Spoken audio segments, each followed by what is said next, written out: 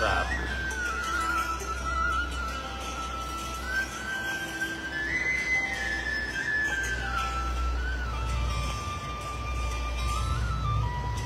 ยมหังสัมมาสัมพุทธังอะคะวันตังสรณังคโตอิมินาสการะนะตังพุทธังอภิปูชยามิยัมมังอะคะตังอะคะวตาธัมมังสรณังคโตอิมินาสการะนะตังมังอภิปูชยามิยัมมังปฏิปันนังสังฆังสรณังคโตอิมินาสการะนะตังสังฆังอภิปูชยามิอะระหังสัมมาสัมพุทโธวะพุทธังภคะวันตังอภิวาเทมิสวากขาโตภะคะวะตานะโมธัมมังนัมมัสสามิสุปฏิปันโนภะคะวะโตสาวกสังโฆสังฆังนะมามิอันธรรมยังมุตัสสะภะคะวะโตภะคะมะกะรังกโรมาเสโมตัสสะภะคะวะโตอะระหะโตสัมมาสัมพุทธัสสะนะโมตัสสะภะคะวะโตอะระหะโตสัมมาสัมพุทธัสสะโมตัสสะภะคะวะโตอะระหะโตพุทธัสสะนะมะยังบุตตาปิรุติงโรมาเสโสทาคาโตอะระหังสัมมาสัมพุทโธเวชชาจารณะสัมปันโนสุขโตวินโทอนุตตโรปุริสธัมมาสารถิสัทธาเทวมนุสสานังพุทโธวายุโลกังสะเทวะกังสัมมาระกังสัพพะมากังสัสสะนาบรมมานิปัจจัสสะเทวมนุสังสัญญังอภิญญาสัสสิกัตวะภเวเตสิเตสิสิอาติกัลลายานังเจกัลลายานังมะโยสานากัลลายานังสัตถังสัพพยัญชนะ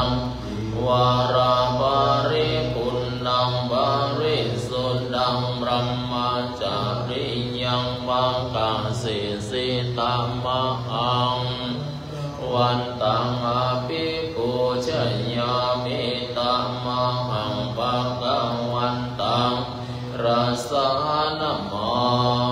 มิอันธรรมยังธัมมาปิตุติงโรมาเสโสสวากขาโต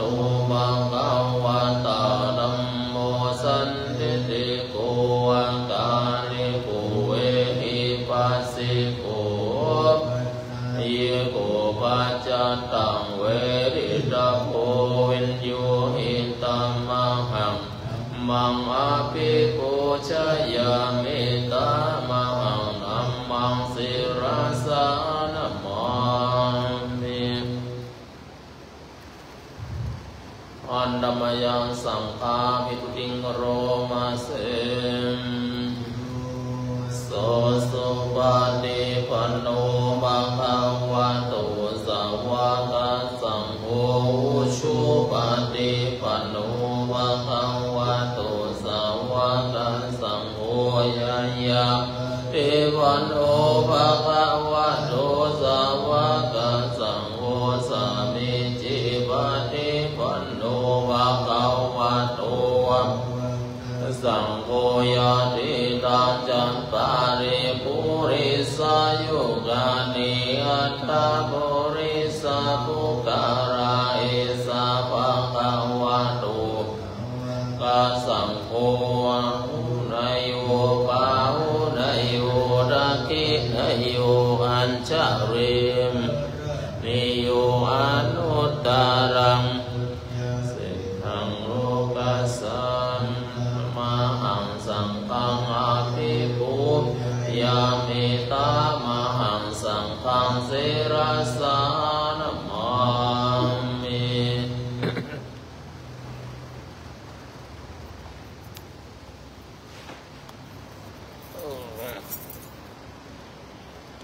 อันธรรมยังรัตนตยปนมาคาทายโยเจวาสังเวคาปริกิตนาปรัญญามนามักเสโทสุสุโทกรุณามหันดาวโยจันตาสุตาภารยาดาโรจาโนโลกัสสะปะปุปะกิเลโกวันดามิพุทธังอะหัมมาตาเรนะตังธัมโมบันติโกวิญญาณัสสะสันตุโนบังกัมมันตังเปตาคินนาโกตาโนโยทัสสะทานิบาโนวันดามิธัมมังอะหัมมาเรนะตังสังโฆสัญญิโตโยตินตาสันโตสุขันตานุโปตะโกโลลาปะหิโนอริโยสุเมธาโสวันตามิอามาหาเรนะตังวิวาเมกันตาวิปุชนะยะกังวัตุตะยังวันทายาตาภิสังฆตังปุญญังมายายังมัมมังอุปัฏฐวังมาหุนตุเวตัสสะปะภาวะสิทธิยาอินทาตาตาคาตุมปันโนอันราหังสัมมาสัมพุทโธธัมโมจะเทสิโตเนโกอุปัสสะเมโกปะเรนิมบานิโกสัมโพธาคามิสุขตาภเวดิโตมายันตัมตวงเอวังชานามาชาติปิรุขาจาราปิรุขาบารานัมปิรุขังสุขังเทวาทุกขาโทมนัสสังเกตุโกปะโยโกตุโกหิวิมปะโยโกตุโกยังปิชังนาลาภาติตัมปิตุขังสังคิตปัญจุปันดานาขันดาดุขาสยานิรังรูปุปาดานาขันโตเวทานุปาดามสัญญูปันดานาขันโตสังขารูปาดานาขันโตเวทานาขันโตหิสังมริญญาญาตารามโนโสวะเขาวายวักอุลังสาวะเกวินเนติวังภาคาจัมปันนัสสะวะคาวะโตสาวะอานุสัสสนิภะอุลาภวันตันเตโรปังอนิจจังเวทนาอนิจจสัญญาการานิจจวิญญาณังอนิจจังปังอนัตตาเวทนาอนัตตาสัญญาอนัตตาสังขาราอนัตตาอนัตตาสัพเพ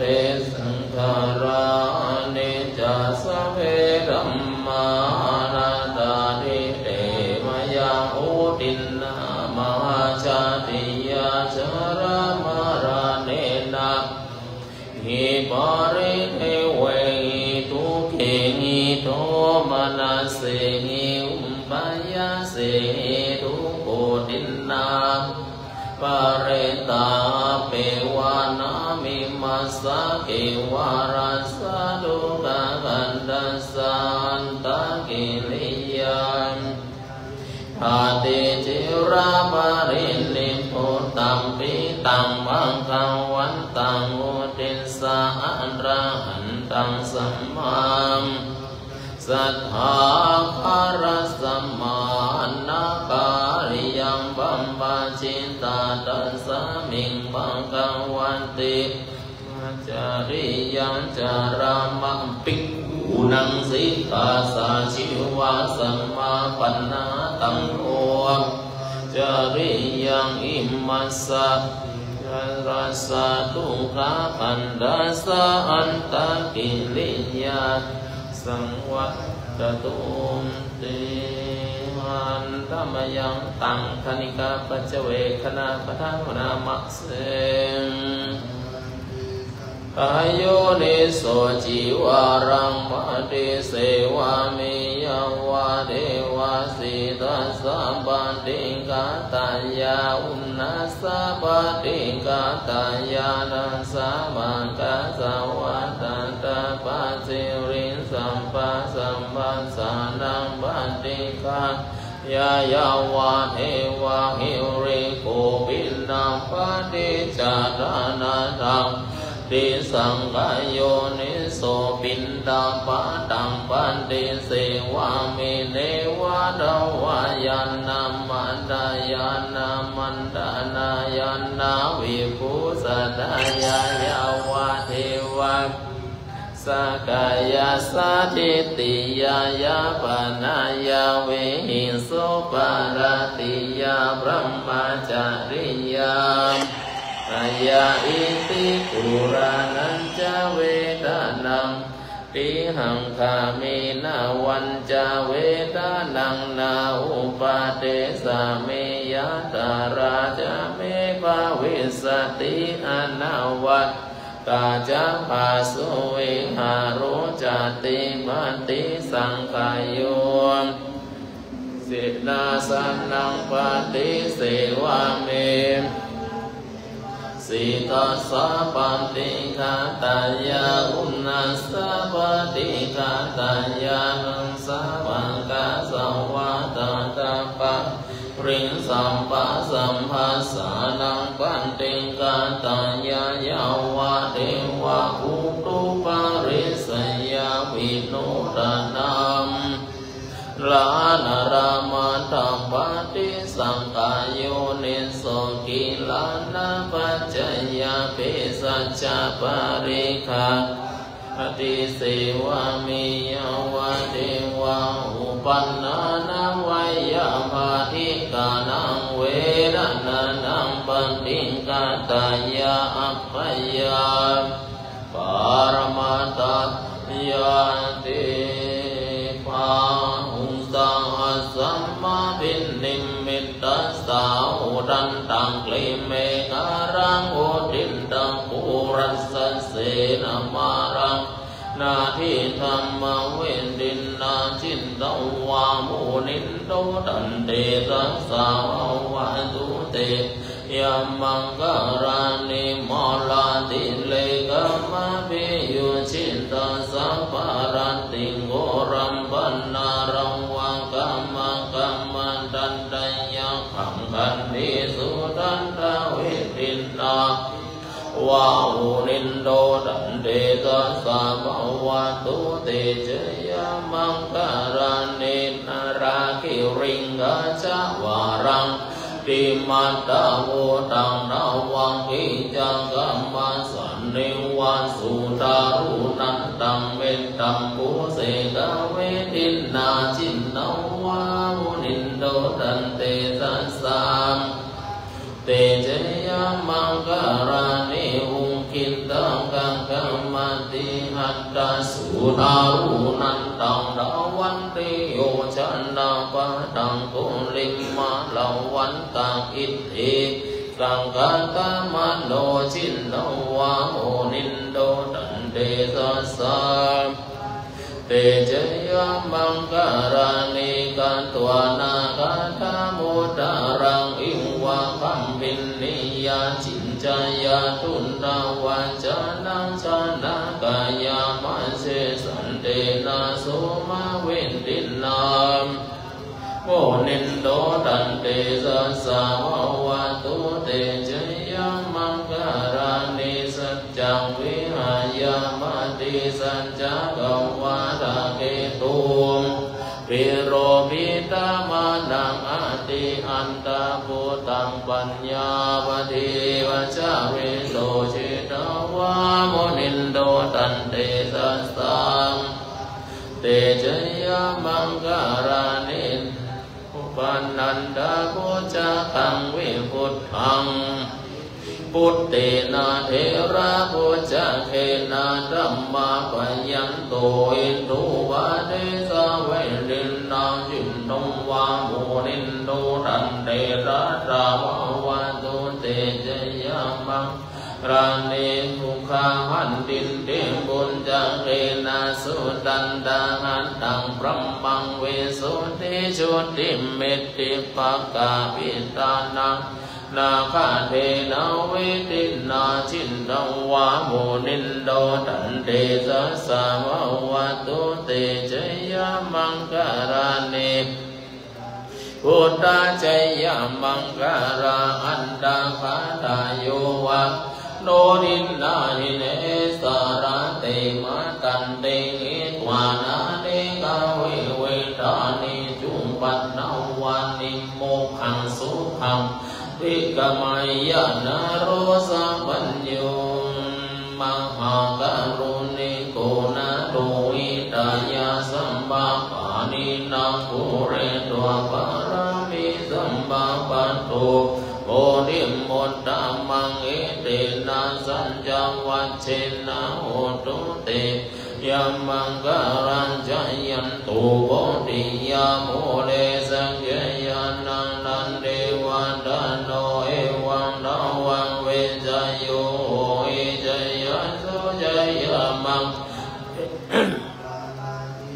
ปัลลังเกสีเสปันดังเวโภกันเลอาภิเสเกสัพพะพุทธานังอังคัปปัตโตสุนัขขัตตังสุมังการังสุปาพันตังสุโหติตังสุกันโนสุโมโหโตจะสุยิทังจาริสุปัตตขีนังกายกัมมังวาจากัมมังปันตขีนังปันตขีนังมโนกัมมังเทวทาขีนาปัตตขีนานิกัตตวานาลาพันตัตเอกินเอเมตตัญจสัพพะโลกัสสมิงมานาสัมภวันเยอปาริมานังทังอาโตจติริยัญจาสัมปะทังอเวรังสัพพะทันติตัญจารันเนสินโนวัสยันโนวายวัตัสสะวิกาตมิโตเอตังสติงติตยาพระมเมตังวิหารังอิตามาโหติตินจาธัมมาสิโรวารันสันเดนะสัมปันโนกาเมสุวินัยยะเกทังอิจาตุกัมปัสยังปุณณเรติติกะระนิยังเมตตาสุตังเวรุปักเตเมตังเอราปะเตหิเมสัพพยาพุตเตหิเมตังกันหาโคตัมมะเกจาปาดาเกหิเมตังติปาดาเกหิเมจาตุปาเตเมตังบาหุปาเตหิเมมังปาดาภูหินสิมังหินสิติปาดาภูมังจาตุปาโตหินสิมังหินสิโอปะโตสัมเปสัตตาสัมเปปานาสัมเปพุทธาจักเกวาราสัมเปอารานิปัสสันตุมากินจิปะปะมากมาปัมมันโนพุทโธปัมมโนธัมโมวัมปัมมโนสังโฆปัมมานาวันตาเนเสริง ปานิอาหิเวชิตาสัตตาปฏิอุณนานาปิสระภูโมชิกากตาเมรักขาดาเมปาริตาปาติกามันโตพุทธานิโสมังนะโมมะกังวะโตนะโมสัตตันนังมาสัมพุทธานาพุทเทตยัญจะหุมมาเอกราชา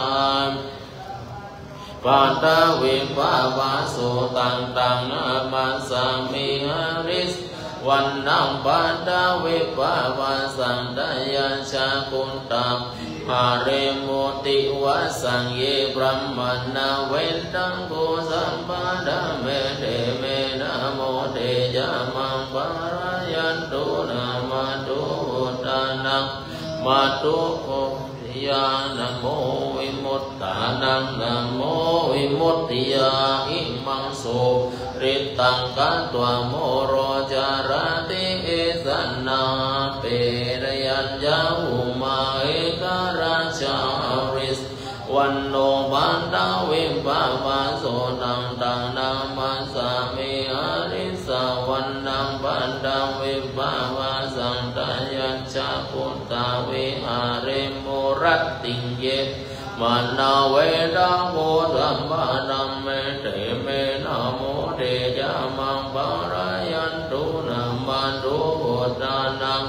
มาตุโมติยานะโมวิมุตตานังนะโมวิมุตติยาอิมังโสภะริตังกัตวะโมโรวะสัมมากัปยิติอัตถิมัสสะมิงกายเยเกสาโลมานังกาทันตาตะโจนาหาโรวัติอติเมจังวังกังหะดายังยังกานังกิโลมากังปิกังปัปหาสังอันตังอันตะกุณนาอุทาริยังการิสังปิตังสิมังโบโบโลหิตังเสโดเมโทวันสุสาเคโลสิงคานิกาลาสิกามุตตังมัตตะเกมัตตะลุงคันติทวัตติงสากาลังอายังอัตตะมาโวอนิจจังทุกขังอนัตตาอิมังกัมมัฏฐานังนัปปะโวติอาจิรังวาตายังกายุปัตตวิงอันติเสจติชุตโอวะเปตะยาโนนิรัตถังวะกะริงการังวันดัมวิตาโตวะโกตาโตเตโยตาโตวะโยตาโตรูปะโตกัณะขันโตสัญญาขันโตสังการะขันโตวิญญาณขันโตปัญจขันธาชัตตาวังอินทาสังขารานิจจทุกขาอนัตตาวิรินามาธัมมานิจจวัตตสังขาราอุปาทวายรัมมิโนปัจจิตวานิโรจันติเตสังปัสสโมสุโขนะมะรูปังอนิจจังกายเตนะนิจจังวัฏฏานิพพานังนะมะรูปังทุกขังยะเตนะสุขังวัฏฏานิพพานังนะมะรูปังอนัตตา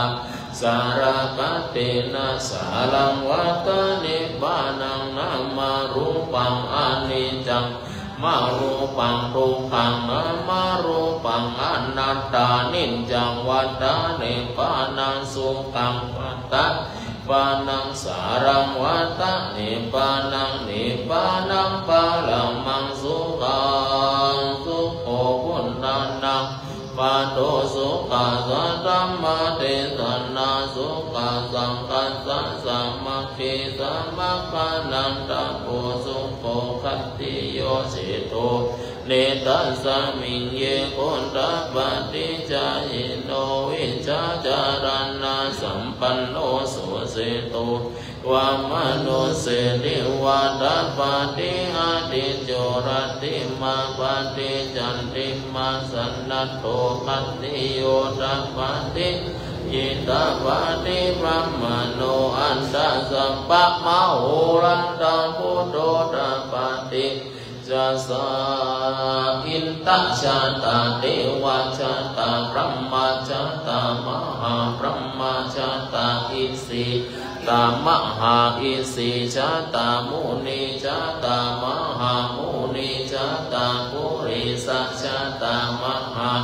ริสัชชาตาจักรวัตติชาตามหาจักรวัตติชาตาพุทธชาตาปัจกะพุทธชาตาอะระหันตชาตาสัพพสิทธิวิชาดารานังตาสัพพะโลกาจาริยานังชาตาสัพพะโลกาทิปติยานังชาตาเอเตนะ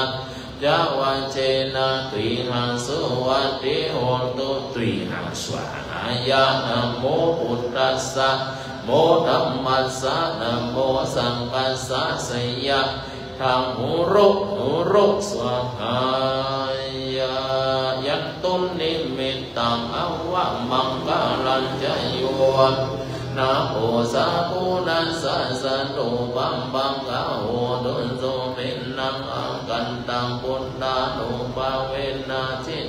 สัมเมตุยันตุนิมิตตังอวะมังคลัญจโยจามนาโพสะโกนัสสะสะโตปัคขะโหตุสุปินังอากันตังธัมมานุภาเวนะวินาสเมตุยันตุนิมิตตังวะมังคลัญจโยจามนาโพสะโกนัสสะสะโตปัคขะโหตุสุปินังอากันตังขานุภาเวนะอาสะเมนโตสมาธิ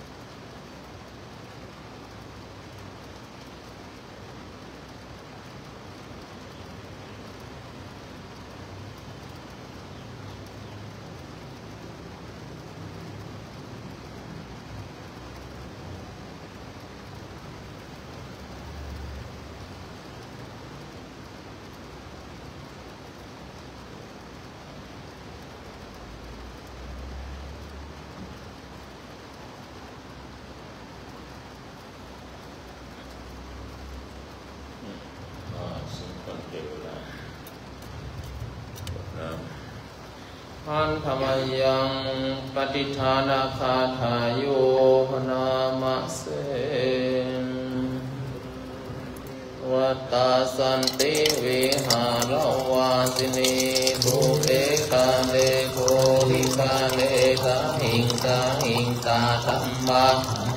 นาภวันตุโกชิตาโสทิงการุณเตตังวิหารมันดเล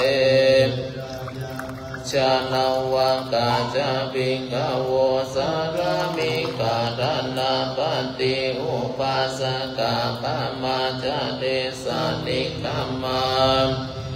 ลาสปันนาภูตาสุกิตาภวันตุติชาราภูจาเยปิจาอันดาสัมภวังตา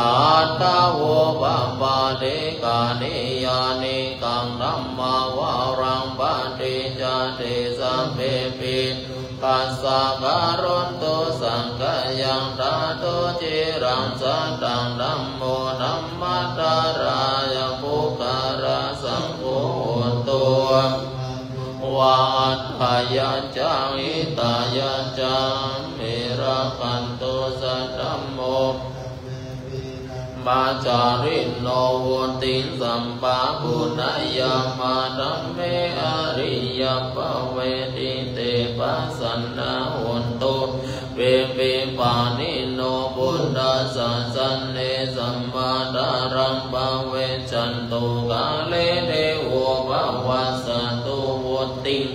วายาสัตตานังสัมเมตานิตุเมตานิมาตาปิตาจันตรจังนิจังรักขันติพุทธกังเอวังรัมเมโนภาจังรักขันตุสัพพตาโรกัยยะปะลัมมาลัมปะสันตุติลัมมาดันนังวิสาสะปะรัมมายตินินังปะละมังสุขังจบวัดเช้า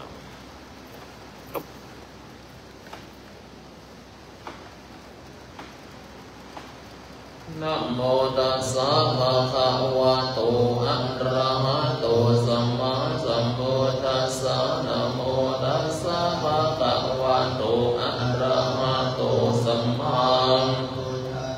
นะโมตัสสะภะคะวะโตอะระหะโตสัมมาสัมพุทธัสสะ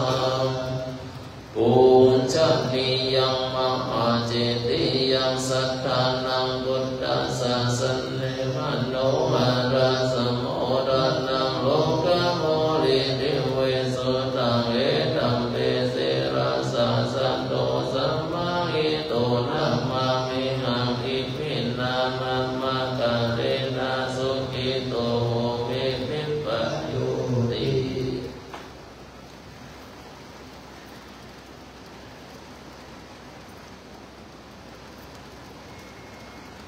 จบละโอ้ย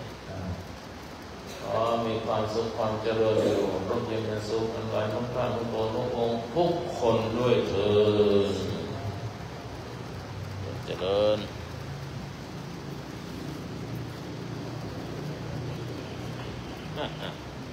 เดี๋ยวก็รู้สึกนะ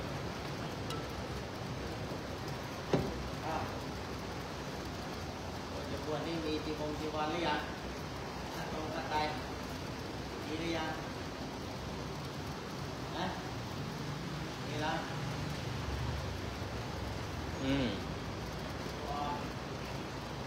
ปลามีหรือยังนี่มัน2 ชุด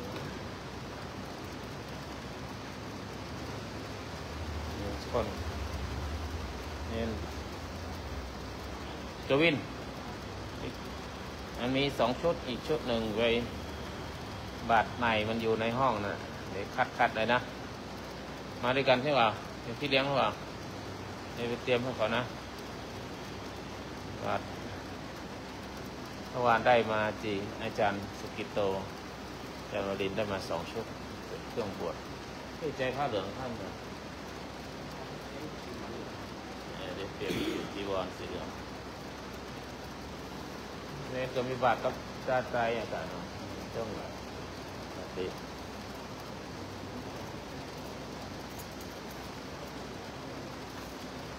ผ้าเปลี่ยนมีผลเลยนั่นยังกวางยืมไปมาคืนแล้วมันท่องนะเน้นโยมเวลาท่องหนังสือนะให้ว่าบรรทัด10 คำนะแล้วไปบรรทัด10 คำครับ10 คำแล้วว่าหลายๆบรรทัดให้ว่าซ้ำๆหลายๆคำมันถึงจะจำได้ไม่ใช่ท่องแล้วไม่ได้เดินหนีไม่ใช่นะเอามาดูเอามาเขียนก็ได้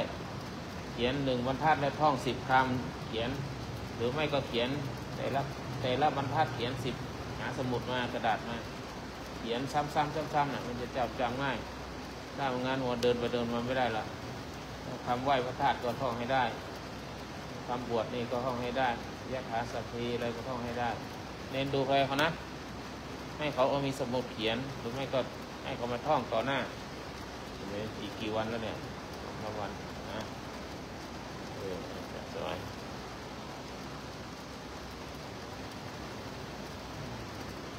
นอนกัน3 คน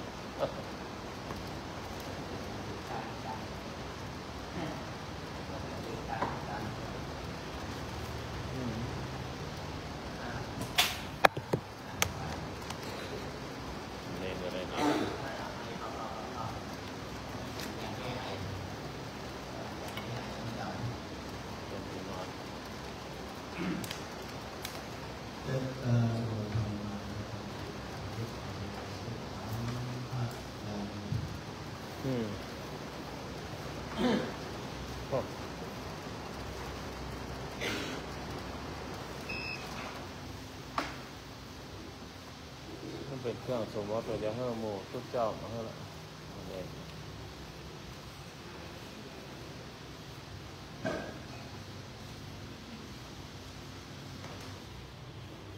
ตึงอันที่สีขาวๆมัน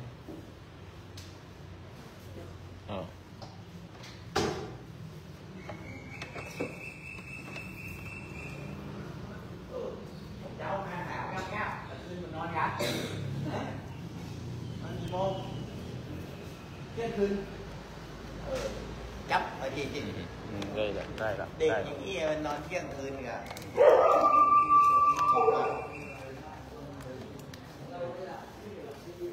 เอามาขึ้นปากมา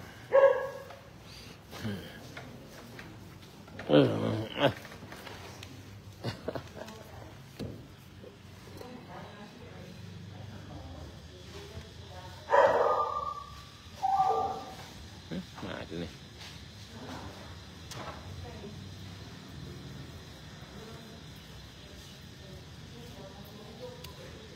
โอ้นี่มันไปไหนต่อโอเค you follow huh I need a little bit time to find the direction and it's morning yes morning chanting just now yes morning chanting and evening chanting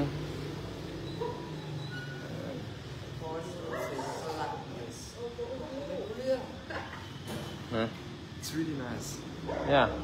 I know it some parts from Germany oh yes I had the master he was also a monk in Thailand long time meditation okay really nice backside meditation you can follow step by step okay backside yeah how to meditation okay yeah okay good you from Germany oh okay Maxi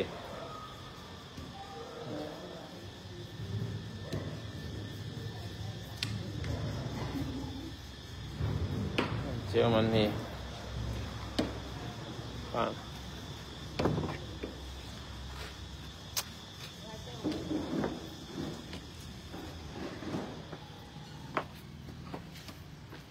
7 8 9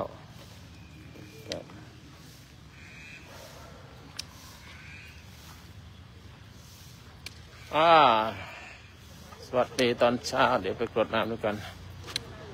นี่วัดโลกโมลีวิหารที่ทำวัดเมื่อกี้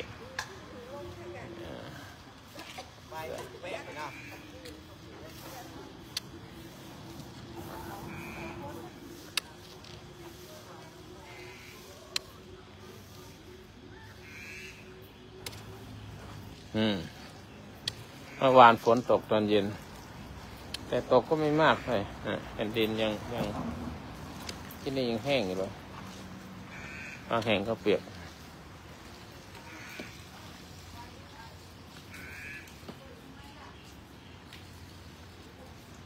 เมื่อวานฝนตกมันต้องลดเยอะก็ได้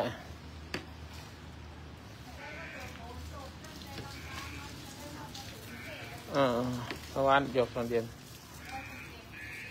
อันที่มันแผนที่มันแฝงนะยอดยังอันนี้มันโดนฝนบ้างแล้ววัน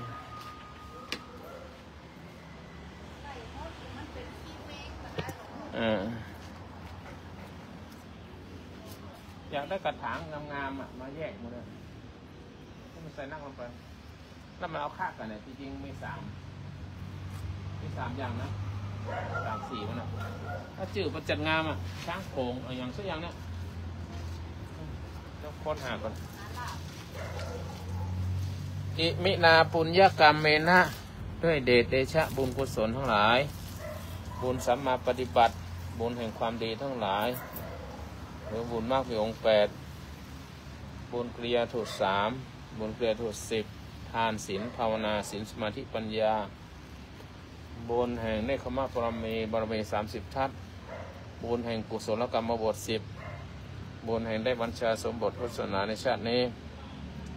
มากแม้นว่าชาติก่อนๆอย่างยิ่งไม่เคยบัญชาสมบทขอได้มาประมวลรวมกันเป็นตบะเป็นเดชะอุดหนุนค้ำชูให้เป็นนิสัยปัจจัยให้ข้าพเจ้าได้เข้าถึงธรรมได้มีดวงตาเห็นธรรมขององค์พระสัมมาสัมพุทธเจ้ายิ่งขึ้นไปและเพื่อนๆทุกคนที่อยู่ในห้องนี้ด้วยขอให้ท่านทั้งปรารถนาสิ่งใดจงสำเร็จด้วยบุญของข้าพเจ้านี้ขอให้ท่านทั้งหลายมีส่วนแม้จะอุทิศหาผู้หนึ่งผู้ใดขอจงสำเร็จแก่เขาทั้งหลายด้วยเถิดขอที่สมุทรสงสารหาพ่อเกิดไม่เกิดที่ส่งข้าพเจ้ามาเกิดท่านครูบาอาจารย์ข้าพเจ้าขอรับสนขอที่หาบรรพชนผู้มีประการคุณต่อข้าพเจ้าพ่อแม่ญาติตายายบรรพบุรุษทั้งหลายชื่อเองนะสังฆสัญญาปุสังฆสัญญาโมสมรสมรสาพุทธะของรับแรกของพ่อของแม่ของบิดามารดาพ่อแม่ข้าพเจ้าและญาติข้าพเจ้าทำรับไปทั้งสมุทรสงสุขภูมิที่ดีที่สมุทรสงญาติที่ยังมีชีวิตอยู่ชื่อเองในบุพสัญญาจะทานต่อสวรรค์ของสันติสัญญาวิตาสัญญาขอมีแต่ความสุขความเจริญร่ำรวยโชคดีเข้าถึงธรรมสูงยิ่งขึ้นไปในที่สมุทรหาครูบาอาจารย์ผู้มีประการคุณต่อข้าพเจ้าพระอุปชาข้าพเจ้าพระครูมรธรรมประยุทธ์ครูวิรุณธรรมปวิเจ้าชื่นจิรสเมสิเกยานสามีบุษบาลีดานุเมสุมิตราภูมิชนะพอชลาเจษฎาพันธ์เมวุคีกัสนะเมสุนีเจษฎาพันธ์อาจารย์นุ่งเหลืองบุญโยรสพ่อบุญศรีบุญชูนันทวัฒน์สศรีจันทร์และครูบาอาจารย์พญาแสงจันทร์งามแต่มันนี่ยอมโยมแง่ครูบาอาจารย์อยู่วิจิตรครูอาจารย์มอตรอเชียงใหม่เขาจะรอเชียงพิษจะสมบูรณ์สุขและสุขประเสริฐแต่ถ้าที่จำได้และที่จำไม่ได้ก็มีแต่ความสุขความเจริญพบมีตรงวิสัยมีแต่ความสุขความเจริญในสังคมชาติฟ้าและครูบาอาจารย์ที่ประเทศอินเดียที่เรียนโทเรียนเอกขอรับสนขอที่อดีตเจ้าวาดพระสุทรงสมเด็จสังฆราชโลกนี้ขอรับสนครูบาอาจารย์ของท่านทั้งหลายขอรับสนพระประชาของพระคุณเจ้าขอรับสนขอที่สมุทรสนหาพระเจ้าพระเนรทั้งหลายขอรับสนมีแต่ความสุขความเจริญความสนให้แผ่ไปเทวดาทั้งหลายนวโลกลีลุกขเทวากาเสภิปัฏฐาเทวดาเสื้อวาเจ้าวาเจ้าวาขอรับสนตลอดจนถึงพ่อปู่ขาวพญานคราชยาสียขีขายกุมพันธ์ทวสุวรรณปู่ฤาษีโชงนันทนคราชขอรับสนความสุขความเจริญสัมผัสพบแต่ที่สมุทรสนหาทุกท่านทุกตนองค์และขอที่สมุทรสนไปหายังมารับใครหลวงพ่อทวดหลวงพ่อดูหลวงพ่อทองหลวงพ่อบุญหลวงพ่อเสกเกี่ยวกับโกฟ้าสุวรรณแดนนิพพานสุทธาวาสด้วยเชิญบุญกุศลทั้งหลายให้แผ่ไปและบุญกุศลให้ท่านทุกตนพระสงฆ์สอนบุญกุศลให้หาทุกท่านทุกตนพระองค์แล้วที่สมุทรสนหาเทวดาทั้งหลาย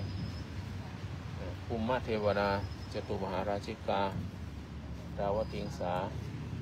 ยามาเทวดาตุสิกาเทวดานิมมานารตีเทวดาปรนิมิตวสวัสดีเทวดาข้าพรหมทั้งหลายทุกชั้นและอรูปพรหมทั้งหลายมีแต่ความสุขความเจริญประสงค์ชนขอมีส่วนในบุญข้าพเจ้าได้เถิดที่สมบูรณ์ส่วนทุกท่านทุกคนองค์และความบุญส่วนให้ใครไปเขามีแต่ความสุขความเจริญส่วนฟ้าอรูปพรหมเดินในธรรมของสัมมาสัมพุทธเจ้าด้วยเถิดขอเป็นบุญส่วนถวายร่ำรวยเราโชคดีเขาถือทำสูงยิ่งไปถวายเป็นราชสนล้นเกล้ารัชกาลที่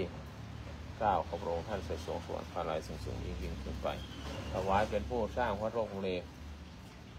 พญามังรายมหาราชเจ้าติรกราชเจ้าพินาเมืองแก้วเมืองเกต้านะเจรพามหาทีวีนะสิทธิราชวิเจ้าโตธรรมราชเจ้าเกียรตินราชเปิดเราสูงส่วนสัพพะเสนามาข้าราชบริพารทั้งหลายที่สร้างโลกเลเราทรงสอนที่ครูอาจารย์มีชีวิตอยู่พระคุณพระธรรมเสดาบดีพระผู้ไพบุตรพระผู้วิริสุอาจารย์และทุกท่านทุกคนที่เป็นครูบาอาจารย์ก็มีแต่ความสุขความเจริญที่มรณภาพไปแล้วความมีความสุขความเจริญสังขารสมบัติขอเป็นบุญไปถึงเจ้ากรรมในเวรข้าเจ้าทุกภพชาติผู้หญิงก็ตามผู้ชายก็ตามตุเจ้าพาเนรก็ตามเจ้าคุณก็ตามขอรับส่งสนอย่าได้เป็นเวรเป็นกรรมข้าเจ้าด้วยเอาโหสิกรรมจากเจ้ากรรมเวรเพราะวันนั้นแม้ข้าเจ้าเป็นเจ้ากรรมเวรใครข้าเจ้าขอยกโทษอภัยทานให้ทุกท่านทุกคนในวันนี้เป็นต้นไปขอถวายเป็นพระราชสนล้นเกล้ารัชกาลที่10พระบรมราชินีนาถพระพันปีหลวงพระเชษฐาภคินีพระบรมวงศานุวงศ์ทุกพระองค์ขอทรงพระเจริญเป็นร่มโพร่มไทรขอสนก่อนกราบนานเท่านานขอมีพระเกษมสำราญพระสุขภาพพระปรามัยสมุทรแข็งแรงทุกพระองค์ขอพระสมเด็จเจ้าฟ้าหญิงพระเจ้ากิติยาภาของพระองค์ท่านทรงหายจากพระประชวรได้เถิดขอเป็นพระกุศลสมเด็จพระสังฆราชมหาเถรสมาคมทุกรูปพระสังฆาธิการทุกระดับชั้นพระภิกษุสงฆ์สามเณรทั่วราชอาณาจักรนอกราชอาณาจักรมีแต่ความสุขความเจริญในธรรมของพระสัมมาสัมพุทธเจ้าสูงยิ่งขึ้นไปบุญกุศลถึงนายกรัฐมนตรีคณะรัฐมนตรีผู้บริหารเพศกระทรวงทบวงกรมกองแพทย์หมอพยาบาลครูบาอาจารย์ทั้งหลายตำรวจทหารตชด.ตลอดถึงข้าราชบริพารทั้งหลายในพระบาทสมเด็จเจ้าอยู่หัวล้นเกล้ารัชกาลที่10พร้อมทั้งคณะองคมนตรีประธานองคมนตรีคณะสสคณะสวประธานสสสวผู้นำฝ่ายค้านนิติบัญญัติตุลาการบริหารทุกท่าน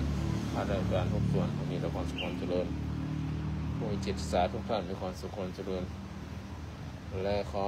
สรรพสัตว์ทั้งหลายมีแต่ความสุขความเจริญขอมนุษย์ทั้งหลายในโลกนี้มีความสุขความเจริญอย่าข่มเหงคนหนึ่งร้ายซึ่งกันและกันท้ายที่สุดขอข้าพเจ้าและเพื่อนๆทุกคนที่อยู่ในห้องนี้จงมีแต่ความสุขความเจริญพระจักริดบุญยศิริอุบลระดาสวรรณสุภาวรรณคุณสร้อยวงนางนะและทุกท่านทุกคนที่อยู่ในห้องนี้และอยู่ในห้อง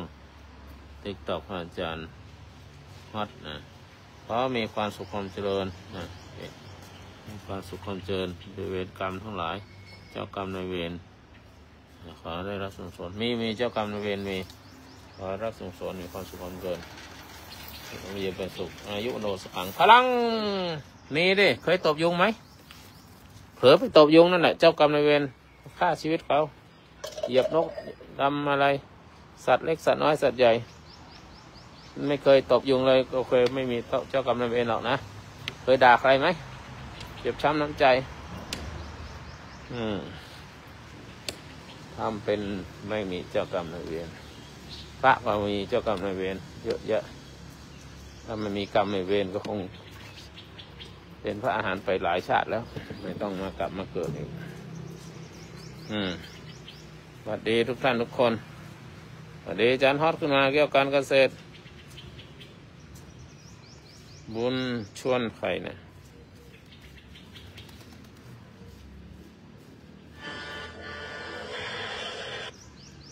ลากวางหักกวางสวัสดีนะกราบนมัสการหลวงพ่อจ้าพ่อครูไพบูลย์วัดโลกโมลีครับขอโทษของบิณฑบาตครับหลวงพ่อครับจุกคิดไปถึงไหนแล้ว สาธุเจริญพรรับพระรับธรรมวาสนาครับเอาผลแก้วตอนนี้เมื่อคืนฝนตกโอ้ต้นไม้เขาเลาะกันเจงแซ่เลยต้นไม้ได้น้ำได้ฝนเนี่ยแก้วเนี่ยแก้วจำต้นนี้ได้ไหมต้นโพเนี่ยดูดิ จำได้ครับไปร่วงหมดแล้วไปร่วงหมดแล้วก่อนวันเกิดหลวงพ่อเนี่ยมันจะร่วงทุกปีเป็นอย่างนี้เลยมันจำได้ต้นโพเนี่ยใช่ครับต้นโพนี่จำได้คือตอนก่อนต้นเมษา1 2 3เนี่ยยังเขียวหมดเต็มต้นนะหลังจากเริ่มร่วงเต็มหมดเลยทีนี้เก็บยังไม่ทันหมดต้นมันจะร่วงตรงวันเก่าตลอดใช่ไหมหลวงพ่อตรงวันเก่าแล้วก็เดี๋ยวนี้เริ่มวันใหม่เริ่มคลี่ออกมาแล้ววันที่9 ที่ 10นี่จะเหลืองเป็นสีทองก่อนแล้วก็จะเป็นสีเขียวต้นโพต้นนี้นะนี่ปลูกใหม่นะเนี่ยปลูกกับมือโอ้ครับตอนมาอยู่นี่ตอน24เอามาจากพุทธคยานะครับเอามาจากพุทธคยาไม่รู้ต้นมาจากไหนนะที่มีเมื่อก่อนเขาเอามาเยอะมากเลยชอบปลูกตัวนี้มีคนเอามาให้นะมีคนเอามาให้ไม่รู้นายไผ่สีทองอะไรเนี่ยนามสกุลแล้วไปไหนลูกนายคนเนี้ยเขาเคยพูดว่าหวานขึ้นตาที่ชลบุรีก็ตกนิดนึงครับเมื่อคืนเนี่ยตอนเย็นตกตอนเย็นตกมากอยู่น้ำขังนิดหน่อยน้ำขังเจาะแกะตกมาไม่นานครับตกแป๊บเดียวแต่ว่าพอชุ่มอยู่มีน้ำขังอยู่เหรอครับต้นนี้ใหญ่ไหมใหญ่ยังโตยังต้นไม้ยังสวยอยู่เลยโอ้นี่ต้นนี้มีดอกด้วยนะแก้วเนี่ยต้นไหนครับเนี่ยอะไรเนี่ยจำชื่อไม่ได้ตัวนี้เดี๋ยวเป็นชื่อพญาช้างอะไรยาช้างโขงหรืออะไรสักอย่างเนี่ยเดี๋ยวต้องขี่รถไปดูเนี่ยนี่ดอกเนี่ยไม่เคยเห็นใช่ครับมีดอกครับตัวนี้เป็นไม้ไทยครับเป็นไม้พวกอะโกนิมาครับอะโกนิมาพวกไม้ใบในร่มลำไยหญ้านี่ออกเหรอแสงเงินแสงทองแล้วต้นอะไรเนี่ยออกมาหลายต้นอยู่ที่แบบ3-4 ชนิดนะครับไม่ใส่เยอะเกินไปมันเดี๋ยวจะหากระถางมาแยกเพราะว่ามันคนละชื่อกันแล้วเราใบเขียวใบแดงเนี่ยกับใบนี่3 อย่างใช่ไหมเนี่ยใส่ชื่อ3 ชื่อไปเลยครับหลวงพ่อใส่3 ชื่อไปเลยในกระถางเดียวเลยมันก็สวยดีนี่มันมีหลากหลายไม่ใช่ตั้งแยกไงตั้งแยกกลุ่มแยกประเภทก็หลวงพ่อว่าให้ใส่รวมกันแต่แรกเนาะไม่นั้นกระถางมันไม่เยอะไงกระถางไม่เยอะไม่ต้องรอช่วงหน้าฝนเนี่ยแยกได้ครับแยกได้ก็หน้าฝนได้หาปุ๋ยหาอะไรก็ซื้อดินถุงมาเลยครับจากร้านเดิมครับใช่เอาให้กาย2นะครับทำให้ให้คำแก้วเป็นคนปลูกให้ครับคนนั้นก็มือเย็นปลูกต้นไม้เก่งไม่รู้เย็นหรือเปล่าเราไม่จับนะไม่ผมจับดูแล้วเย็นอยู่ผมจับดูแล้วมือเย็นเดี๋ยวต้องหยอดน้ำมันหน่อยนะหลวงพ่อไม่งั้นไม่ออกแรงนะ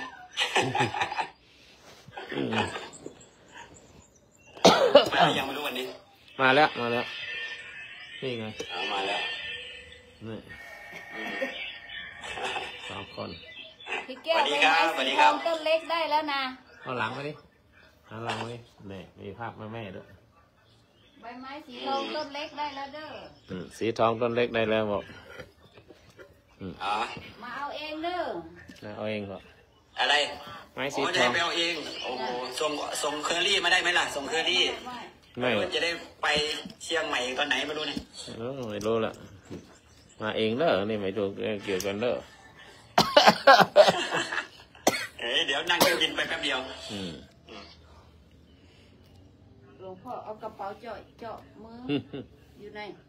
นี่อยู่ในเมื่อคืนดอกบัวเป็นยังไงบ้างคนดูแลดอกบัวน่ะดอกบัวบานหรือยังคุยมาดูเองน้อย ถ่ายรูปส่งไลน์มา ในกระเป๋านี่มี อยู่ในห้อง แล้วพี่ชายเขาได้มาใส่ปุ๋ยบัวให้หรือเปล่าบอกว่าจะให้มาใส่ให้เดือนละครั้งอ่ะ อ๋อใช้แก้วนี่แหละใส่ ในทหารตำรวจ แกไม่ใส่แกใช้แก้วเป็นคนใส่เขาใส่แล้วเขาคนนั้นเขาพูดมาก ผู้กองสายันนะกะ อย่าชื่อเขา ผู้กองสายันนั่นแหละเขาบอกว่าเขาจะมาใส่ปุ๋ยบัวให้ทุกเดือนเนี่ย เอ๊ะมันเป็นอะไรเนี่ยอะไร ไป ขึ้น เลยเดือนละครั้งครั้งละ2 เม็ด3 เม็ดยัดเข้าไปเลยเอาอ้วนเลย นั่นแหละ ใช้แก้วนี่จ้ะเนี่ยหลวงพ่อนี่นะ เดี๋ยวพาดูบรรยากาศที่ชลบุรีหน่อยที่อำเภอเกาะจันทร์วันนี้ก็เดินตั้งแต่ตี 5แล้วผมเดินตั้งแต่ตี 5 เดี๋ยว เดี๋ยวหลวงพ่อเอาให้ อันนี้ครับ อัน นี้ นี้ อ๋อเดี๋ยวหลวงพ่อเอาให้ไม่ได้ เดี๋ยวกัน อันนี้เป็นห้องพักห้องเช่าครับมาเช่าห้องอยู่เดี๋ยวนี้มีแต่สวนยางสวนไอ้ต้นยูคาแล้วก็ต้นมันปลูกมันแล้วก็ปลูกอ้อยเป็นพื้นที่ภูเขาซะส่วนใหญ่ครับแถวนี้ปลูกไปได้พวกการเกษตรที่สวยงามครับสวยงามมากเลยนะครับการเกษตรนี่ก็เขาปลูกมันเนาะข้างหลังก็จะเป็นในสวนยูคาปลูกต้นยูคาต้นกระดาษดับเบิลเอครับแถวนี้จะเป็นเขตของสวนจิตติซะส่วนใหญ่เกี่ยวกับพวกปลูกต้นยูคาลิปตัสนะครับเอาไว้ตัดเข้าส่งโรงงานเนาะบดโรงงานแล้วก็ส่งนอก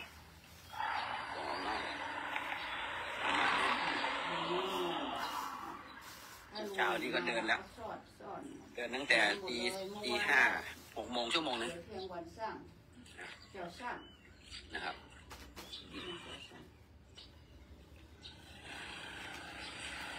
เดี๋ยวไปดู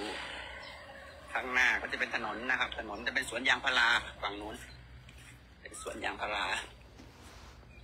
ตอนเช้าเมื่อเช้านี้ก็มาเดินถนนเส้นนี้แหละมันมีไฟสว่างนะทั้งคืนเลยนะครับมีไฟถนน2 ฝั่งฟากเลย2 ฝั่งถนนเลยถนนคอนกรีตนะครับเป็นถนนใหญ่เท่ากับถนน4 เลนอ่ะ4 เลนของถนนทางหลวงเลยนะครับแต่เป็นถนนแค่ในอำเภอนั้นเนี่ยอำเภอเกาะจันทร์เป็นถนนที่ตัดผ่านค่ายทหารราบที่11กองพันทหารราบที่11นะผมเดินตรงนี้ครับเมื่อเช้านี้ตั้งแต่ตี 5นะครับถึง 6 โมงครับเดินกลับไปกลับมาถนนเส้นนี้นะครับเดี๋ยวตรงนี้เดี๋ยวพาไปดูดอกกาหลงหน่อยดอกกาหลงบานสะพรั่งเลยใครที่ไม่รู้จักดอกกาหลงนะครับกาหลงกาเนี่ยเจ้าดอกบัวทั่วบึงต่างซาบซึ้งในความรักเราเนี่ยเห็นไหมฝันเคยดูหนังละครไหมนี่ครับคือดอกกาหลงนะครับเกิดเองนะครับเนี่ยเกิดเองตามมีอยู่3 ต้นดอกกาหลงดอกสีขาวนะครับเป็นใบคล้ายน่าจะเป็นตระกูลชงโคเป็นชงโคเป็นใบมีแฉกตรงกลางนะครับใบมีแฉกต้นกาหลงแต่ถ้าชงโคนะดอกสีชมพูนะครับใบแบบนี้ครับใบเหมือนชงโคเลยนะครับกาหลง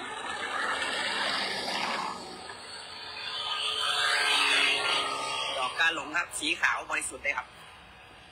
มันน่าจะเขาไม่ได้ปลูกหรอกครับมันเกิดเองนะครับมันอยู่ข้างถนนครับข้างสวนยางพาราแปลงนี้ก็แปลงใหญ่มากครับประมาณ10 กว่าไร่นะครับสวนยางพาราแปลงเนี่ยเขาก็กรีดยางอยู่ตอนนี้เขาไม่ได้กรีดมั้งเห็นคว่ำวันนี้ไว้แล้วคว่ำถ้วยแล้วนะครับดอกกาหลงนี่1 ต้นแล้วก็อีกต้นใหญ่ต้นนี้ครับมันมีดอกไหมกาหลงเนี่ยดอกนี่ครับหลวงพ่อดอกสีขาวครับ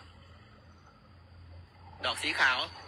เป็นพืชตระกูลชงโคครับใบมันเหมือนใบชงโคเลยชงโคจะดอกสีชงโคฮอลแลนด์จะดอกสีชมพูแต่ว่ากาหลงเนี่ยจะเป็นไม้เล็กกว่าเป็นไม้พุ่มดอกสีขาวครับดอกเหมือนดอกสะเลเตเลยเหมือนดอกมหาหงส์ครับดอกเขาน่ะคล้ายๆดอกมหาหงส์แต่ไม่มีก้านนะครับดอกมหาหงส์ถ้าคนอีสานเขาเรียกดอกสะเลเตที่ดอกหอมๆแล้วก็ที่เขาเก็บมาวัดนะครับหลวงพ่อเดี๋ยวผมให้ดูดอกใกล้ๆครับตัวนี้จะเป็นดอกของต้นกาหลงนะครับ ดอกต้นกาหลงจะเป็นดอกสีขาวแบบนี้ ทำไมเรียกว่ากาหลง มันเป็นชื่อไม้ไทยมั้งครับน่าจะเป็นไม่น่าจะมีประวัติอยู่มั้งครับตัวนี้ครับดอกสีขาวมันเป็นไม้ไทยเป็นไม้อยู่ในวรรณคดีครับก็เลย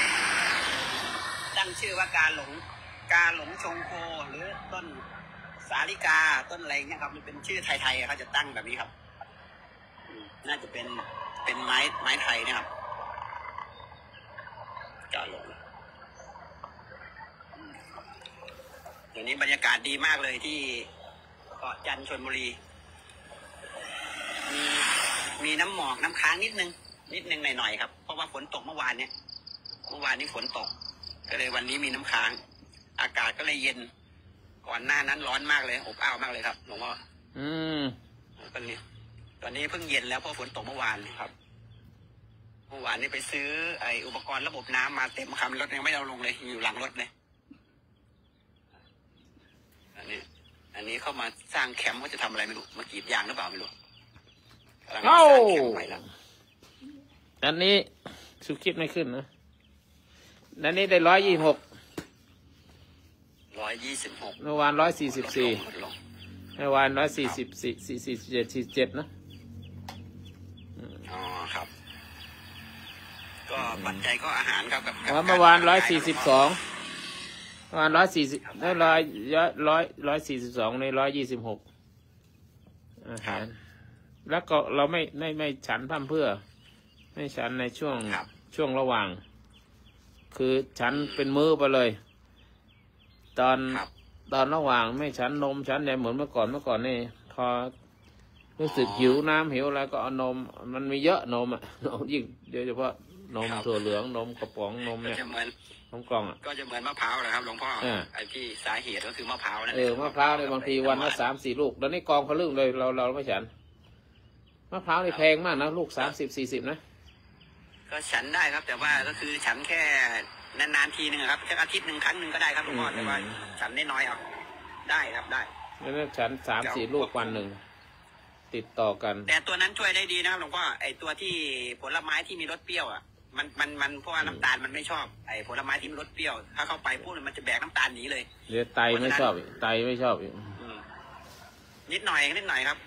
แต่ว่าไม่ต้องทานเยอะที่รสเปรี้ยวพวกสับปะรดน้ำสับปะรดอะไรเงี้ยครับสับปะรดเนี่ยมันไม่ต้องใส่น้ำตาลแต่ว่าเราใส่เกลือนิดนึงครับก็ช่วยได้นะครับไม่ได้มีผลกับไตหรอกเชิญตั้งหลายคนไม่ขึ้นเลยฉุกคิดไปไหนวันนี้วันจันทร์เมื่อเช้าที่เห็นเข้ามาห้องผมอยู่แกก็ไม่ได้คุยอะไรน่าจะติดธุระมั้งครับเซลแฟนเขามากไป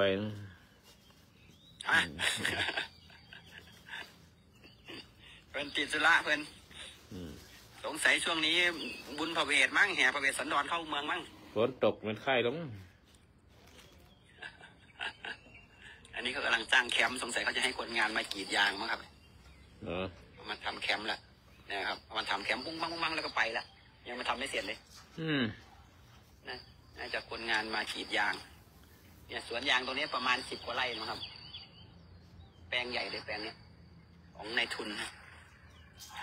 ฝั่งนู้นก็เป็นไร่มันฝั่งนู้นก็เป็นป่ามัน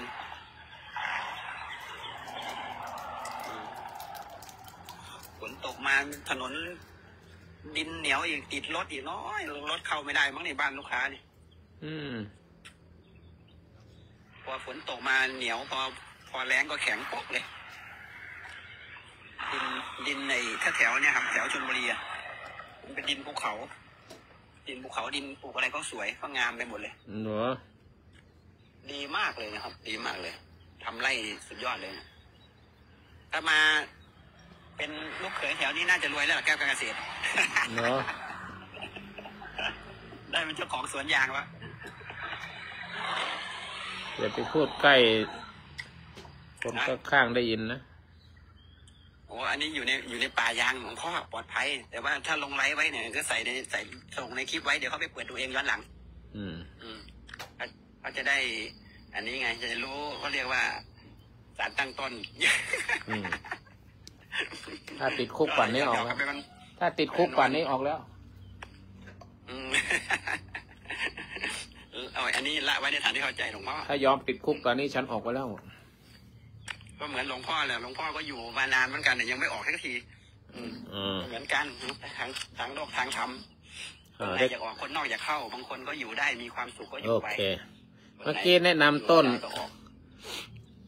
ครับต้นอะไรนะต้นดอกไม้ดอกอะไรนะดอกกาหลงดอกกาหลงครับดอกสีขาวขึ้นไว้นี่แล้ว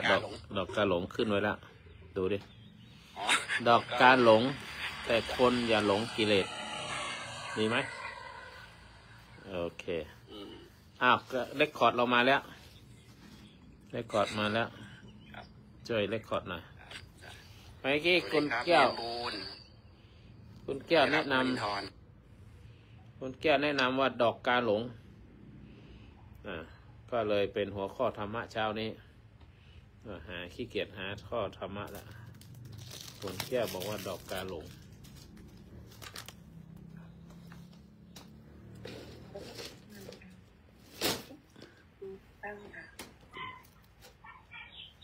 นิดตึง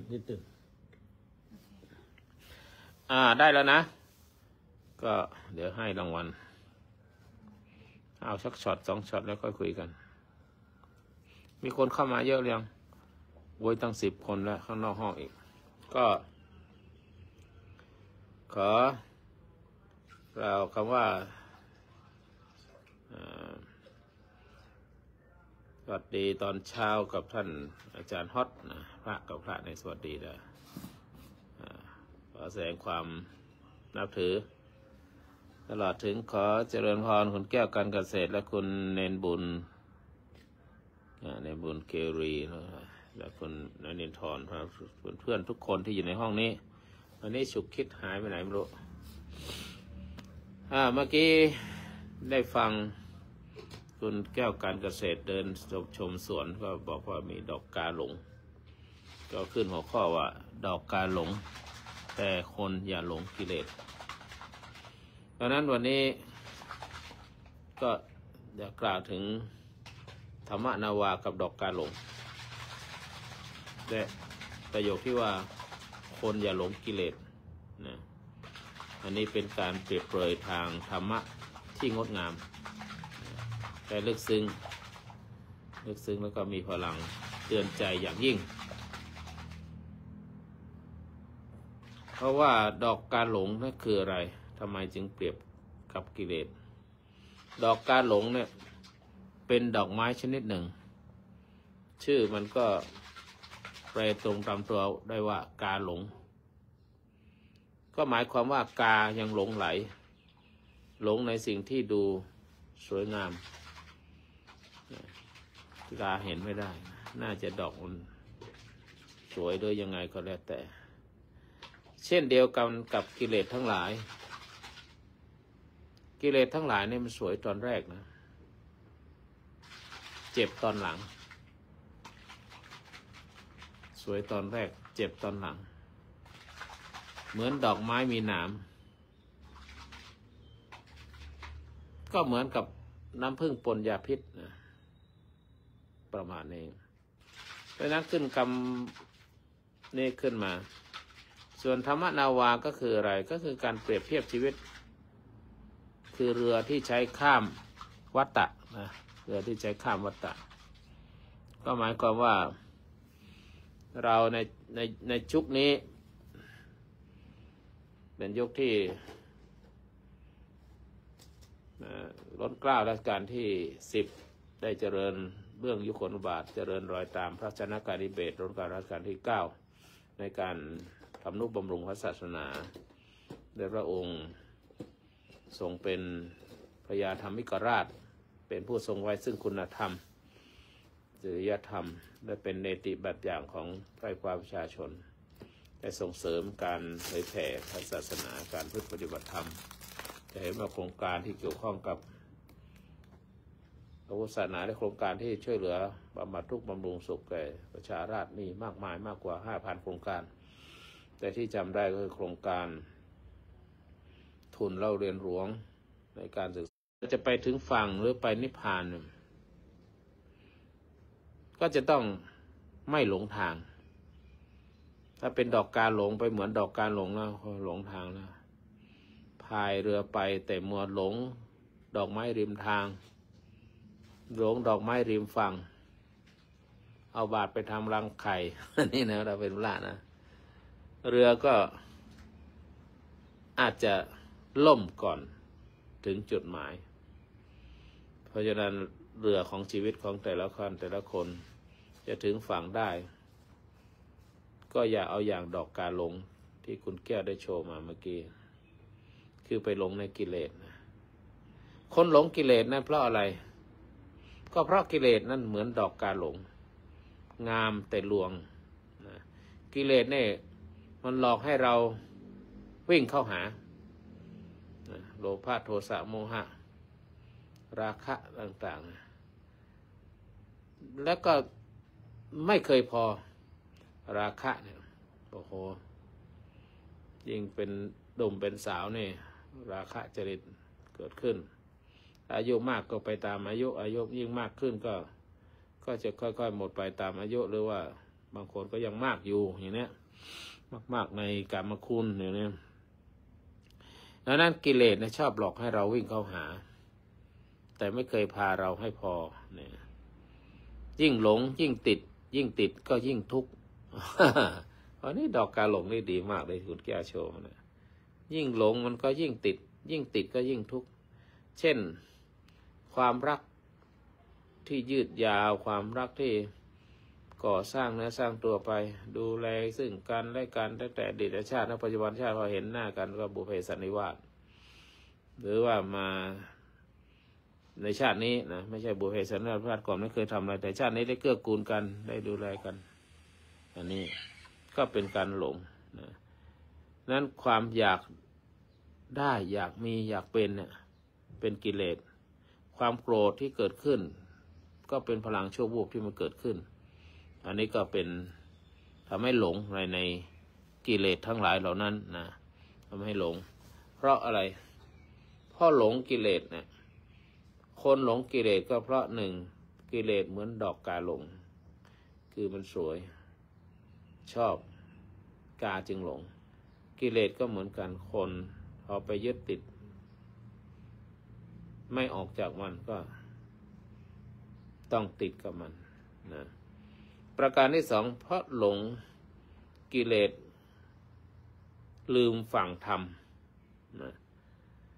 เรือแห่งธรรมเนี่ยถูกสร้างขึ้นเพื่อที่ข้ามโอคะคือกระแสแห่งวัฏฏะ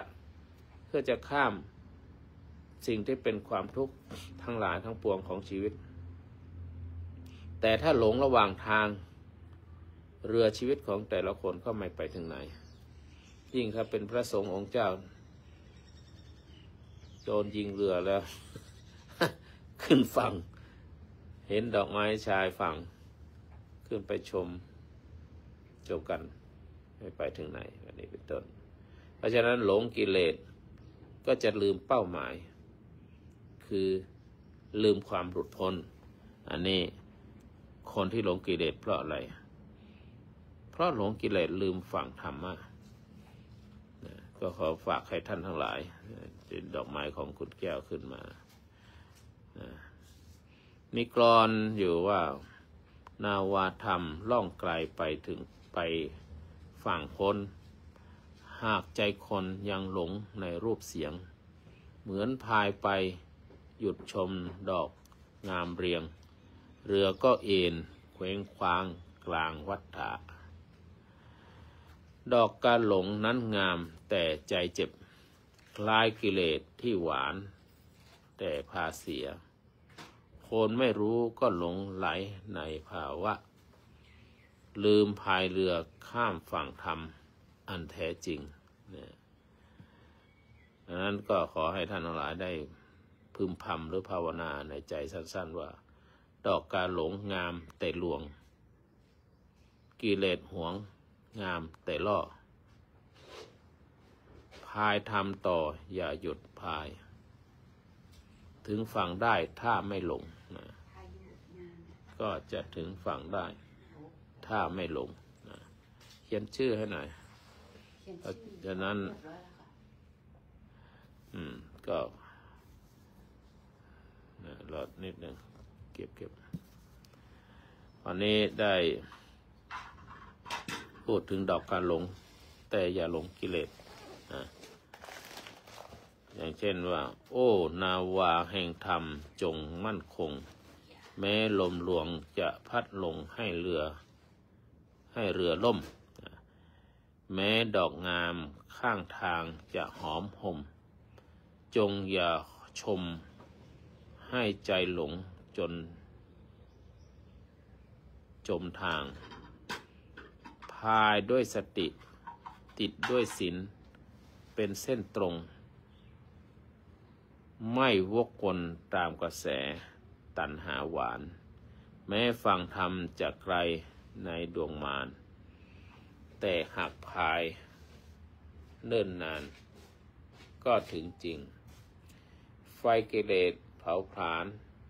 ในกลางคลื่นอย่าฝืนดึงมันไว้ให้หมดสิ้นทิ้งของรักที่หลงใจว่าเป็นศีลแล้วจิตจะลอยขึ้นจากจมดินไปสว่างเพราะฉะนั้นเรือธรรมนี้มีไว้ข้ามไม่ใช่มีไว้ครอบดอกกาหลงมีไว้ดูไม่ใช่มีไว้หลงคนมีธรรมะคือคนที่รู้ว่าปล่อยลงระหว่างทางดีกว่าติดแล้วไม่ถึงฝั่งสาธุโภทนากับท่านทั้งหลายที่ตั้งใจฟังฉุกคิดมาแล้วพระเอกของเราเป็นยังไงวันนี้ธรรมะคนแก้โชว์ดอกกาหลงอาจารย์ก็เลยดอกกาหลงมาเป็นหัวข้อ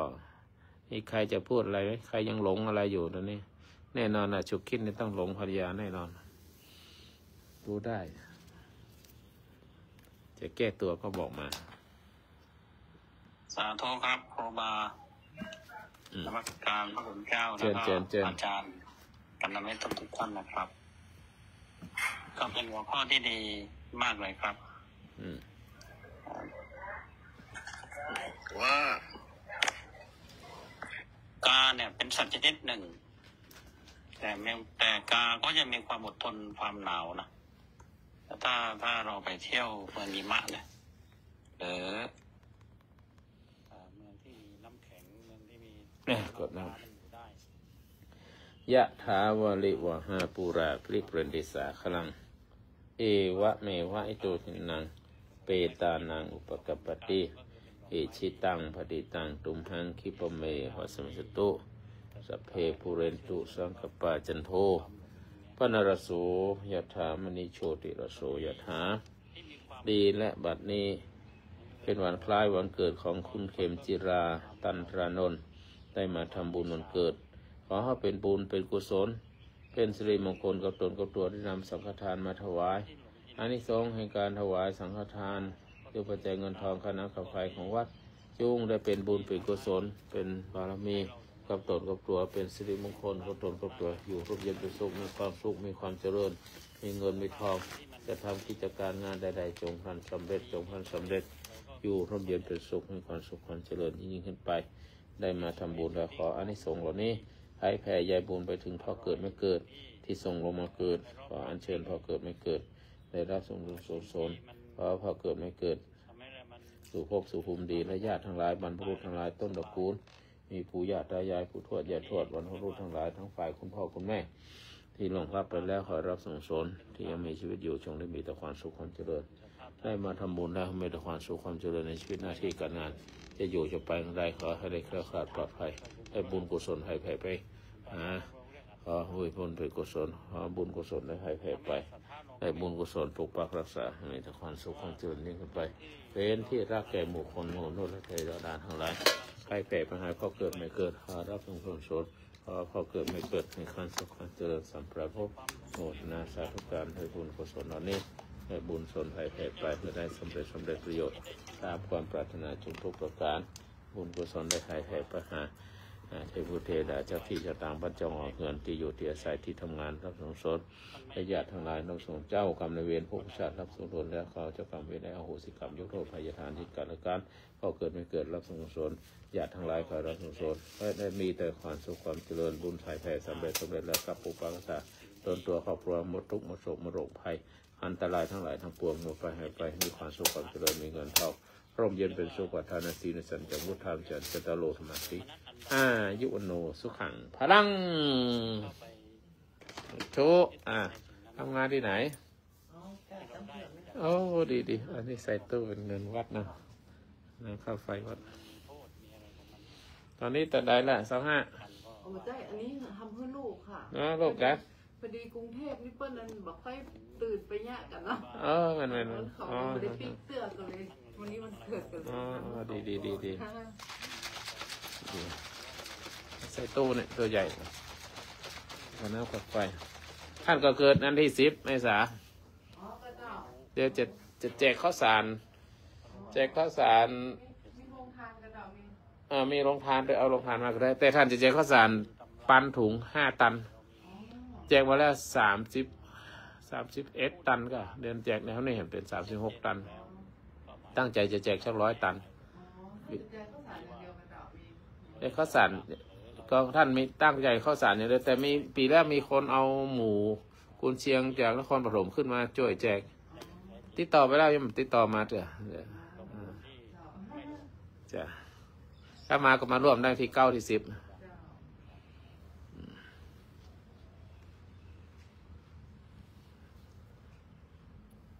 ว่าไงไม่ทันได้ฟังหมดแต่ให้พรสาธุขอบพระอาจารย์สาธุ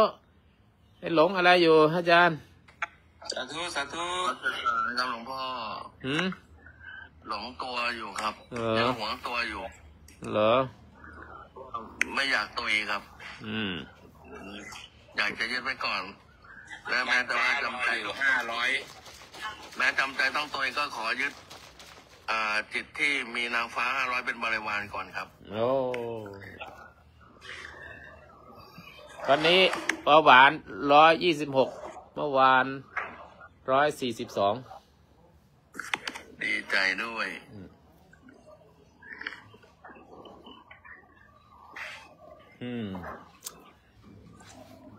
มันก็ขึ้นลงนะมันก็นี่แหละก็ถูกแล้วเนี่ยแหละขึ้นลงเลยแหละเมื่อกี้คุณช่วงหมอผีจ้ะคุณแก้วผีให้ความช่วยเหลือแก้วการเกษตรแกโชว์ดอกกาหลงมาก็เลยมาเป็นธรรมะคราวนี้ไม่รู้ฟังทันหรือเปล่าฟังทันครับตอนที่แกโชว์ดอกขาวๆกาหลงนะไม่ใช่ชงโคนะชงโคเนี่ยชงโคจะใบกลมใช่ต้นใหญ่กาหลงจะใบแหลมชงโคใบกลมกาหลงใบแหลมเหรอครับคนละพันกันนะแต่ดอกคล้ายกันแต่ต่างกันตรงใบถ้าใบกลมๆชงโคถ้าใบตูดแหลมๆกาหลงใบกาหลงเนี่ยไปทำของขังหลอกขายคนได้ดอกก็ไปใส่น้ำมันขายได้ต้นมันก็ไปแกะเป็นไอ้ขิกมั่งเป็นนกกาหลงมั่งเอาไปหลอกขายได้ ไอ้ต้นกาหลงก็เสกขายได้หมดนะ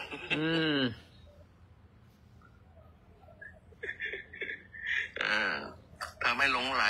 รันจวนใจใฝ่หาทวินหาไม่อยากพลากจากเธอไป แต่เวลาแก้ไขลำบากหลงแล้วหลงเลยเหมือนคนติดกิเลสกาหลงกับคนติดกิเลสอันเดียวกันไหมคนละเรื่องกันเลยครับกาหลงเป็นต้นไม้กาหลงเป็นต้นไม้ส่วนคนหลงเนี่ยหลงเป็นพักๆเองไม่ได้หลงไหลยั่งยืนเหมือนกับต้นชื่อการหลงตราบใดที่ใช้ชื่อการหลงมันก็หลงไปตลอดสายครับแต่คนเรามันไม่หลงตลอดสายหรอกปัญญามันมาขั้นเนี้ยถ้าไม่มีเจอความทุกข์ปัญญามาขั้นมันก็เลยไม่หลงแต่ถ้าไม่มีปัญญาก็หลงไปเรื่อยๆแต่ว่ามันไม่ได้หลงอย่างเดียวอ่ะบางทีมันหลงโกรธหลงรักหลงชังหลงรักหลงชังสลับไปด้วยครับและไอ้ที่เกี่ยวหลงชังอาจารย์หลงชังไอ้ที่เกี่ยวก้อยเดินกันขึ้นล่องตอนเช้าเนี่ยเป็นยังไงหลงหรือยังไง ไม่ได้หลงอันนั้นเขาเรียกว่าคู่บุญคู่บารมีปฏิบัติ อ๋อเหรอ ไม่ได้หลงครับ แต่ตอนที่ก่อนซ้ำก่อนซ้ำเนี่ย ก่อนจะมาแต่งงานก่อนจะซ้ำกันเนี่ยอันนั้นอาจจะหลงนิดนึงตามภาษาต่อมหื่นทำงานครับผมครับพอซ้ำกันไปเรื่อยๆจนเบื่อซ้ำแล้วเนี่ยนะครับ ใจมันก็เลยมีปัญญาขึ้นมาเลยเลิกหลง ประโยคนี้เลิกหลงในส่วนของต่อมหื่นครับ ก็เลยมาในภาคทิ้งความหลงทำลายความหลงกำจัดความหลงครับถามถึงใครเนี่ย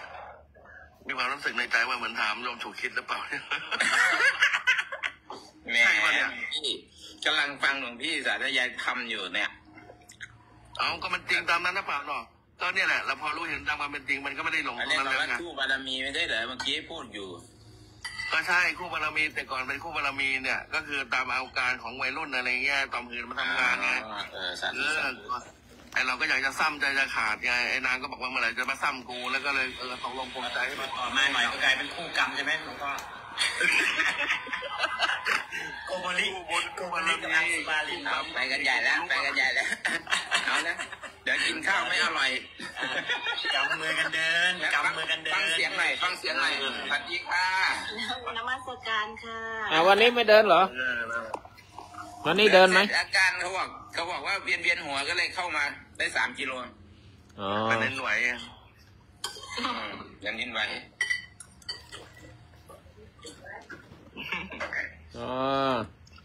นี่แหละหนองแนงทุกเช้าจากความหลงในสงสารเนี่ยมันนานหลวงพ่อบางที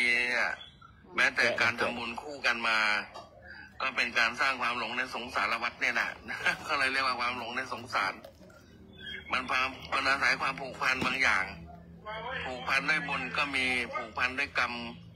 ที่ไม่ดีก็มีก็แกะดิอย่างท่านเลยคู่ท่านถูกคิดไปเนี่ยก็บางทีแล้วไข่ทำเนี่ยหัวยักษ์เมียมาอะไรก็ว่ากันไปต้มนานต้มนิดเดียวรบกันตลอดไม่จบไม่สิ้นถ้าผัวเทวดาเมียพรหมอะไรก็ว่ากันไป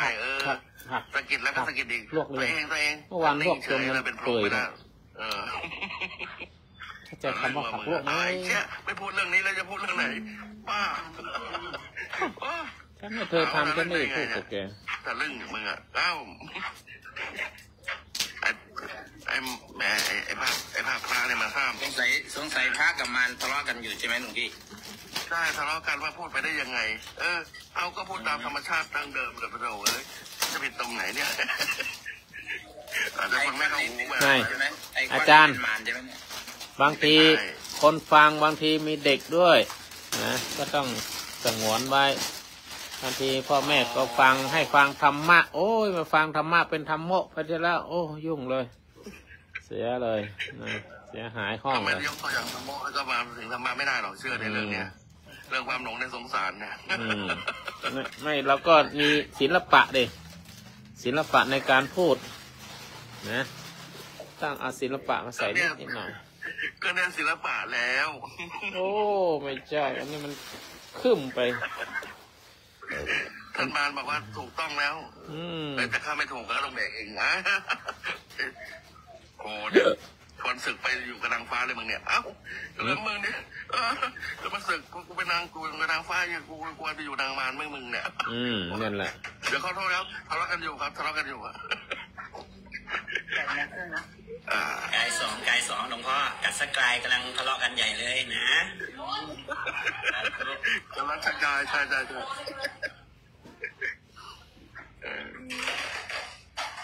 ๋ยวปิดไมค์ก่อนทะเลาะกันมันต่อแป๊บนึงจ้าก็เราทั้งหลายเนี่ยมีขันธ์ห้าเป็นเรือมีศีลธรรมคอยนำทางความจริงขันธ์ห้านี่แหละเดินทางด้วยศีลธรรมด้วยข้อปฏิบัติทางพุทธศาสนาหรือเป็นเรือถ้าเรือดีแค่ไหนเนี่ยแต่ถ้าไม่วางมันก็ไม่ถึงฝั่งเพราะฉะนั้นเรือนี้ชื่อว่าชีวิตจิตคือผู้โดยสาร บังคับบัญชาไปขันธ์ห้าคือเครื่องกลไกอันเนิ่นนานรูปเป็นเรือเวทนาเป็นพื้นฐานสัญญาผ่านจิตจำสร้างสำคัญสังขารก็คือไม้พายที่คอยคิดวิญญาณก็คือพลังชีวิตเคลื่อนจิตนั้นทั้งหมดนี้คือเรือจำแรงพันที่แล่นฝันอยู่กลางคลื่นแห่งวัฏฏะแต่เรือดีใช่ว่าพ้นคลื่นทาราแต่เรือดีใช่ว่าพ้นคลื่นกล้าหากใจหลงชมท้องฟ้าและพลาเพลินจึงต้องมีสติเป็นหางเสือเผชิญคอยเตือนเชิญให้รู้ว่างกลางเส้นทาง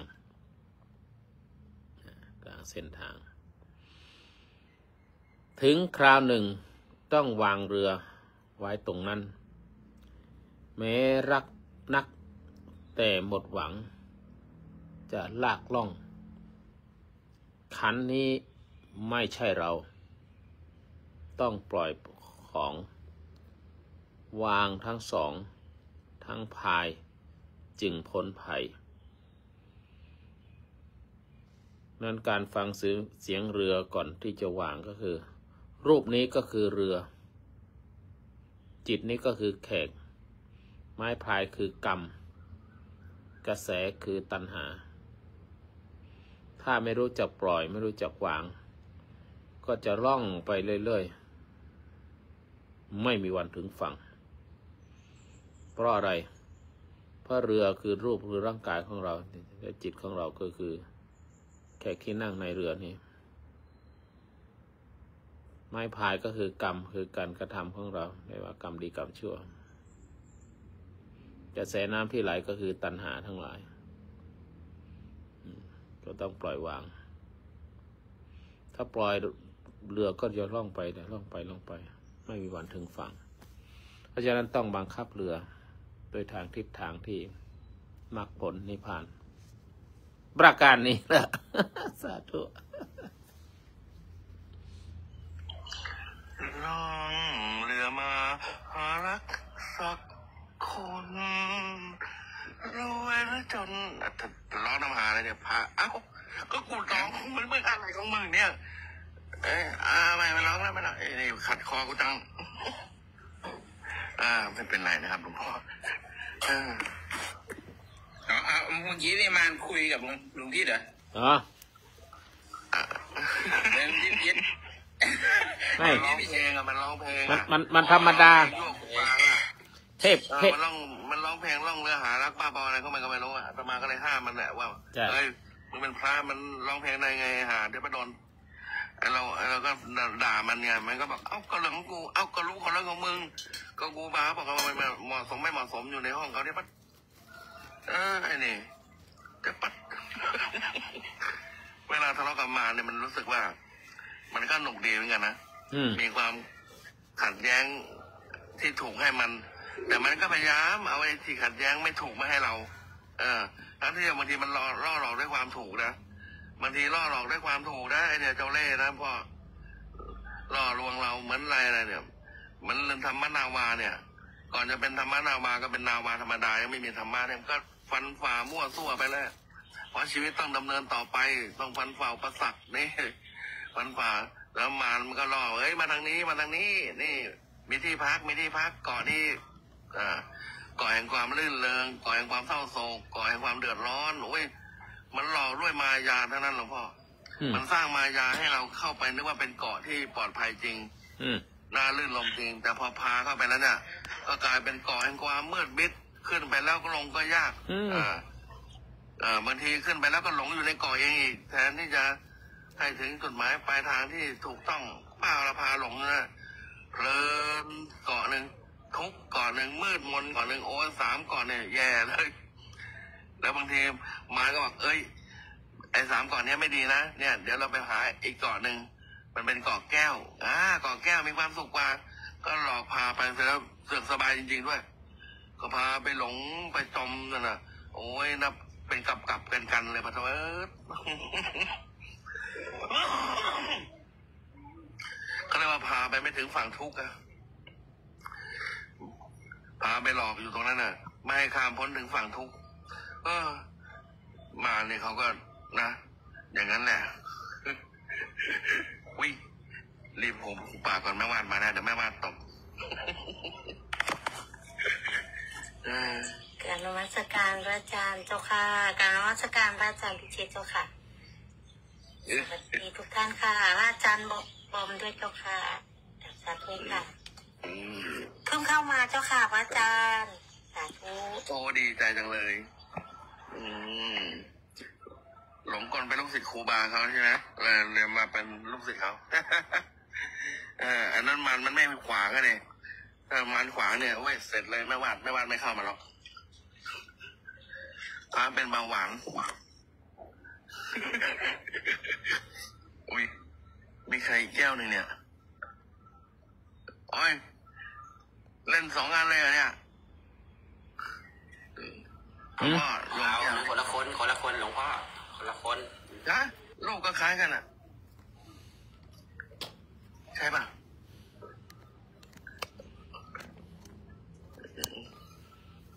ต้องด่าที่ต้องด่าที่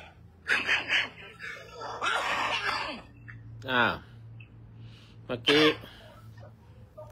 ปิดไม้ได้ยังปิดแล้วเมื่อกี้พระอาจารย์วิชิตได้กล่าวถึงหลงเกาะที่ไม่ดีนะยอดเยี่ยมมากเลยเพราะว่าเรือฟางใส่พายเรือขึ้นเกาะขึ้นฝั่ง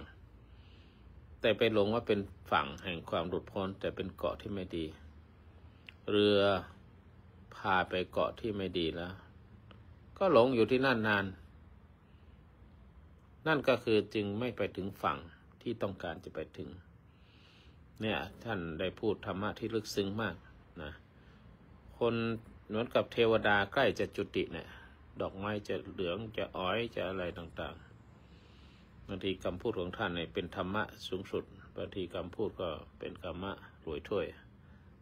คำอะไรไม่รู้ออกมาอันนี้เหมือนเทวดาใกล้จะจุติแล้ว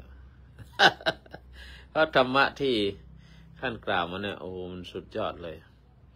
ว่าแต่พายเรือข้ามฝั่งแต่ฝั่งนั้นเน่ะเป็นฝั่งจริงหรือเปล่าเนี่ยไปฝั่งที่ขึ้นไปแล้วมีแต่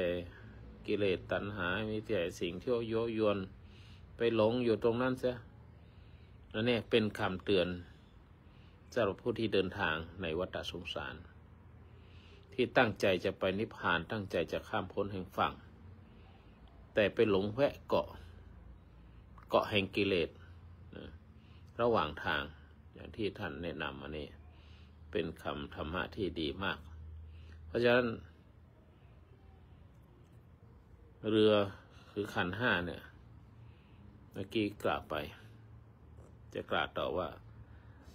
เรือชีวิตเคยตั้งใจไปถึงฝั่งธรรมแต่พายพลาดกลางคลื่นคร่ำไปผิดที่สายตาเห็นเกาะงามตามราคีใจจึงหนีจากกลางทางอย่างงุนงงเกาะนั้นชื่อเกาะสุขชั่วคราวมีหาดยาวของยึดทุกรูปเสียงมีเงาหลอกว่าเป็นธรรมแต่กลวงเปล่าเพียงหลงอยู่นานจิตก็เอนไม่รู้ตัวบางเกาะชื่อเกาะดี บางเกาะชื่อเกาะดีแต่ตูด หลอกให้ยึดยื้อหยุดให้ถึงฝั่ง ลืมจุดหมายลืมภาวะลืมพลังจนสุดท้ายเรือก็พังไม่พ้นวัฏฏะนั่นเป็นอันนั้นบทกลอนที่จะภาวนาให้ถึงฝั่งแท้เนี่ยก็อยู่หลังเกาะปลอมนี่แหละนะเพราะว่าเกาะกิเลสสวยแต่ลวงเกาะที่เป็นกิเลสเนี่ยอย่างที่ท่านแนะนำมันจะสวยงามมันขึ้นไปแล้วโอ้มีเต้นแดงเต้นกามีอาหารดีๆดนตรีเพราะๆมีรอบบางๆนางดีๆสวยแต่ลวงพาให้หลงไม่พาให้พ้นเกาะกิเลสสวยแต่ลวงพาให้หลงไม่พาให้พ้นเพราะฉะนั้นต้องผ่านเกาะก่อนที่จะเห็นฝั่งทางที่ต้องทิ้งสุขลวงถึงจะพบสุขจริงต้องทิ้งล่ะราคะตัณหากิเลสทั้งหลายนี่ต้องทิ้งถึงจะพบสุขที่แท้จริงเพราะฉะนั้นเกาะที่ท่านว่าเนี่ยยังไม่ใช่ฝั่งยังเป็นเกาะที่ยังหลอกลวงล่อลวงด้วยกิเลสต้องไปต่อเพราะว่าเมื่อรู้ว่าไปเกาะผิดหรือขึ้นเกาะผิดเนี่ยก็ต้องวางเรือวางเกาะวางตนปล่อยวางมันเสียตื่นเมื่อรู้ว่าขึ้นเกาะผิดก็ต้องตื่นนะท่านที่ชิดแต่ขึ้นเกาะนั้นมันผิดมันเป็นเกาะกิเลสเกาะที่ไปไม่ถึงฝั่งว่าแบมมันสวยมันงามมันล่อมีอาหารดีมีอะไรดีก็เหมือนกับคนทั้งหลายนี่แหละไปไม่ถึงฝั่งสักทีเกิดมาก็ไปเอาไปมาก็พากันวิ่งตอนเช้าทุกวันไปไม่ถึงฝั่งตื่นขึ้นมาต้องถ้าขึ้นเกาะผิดก็ต้องตื่นจากเกาะนั้นเสียคือพอใจเห็นว่าข้านี่แหละผิดเกาะจึงปล่อยละแม้เคยรักหนักหนาเกาะกิเลสแสนสุขแต่กลับพาให้หลงตาไกลจากฝั่งแห่งธรรมจริงเรือที่เคยว่าดีเคยแน่นหนักกลับเป็นกับดักที่ผูกใจไม่หยุดนิ่งพอวางเกาะวางเรือวางทุกสิ่งจิตก็ทิ้งความเป็นเราลงสู่ว่างไม่ต้องรอฝั่งใดให้พบเห็นไม่ต้องรอฝั่งใดให้พบเห็นเมื่อจิตเย็นทุกสิ่งคือความว่างไม่เราไปถึงไม่ต้องสร้างไม่มีปลายทางมีแต่ความพ้นทางนั้นจงภาวนาสั้นๆว่าไม่มีเรือไม่มีเกาะไม่มีใครขึ้นเกาะผิดก็หลงความสุขบนเกาะนั้นต้องลงจากเกาะจึงจะเห็นทุกข์วางเรือวางขันฝั่งแท้ไม่มีฝั่งมีเพียงความไม่ต้องข้ามอะไรอีกโอ้อันนี้ฟังยากนะเวลาขึ้นฝั่งผิดก็ต้องปล่อยมันเสียลงฝั่งเสียท่านพิชิตสาธุ สาธุครับหลวงพ่อพอดีบางทีก็เลยเกาะแห่งกิเลสมาแล้วไงมันมีความสุขไงก็เลยเกาะมาแล้วดันผ่าโดยวันเกาะแก้วพิสดารอีก8 เกาะรอให้อยู่อีกอ่ะแต่พอดีพอหลวงพ่อพูดตรงเนี้ยตรวจสอบได้ด้วยอะไรเกาะแก้วพิสดารอีก8 เกาะเนี่ยมันก็เทียบเท่ากับฌานเข้าหลงสู่สมาธินะจะรู้ตัวอีกทีก็ลองรู้ตัวอีกทีเมื่อกี้หลวงพ่อพูดปั๊บผมลองกัดลิ้นดูเฮ้ยมันยังเจ็บอยู่นี่หว่ามันยังทุกข์อยู่นี่หว่าตื่นได้หลวงพ่อ เตรียมกระโดดออกจากเกาะแก้วพิสดารทั้ง8เนี่ยไปถึงฝั่งปลอดภัยดีกว่าไปอีกแล้วเหรอหลวงพ่อหนักมากเลยเนี่ยเกาะแก้วตลอดเลยเนี่ยหนักมากเลยหนักเกาะแก้วการเกษตรหรือเปล่าไปเจอเกาะแก้วการเกษตรยุ่งเลยนะปลูกต้นไม้ทิพย์ปลูกต้นไม้ใสๆว่างๆโล่งๆเบาๆก็เห็นมันโล่งๆเบาๆไอ้เราก็นึกว่านิพพานที่ไหนได้อ้าวไอ้หาชานโอ้ยังทุกข์อยู่ในว่ากัดลิ้นเมื่อกี้รู้สึกเลยปั๊บอ้าวอยู่ในชาลองกัดลิ้นดูเอาทุกข์อยู่ในว่าโอ้สงสัยหลวงพ่อพระพุทธเจ้าเราเนี่ยตอนอยู่สมาบัติ7สมาบัติ8เล่นๆเนี่ยก็เลยบอกบ่แม่นแล้วหาใหม่ ต้องหาเกาะที่มันไม่มีทุกข์จริงๆเขาเรียกเกาะอะไรนะเกาะนิโรธอ่ะเกาะนั้นมันไม่มีตัณหาให้นะลำบากเกาะไหลหรือเปล่าไม่มีตัณหาเกาะไหลหรือเปล่าเกาะไหลเธอไปเกาะเอวเธอมาพี่จะพาน้องเศร้าแต่แหวนมีมอเตอร์ไซค์ด้วยไม่รู้ละเกาะที่ไม่มีทุกข์คือไม่เกาะใช่มันต้องไม่ใช่เกาะมันต้องไม่ใช่เกาะอันนั้นเกาะแว่นๆนะเกาะเอวแล้วไปถึงไหนแล้วนั่นน่ะตื่นมาก็เลยพูดไปงั้นแหละหลวงพ่อจริงๆแล้วยังไม่ถึงเกาะไหนเลยยังเกาะตัวเองอยู่เลยยังไม่กล้าทิ้งตัวเลยไม่กล้าทิ้งตัวตนไม่กล้าทิ้งอุปทานความเป็นตัวตนเลยต่อให้พิจารณาเห็นว่าขันธ์ 5เป็นอย่างไรธาตุ 4ยังไงอะไรตามตำรับตำราก็ยังไม่กล้าทิ้งถ้ากล้าทิ้งจริงต้องไม่ฟอกไตนะ ไอ้มารมึงเลยไปยั่วกูอีกแล้วมันบอกว่าถ้าถอนทิฏฐิคือไม่ยึดมั่นความเป็นตัวตนให้เลิกฟอกไตมันหลอกเอาหลวงพ่อมันหลอกให้เราทิ้งความเป็นตัวตนแต่มันหลอกเราเรียกว่าหลอกซ้อนหลอกหลวงพ่อหลอกซ้อนดีอย่ายึดมั่นถึงมั่นสิไม่ต้องฟอกไตชิบหายแล้วกูเวรกรรมมันหลอกได้ครูบาอยากกินยานะอยากกินยาอยากควบคุมอาหารนะถ้าครูบาไม่ยึดถือมันเป็นตัวเป็นตนแล้วครูบาต้องได้ตีน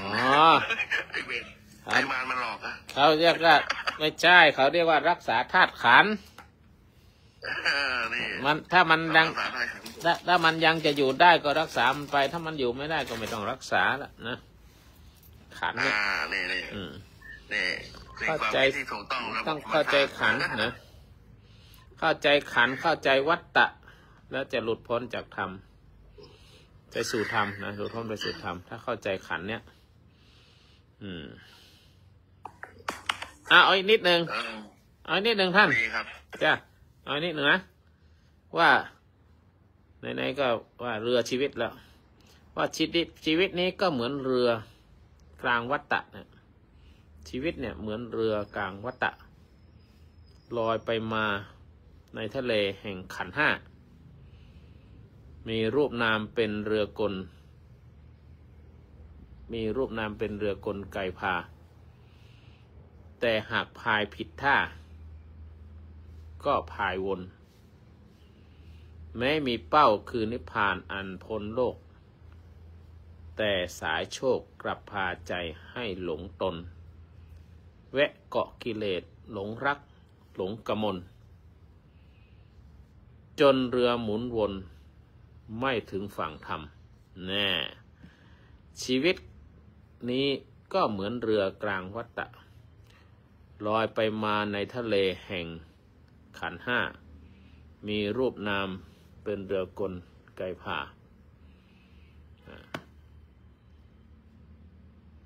อีกอันหนึ่งจงตื่นจากเกาะนะเมื่อกี้ขึ้นเกาะแล้วนะก็หวังที่จะถึงฝั่งเมื่อรู้ตัวว่าเรือแวะผิดเกาะ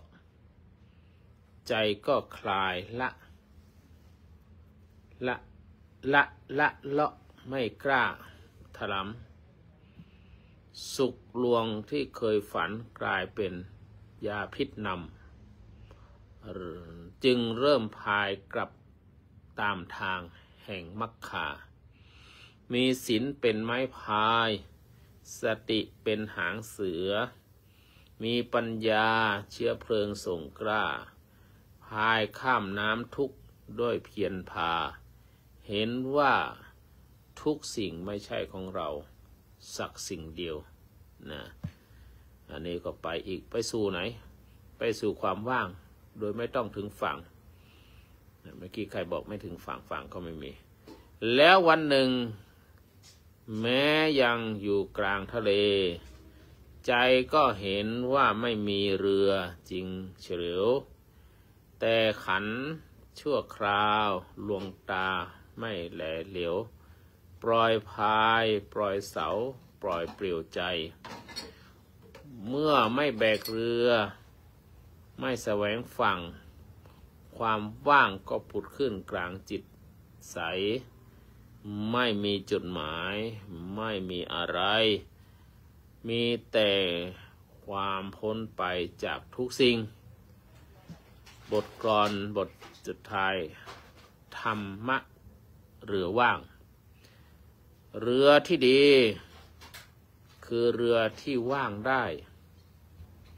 หรือว่าเรือที่ดีคือเรือที่วางได้ฝั่งที่แท้คือไม่มีฝั่งคนที่ถึงคือคนที่ไม่ไปไหนเพราะเขาไม่ต้องมีอะไรอีกแล้วจบกันแล้วไม่มีอะไรสาธุจบกันแล้วท่านพิชิตไม่มีอะไรแล้วไม่ต้องฟอกไตแล้ว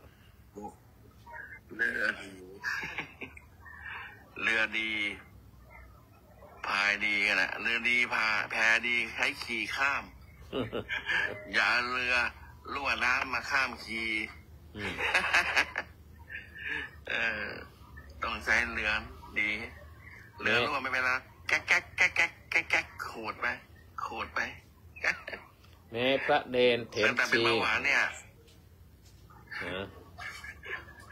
วาทะดีขึ้นเรื่อยๆนะกรอนเกลือนออกมาเต็มนะอ๋อจะจุติเหมือนกันใช่ไหมล่ะอย่าเพิ่งรีบเลยเอาคืนไม่ต้องรีบเอาคืนโอ้ยดูอย่างนี้จะไม่จุติหรอกยังจะดำรงไว้ไหนอีกนานยังอาพรยังผ่องใสรัศมียังผ่องรัศมียังเยอะถูกต้องวรกายเหงื่อจักรแล้ยังไม่ไหลออกมาไม่เป็นไรจิตใจไม่ร้อนทุรนทุรายจุติยากนี่ต้องดูโปรไฟล์ผมแบบนี่ใกล้จะบรรลุแล้วแผดเผาด้วยไฟกิเลสนะไฟร่อมร้อนเต็มเลยหลวงพ่อทั้งสองสาธุอันเรือดีมีหนึ่งถึงจะน้อยครับดีกว่าร้อยเรือที่ติดริษยาครับอันเรือดีมีหนึ่งก็ยังดีกว่าเนาะเอาเป็นเรือลำนี้แหละแล้วกันอย่าเป็นเรือไททานิคเลยหรือมันร่มจัดเมียหรือเรือไม่กี่ฟังไม่ทันอันเมียดีหรือเปล่าหรือว่าอันเรือดีฟังไม่ทัน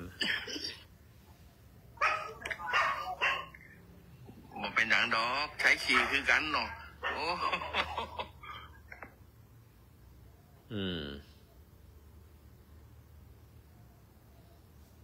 สาธุจบแล้วดอกกาหลงธรรมะคือดอกกาหลงเอาบทใหม่ดีกว่าใครจะเสนอบทไหนดีคุณแก้วกันเกษตรอาจารย์ฮอตฟังแล้วเป็นไง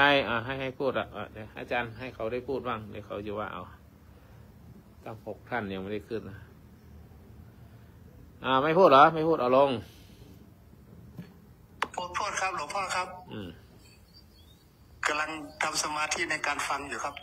ดีเพราะว่าต้องได้แปลคำกรหลวงพ่อเลยครับเพราะว่าแบบต้องใช้ปัญญาไปด้วยครับก็หลังห้องครับหลวงพ่อครับเสียงจากหลังห้องครับเนาะนิมนต์ถูกแก้วการเสร็จพูดแล้วนะเน้นบุญนี่ใครไม่เคยได้ยินเลยไม่มีตัวตนใช่ไหมเอาลงเลยอยู่ไหมเน้นบุญกดไม้ใครเนี่ยท่านที่ชิดรู้จักไหมจุดคิดเหิดแล้วไม่รู้จักครับคิด กี่ยวการเกษตรล่างเนี่ยอันเดียวหรือเปล่าพูดหรือยังแล้วสาว2 คนนักศึกษา2 คนนี่ไปไหนเกี่ยวล่างเนี่ยเอาลงแล้วให้ไป2 เหรียญแล้วเดี๋ยวคนอื่นจะได้ขึ้นนี่ไม่พูดเอาลงเลยนะระวังให้ดีนะคุณนันเนนทรพูดได้ไหมหรือขี่มอเตอร์ไซค์อยู่หรือขี่รถยนต์อยู่เจ้าค่ะอาจารย์ค่ะก็ยังไงเรือมันถึงฝั่งตั้งนานแล้วยังไม่ลงอีกเหรอมึงหลับอู้อยู่นั่นนานได้หลับตื่นสายค่ะอาจารย์ก็คือไม่หลับไม่นอนเล่นแต่เกมค่ะ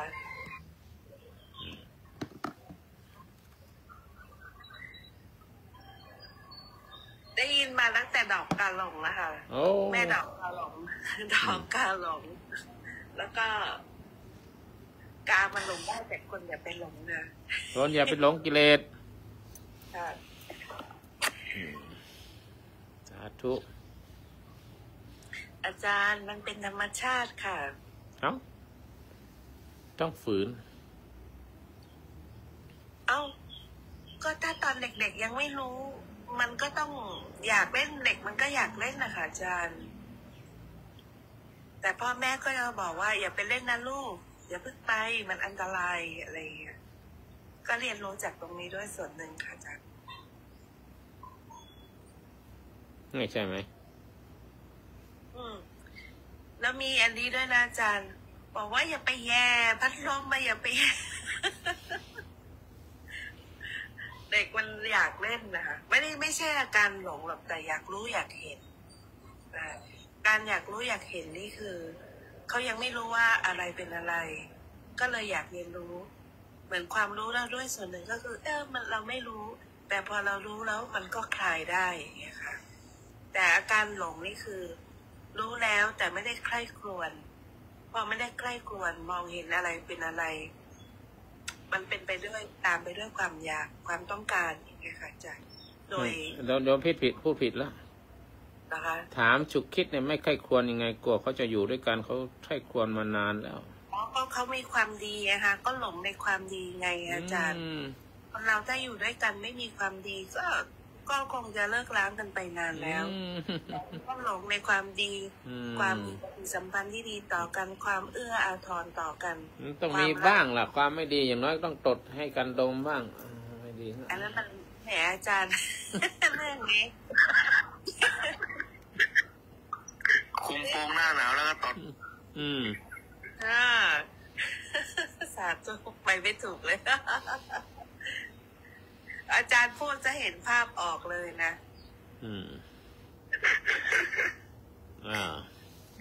เมื่อกี้มีธรรมะอยู่ข้อหนึ่งที่พูดมาเดี๋ยวเอาอีกช็อตหนึ่งแย่คุณสุขคิดไม่ได้ผลวันนี้เดี๋ยวโยมบันทึกอีกนะเอานี่เรา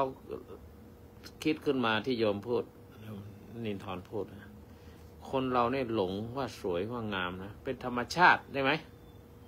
โยมพูดเมื่อกี้คำหนึ่งมันเป็นธรรมชาติของโลกเป็นธรรมชาติของคนที่จะต้องหลงต้องไรเหมือนเขาหนองแน่งเกี่ยวก้อยกันเดินทุกเช้าเนี่ยโยมบอกเป็นธรรมชาตินะถ้าทำเป็นธรรมชาติคนทั้งโลกเนี่ยทำไมจึงมีความทุกข์เนี่ยอันเนี้ยความทุกข์คือหัวใจของอริยสัจคนหลงว่าสวยเป็นธรรมชาติของโลกแล้วทำไมสิ่งนี้จึงนำมาซึ่งความทุกข์อันนี้จะวิจัชนาว่าเพราะธรรมชาติของโลกนะไม่เหมือนธรรมชาติของธรรม ธรรมชาติของโลกไม่เหมือนธรรมชาติของธรรมะยิ่งธรรมะในพระพุทธศาสนาเนี่ยเป็นธรรมะที่เหนือโลกเหนือโลกไม่เป็นไปตามโลก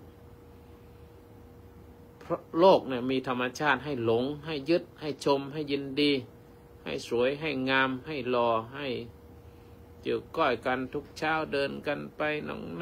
น่งคุยกันไปอันนี้ธรรมชาติของโลกที่ทำให้ คนจึงมีความว่าสวยหรือหลงกันหรือยึดกันมีกันและกันเนี่ยนี่เป็นเรื่องปกติของโลกียะเป็นเรื่องปกติของมนุษย์ทั่วไปแต่สิ่งที่ปกติในโลกนี้นั้นน่ะกลับกลายเป็นเหตุแห่งทุกข์ถ้าไม่เห็นตามความเป็นจริงนั่นแหละเป็นเหตุแห่งทุกข์นะเพราะอะไรในที่นี้เพราะว่าธรรมชาติของโลกไม่เหมือนธรรมชาติของธรรมนะโลกมีธรรมชาติให้หลงให้ยึดให้ชมให้ยินดีเนี่ยแต่เพราะการหลงว่าสวยเป็นจุดเริ่มต้นของอะไรของตัณหาเพราะมีความพอใจก็มีความอยากครอบครองนะครอบครองไม่ครอบครองก็อยู่กันมาตั้งไม่รู้กี่ปีแล้วนะกลัวจะเสียเข้าไปนะถ้าเสียเข้าไปแล้วความทุกข์ก็จะเกิดขึ้นอย่างเนี้ยในแต่ตอนนี้ชวนมาบวชไม่ให้มาเนี่ยยังต้องอยู่ด้วยกันอยู่อย่างเงี้ยเพราะฉะนั้นความสวยนั่นแหละความหล่อนั่นแหละมันไม่เที่ยงแต่จิตอยากให้มันเที่ยงเพราะอยากให้มันเป็นเที่ยงไม่อยากให้มันแก่ไม่อยากให้หนุ่มสาวอยู่ด้วยกันเหมือนหนุ่มสาวสมัยก่อนมาพอมันแก่แล้วเดินเหินอะไรก็ช้าทำอะไรก็ช้าแล้วเพราะมันไม่เที่ยงเมื่อไม่เที่ยงมันจึงเป็นทุกข์แม้จะรู้ว่าสวยรู้ว่าหล่อตามธรรมชาติแต่ก็ยังทุกข์อยู่เพราะธรรมชาติของจิตยังไม่หลุดพ้นจากความอยากยังมีความอยากอยู่นะเพราะเราไม่เห็นตามความเป็นจริงตามความเป็นจริงเราไม่เห็นยถาภูตะนะยถาภูตะญาณทัสสนะอย่างเนี้ยสวยก็ไม่ใช่ปัญหาหล่อก็ไม่ใช่ปัญหาแต่การเข้าใจว่าสวยเข้าใจว่าหล่อนั่นแหละเป็นของแท้คือจุดที่มาแห่งความหลงมาตอนหนุ่มเนี่ยทำไมสวยจังเลยพูดเพราะจังเลยทำไมเอาใจเรามันชื่นใจเอาอกเอาใจเห็นหน้าก็ชื่นใจได้คุยด้วยก็ชื่นใจบางทีไม่อยู่ผ่านบ้านเห็นหลังคาบ้านก็ยังดีใจนะแค่ได้เห็นหลังคาบ้านนะมันชื่นใจมันดีใจอย่างงี้นะตอนเป็นหนุ่มสาวท่านแต่งงานด้วยกันก็เขาเขียนเลยสมรักเนี่ยเขาเขียนมาเลยสมรสสมรักระหว่างคนนั้นคนนี้นะอันนี้ก็สมตามที่ความต้องการการปรารถนาเนี่ยมันก็ชื่นใจ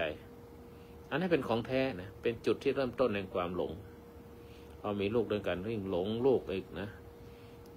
อันนี้เป็นต้นเพราะฉะนั้นธรรมะจึงไม่ได้สอนให้เกลียดความสวยแต่สอนให้เห็นความสวยว่าเป็นของไม่ยั่งยืนต้องให้ดูว่ามันเป็นยั่งยืนจะไปหลงยึดติดว่ามันสวยว่ามันหล่อคนข้างตัวเนี่ยเขาไม่ยั่งยืนคือเขาต้องเปลี่ยนแปลงตามธรรมชาติตามสภาพของเขาให้เข้าใจความไม่ยั่งยืนนี้นะและทุกสิ่งทุกอย่างก็เหมือนกันทรัพย์สินเงินทองก็เหมือนกันก็เป็นสองที่ไม่ยั่งยืนก็เหมือนกับว่าธรรมชาติของโลกเนี่ยหลงได้ธรรมชาติของธรรมะต้องเห็นตามความเป็นจริงเห็นตามความจริงไม่ใช่ความสวยที่ทำให้เป็นทุกข์แต่มันคือใจที่ไม่รู้ทั่วทันความสวยต่างหากนะถ้ารู้เท่ารู้ทันมันก็ไม่ทุกข์นะสาธุเพราะว่าความสวยนั้นเปลี่ยนแปลงไปตลอดเราให้มีความสุขความเจริญร่มเย็นเป็นสุขอายุวันโนสุขังพระตั้งดูใครดูเราจะเอากันเพราะฉะนั้นเราอยู่ในโลกนี้ก็เพราะความหลงนี่แหละก็เลยอยู่กันมาจนถึงบัดนี้แต่เมื่อไรคลายความหลงเมื่อไรก็จะเห็นความจริงความจริงของชีวิตความจริงที่มันเกิดขึ้นมาว่าความสวยหรือความหล่อ ชวนให้หลงไหลในเงาหรือความสวยชวนให้หลงไหลในรูปเงาใจเบาๆกลับหนักด้วยยึดมั่นชมว่างามหลงว่าใช่ไม่เท่าทันทุกข์จึงผันเพราะไม่รู้ว่าสิ่งนั้นเปลี่ยนไม่นานนะร่างกายเขาก็จะเปลี่ยนแปลงไปจากเต่งตึงก็เป็นเหี่ยวเป็นย่นในที่สุดก็ฟันหลุดฟันหลอ ก็ยังรักกันอยู่มันรักมาแล้วทำไงได้ก็ต้องอยู่ด้วยกันจนเท่าเฉลยแก่ชราอันนี้ก็มีนะเพราะฉะนั้นถ้าความสวยกับไตรลักษณ์เนี่ยจะเห็นชีวิตจริงไม่ว่าความสวยจะงดงามเพียงใดแต่หากเห็นตามความจริงก็กลายเป็นกับดักของความทุกข์ได้ทันทีถ้าเห็นความจริงเพราะอะไรเพราะสวยนั่นสวยเพียงใดก็ไม่พ้นไตรลักษณ์ จำไว้นะสวยเพียงใดก็ไม่พ้นไตรลักษณ์นะอนิจจังสัตว์นักเปลี่ยนผันได้รูปก็งามนะรูปก็งามเมื่อเช้าย่อมโรยรารูปก็งามเมื่อเช้าย่อมโรยไปยิ่งยึดไว้ยิ่งทุกข์ท่วมใจตนสุขเมื่อชมไร้ทุกข์เพียงชั่ววูบแต่ใจวูบเหมือนหลุดจากสายมนความสวยนั้นไม่ผิดไม่ดิ้นรนแต่คนหลงคือผู้ปั้นทุกข์ขึ้นเองอนัตตาคือคำเตือนแห่งความเปลี่ยนไม่มีใครเป็นเจ้าของหรือครองเกรงแม้สวยงามจับจิตจนกลัวเกรงสุดท้ายเองก็แตกดับลับสลายสุดท้ายเราก็ต้องจากกันไม่รู้ใครจะไปก่อนหรือผู้พูดจะไปก่อนหรือเปล่าทุกอย่างมันเกิดขึ้นมันเตือนให้เราได้เห็นถึงว่าสิ่งยั่วยวนทั้งหมดรูปรสกลิ่นเสียงทั้งหลายเนี่ยมันสวยเต็มเป็นความทุกข์นะเพราะฉะนั้นสวยและทุกข์สุขมีในนั้นหมดเลยแต่ถึงภาวะหนึ่งก็จะรู้ว่าทั้งสวยทั้งทุกข์ทั้งสุขเป็นอนัตตาเป็นไตรลักษณ์เป็นของเกิดขึ้นไม่ยั่งยืนไม่เหมือนสวยสุขในธรรมสวยในธรรมเป็นของที่ยั่งยืนและจีรังตลอดไปสาธุไปไหนหมดละคนฉุกคิดหนีไปเลยเนี่ยโดนพาดพิงฮะเพราะว่าพระอาจารย์เขาเทศเนี่ยมันมุ่งตรงต่อการทำลายล้างความงามของสตรีเมียก็เลยดึงหูแกอยากฟังนะวันนี้แกอยากฟังนะที่ไหนว่าถ้าแกฟังเลยนะแบตอาจจะหมดก็ได้ต้อง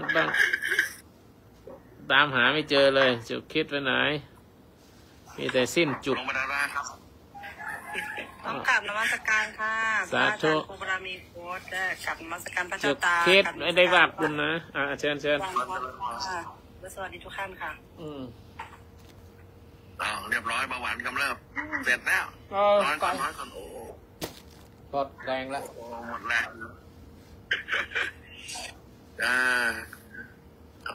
เอาไปเผาก่อนเร็วเดี๋ยวครูบาฟื้นเอาไปเผาก่อนเดี๋ยวฟื้นมันเปรียเหมือนกันนะตัวเอ็นไปก่อนเลยมันโทรไม่ได้ห้ามเลยได้คุณแม่นินทรพูดได้ธรรมะอยู่ข้อหนึ่งเมื่อกี้ผู้หญิงขึ้นมาใครเนี่ยเชิญต่อคุณปิ๊กกบเห็นมาแต่ทำวัดเช้าแล้วฮะค่ะหนูสวดมนต์ตอนเช้าค่ะ โอ้ดีปลาหุง9 บทได้นะวันนี้ได้น้ำตาลเท่าไหร่คะ120นี่126หรือเปล่าเนี่ย122ดีกว่าเมื่อวาน140วันนี้122วันนี้126เชื่อหมอก็ดีวันนี้พรุ่งนี้อาจจะขอให้ลงสัก90นะลงเยอะไม่ดีค่ะมันจะเหนื่อยมันจะเมื่อยมันจะรู้สึกวินแล้วก็อาการท่าน้ำตาลงมันจะแบบสิ้นหวังเหมือนกับแขนขายกไม่มีแรงเรี่ยวแรงแบบว่าเดินเซอย่างเงี้ยอ๋ออาการนี่เหรอคิดว่าเบื่อท่านพิชิตไม่ใช่นะคิดว่าเบื่อนายท่านพิชิตไม่อยากยกแขนยกขาเลยค่ะอาจารย์โอ้หมดท่าเลยคิดว่าเบื่อท่านพิชิตถ้าต่ำมาน้ำตาลตกสันแต่พักแต่เต้นต้มอย่ากองเพลนเนอะผ่านขึ้นเหรออาจารย์ตาไม่ถ้าน้ำตาลตกสั่นมันแล้วก็แตกโอ้ยใจสั่นปับเลยอย่ามันถึง90เลยหลวงพ่อเอาแค่120ก็พอ120ก็ตังดีป้าการที่น้ำตาลเราต้องดูพวกไขมันพวกเซลลูไลท์ของเราด้วยไม่ใช่ว่าจะดูแต่ปลายเหตุเราต้องดูต้นเหตุด้วยต้นเหตุจริงมันเกิดจากแป้งเกิดจากอาหารที่เรากินเข้าไปใช่ไหมผลไม้ที่เรากินเข้าไปอาหารมื้อแต่ละมื้อที่เรากินเข้าไปที่นี่มันเป็นการย่อยที่มันเป็นเผาผลาญไปได้ส่วนหนึ่งแต่ว่าถ้าส่วนที่มันเผาผลาญไม่หมดมันจะเป็นไขมันสะสมเป็นไตรกลีเซอไรด์ที่ไปเกาะตาม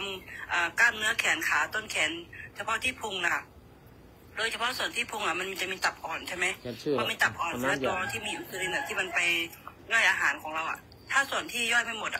บางคนอย่างบางคนที่ชอบกินมันเยอะๆที่เป็นนิ่วในถุงน้ำดีนะคะเกิดจากที่ถุงน้ำดีมันจะบีบน้ำสีเขียวที่มันย่อยอาหารใช่ไหมทีเนี้ยถ้าอาหารเกินที่เป็นกรดไหลย้อนใช่ไหมพอเกิดไหลย้อนคือน้ำดีมันไม่สามารถย่อยอาหารของเราหมดที่มันไปค้างไปสะสมเป็นหินปูนเป็นแพลเซียมเป็นเกาะเป็นหินที่เข้าไปอยู่ในถุงน้ำดีนะคะตัวเนี้ยถ้าบางคนสังเกตว่าส่วนมากพวกวันเนี้ยคืออาหารมันเกินแล้วมันส่วนมากคนจะเป็นกรดไหลย้อนเยอะเพราะว่ากินอาหารโดยที่ไม่ควบคุมตามใจปากสาธุได้แล้วได้ธรรมะอีกข้อหนึ่งแล้วอาจารย์เดี๋ยวขอนิดนึงได้ธรรมะอีกข้อหนึ่งได้ธรรมะหนึ่งเอาหมวกออกเสียฟังธรรมะอีกข้อหนึ่งฟังธรรมะอีกข้อหนึ่งน้ำตาลตกแต่ใจอย่าตกไปกับกิเลสเอาละได้ละธรรมะอีกข้อหนึ่งละเมื่อกี้โยมพิกบพูดว่าน้ำตาลตกเมื่อกี้คุณตักพูดเรื่องอะไรก็ได้ธรรมะอันนี้ได้อีกข้อหนึ่งแล้วนะน้ำตาลตกแต่ใจอย่าตกไปกับกิเลสนะเป็นประโยคสั้นๆที่ลึกซึ้งและใช้ได้จริงทั้งทางโลกและทางธรรมโดยเฉพาะสำหรับคนที่กำลังความไม่สมบูรณ์ทางกายเกิดขึ้นเช่นอาตมา เป็นเบาหวานแต่ไม่อยากให้ใจตามแย่ไปด้วยคือใจไม่ตกด้วยทำไมน้ำตาลตกเนี่ยไม่ใช่น้ำตานะน้ำตาลตกเนี่ยจึงไม่ควรให้ใจตกไปกับกิเลสเพราะโรคเบาหวานทางกายเนี่ยเป็นโรคทางกายเบาหวานเนี่ยไม่จำเป็นต้องพาใจให้เป็นทุกข์น้ำตาลตกก็คืออาการของร่างกายเช่นอ่อนแรงหน้ามืดมือสั่นใจสั่นอะไรเนี่ยเพราะฉะนั้นแต่ใจเราอย่าไปตกตามอาการของกิเลสเช่นหงุดหงิดท้อแท้คือท้อแท้ในไม่จริงนะท้อแท้เมืองไทยไม่มีท้อที่แท้อยู่เมืองจีนโกรธง่ายหรือกลัวในต่างๆเนี่ยถ้าน้ำตาลตกกายตกใจตกตามเนี่ยโอ้โหทุก2 ชั้นนะน้ำตาลก็ตกใจก็ตกเกิดขึ้นทันทีเพราะฉะนั้นการที่กิเลสเนี่ยมันชอบซ้ำเติมเวลาที่ใจอ่อนเวลาเราเจ็บป่วย ใจอ่อนใจก็จะอ่อนเวลาเจ็บป่วยเหมือนหลายคนอยากได้กำลังใจนะเวลาป่วยความคิดแย่ๆก็จะผุดขึ้นมาเช่นทำไมเป็นแบบนี้ทำไมเราต้องเป็นคนอื่นเป็นทำไมเราทำดีทำไมเราต้องมาเป็นโรคนั้นโรคนี้ฮะฉันคนอื่นอย่างนั้นอย่างนี้นะไปเปรียบเทียบคนอื่นนะถ้าไม่รู้เท่ารู้ทันกิเลสก็จะฉวยโอกาสพาให้ใจตกต่ำยิ่งกว่าร่างกายดังนั้นในทางพุทธศาสนาโรคทางกายใครๆก็เป็นได้แต่โรคทางจิตมีแต่ผู้ไม่รู้เท่านั้นที่ไม่ยอมให้เป็นโรคทางจิตเพราะฉะนั้นใจเป็นที่ตั้งคือยารักษาโรคทางใจให้ดีที่สุดนะใจที่เราใช้เป็นที่ตั้งหรือตั้งมั่นสิ่งที่ดีที่สุดก็คือรักษาโรคทางใจน้ำตาลก็อาจจะต้องใช้ยาฉีดหรือใช้ดูแลแต่ว่าใจตกก็ต้องมีสติและมีปัญญาเยียวยาเพราะฉะนั้นใจที่มีธรรมะก็เป็นพื้นถ้าไม่ตกแม้ร่างจะสั่นจะอะไรก็ตามแต่ใจอย่าได้ตก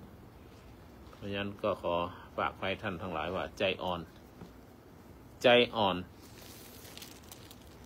ย่าหวั่นนะน้ำตาลลดแต่ธรรมะต้องเพิ่มขึ้นใจไม่ตกแม้ร่างกายจะแปรปรวนขอให้ธรรมะเพิ่มขึ้นทุกวันมีกรอนอีกนิดหน่อยนะเดี๋ยวขอนิดหน่อยนะน้ำตาลตกมือเย็นใจสั่นไหวแต่อย่าให้ใจเรานั้นตกต่ำกายอ่อนแรงแต่ใจอย่าใจดำมันเติมธรรมลงใจให้มั่นคงอย่าให้กิเลสมาซ้ำเติมวันอ่อนล้าอย่าหลงว่าเรานี่ไร้ความหมายแม้ร่างพ่ายแต่ใจยังไม่ตายธรรมะกลายเป็นพลังให้ยืนตรงสาธุน้ำตาลตกหมดไปแล้วเชิญเลยเจ้าค่ะ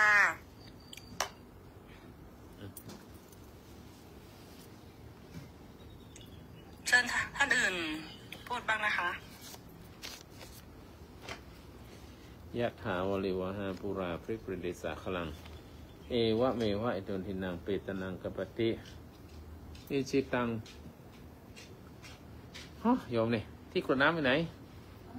นั่งตั้งนานนั่งฟังแล้วก็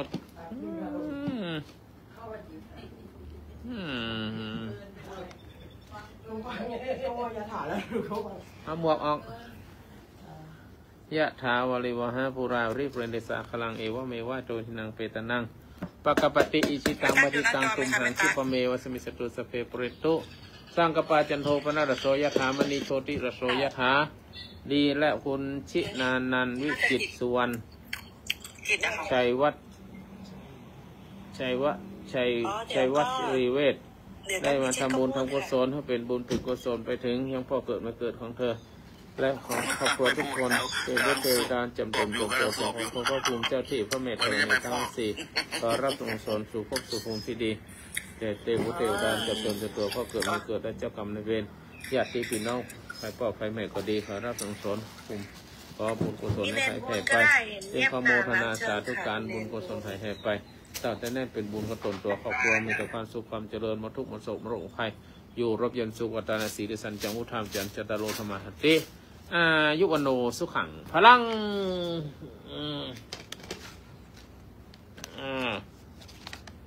ทำบุญทำกุศล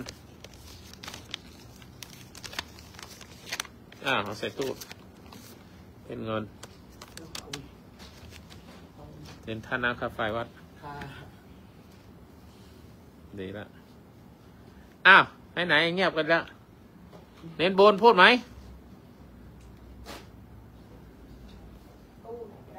ตู้ใหญ่น่ะขดเน้นบน ไม่อยู่เอาลงนะ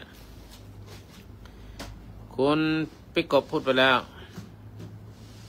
อาจารย์ฮอตพูดไปแล้วคุณแก้วพูดไปแล้ว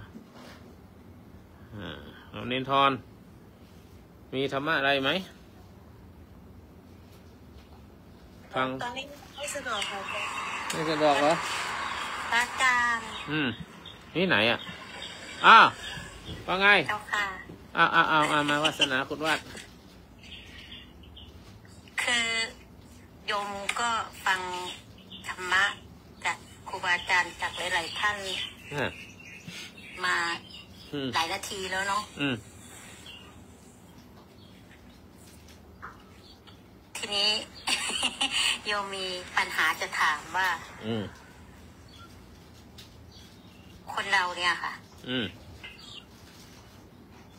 ไม่ต้องมีอยู่โดยไม่ต้องมีศาสนาได้ไหมอาจารย์เจ้าค่ะ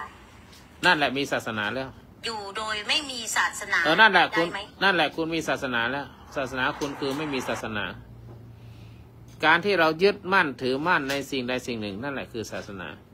โยมบอกไม่มีศาสนาเขียนว่าไม่มีศาสนาได้ไหมคำว่าไม่มีศาสนานั่นแหละคือศาสนาของโยมเข้าใจไหมเข้าใจไหมสาธุ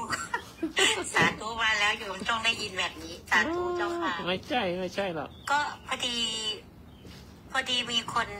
เขาเรียกว่าอะไรคะมีเพื่อนนี่แหละแชร์คลิปนี้มาว่าจริงๆแล้วคนเราจะต้องมีจำเป็นไหมที่จะต้องนับถือศาสนาโน่นนี่นั่นทีนี้สิ่งนี้เป็นเหตุให้โยมได้ถามแล้วก็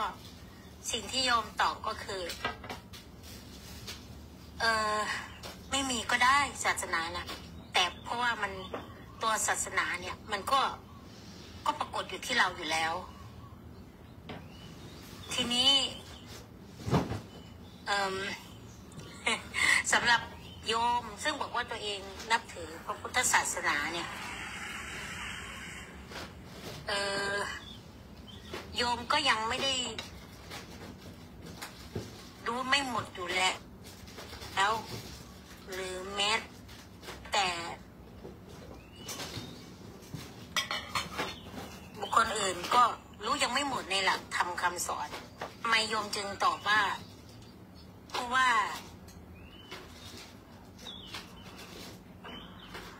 ความคือสัจธรรมผู้นับถือศาสนาพุทธเนี่ยมันจึงมันจึงบอกว่าไม่มีก็ได้ไม่มีก็ได้เลยมีน้ำพริกก็ได้สำหรับคนอื่นน้ำพริกกระป๋องแต่ตอนนี้โยมก็เอามาคำว่าไม่มีศาสนาก็ได้เพราะเรารู้อยู่แล้วใช่ไหมเจ้าค่ะว่า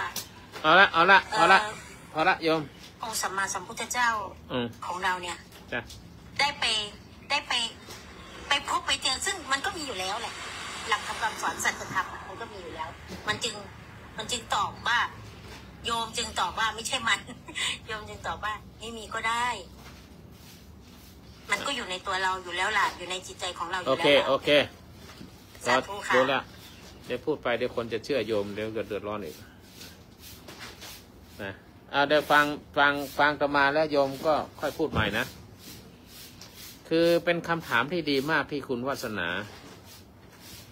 เอาตักเรคคอร์ดด้วยนะเอาเป็นเรื่องเป็นราวขอถวาย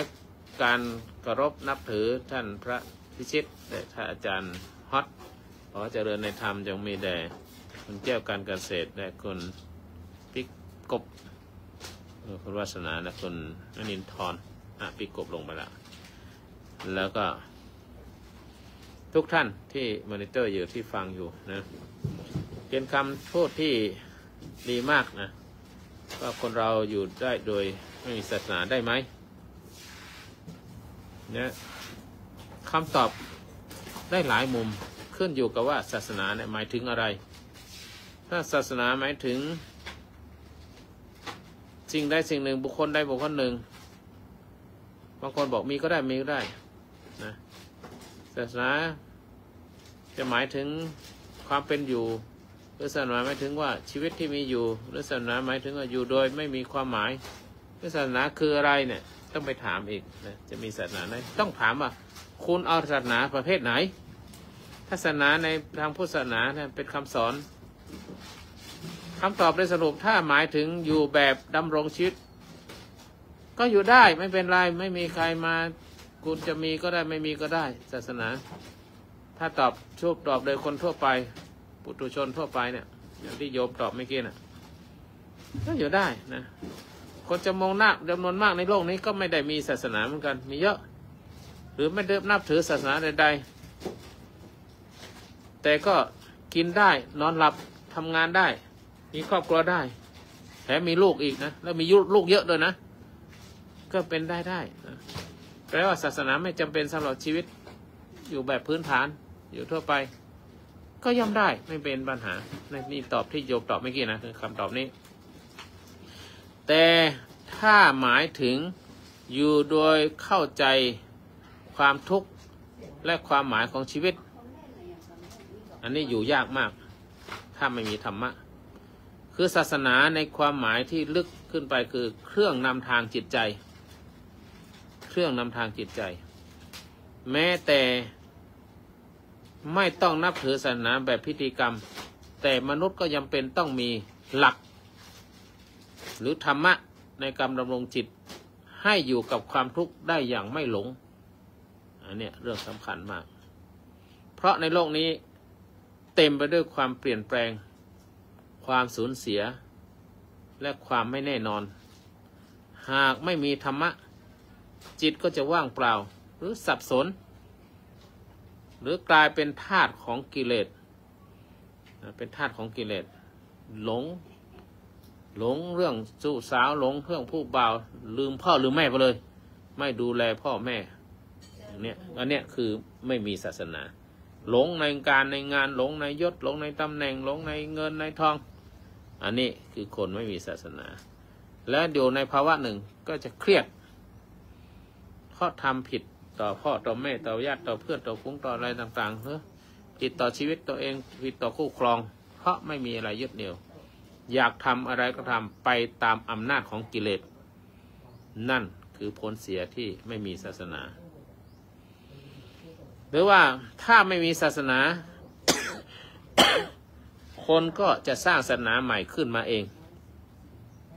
เชื่อไหมในประวัติศาสตร์เมื่อใดก็ตามคนที่ห่างศาสนาสิ่งที่มาทดแทนก็คือความเชื่อใหม่ๆเช่นเงินคือพระเจ้าเงินคือศาสนาหาเงินขอมีเงินสักอย่างหนึ่งไม่สนหน้าอินทร์พรหมหาเงินมีเงินแล้วจะซื้ออะไรก็ได้เงินนั่นแหละเอาเงินเป็นศาสนาหรือชื่อเสียงบางคนต้องการชื่อเสียงต้องการตำแหน่งหน้าที่การงานต้องการงานหลงไปกับเรื่องนะหรือเทคโนโลยีหรือความสำเร็จในวิทยาศาสตร์ในอะไรก็แล้วแต่เนี่ย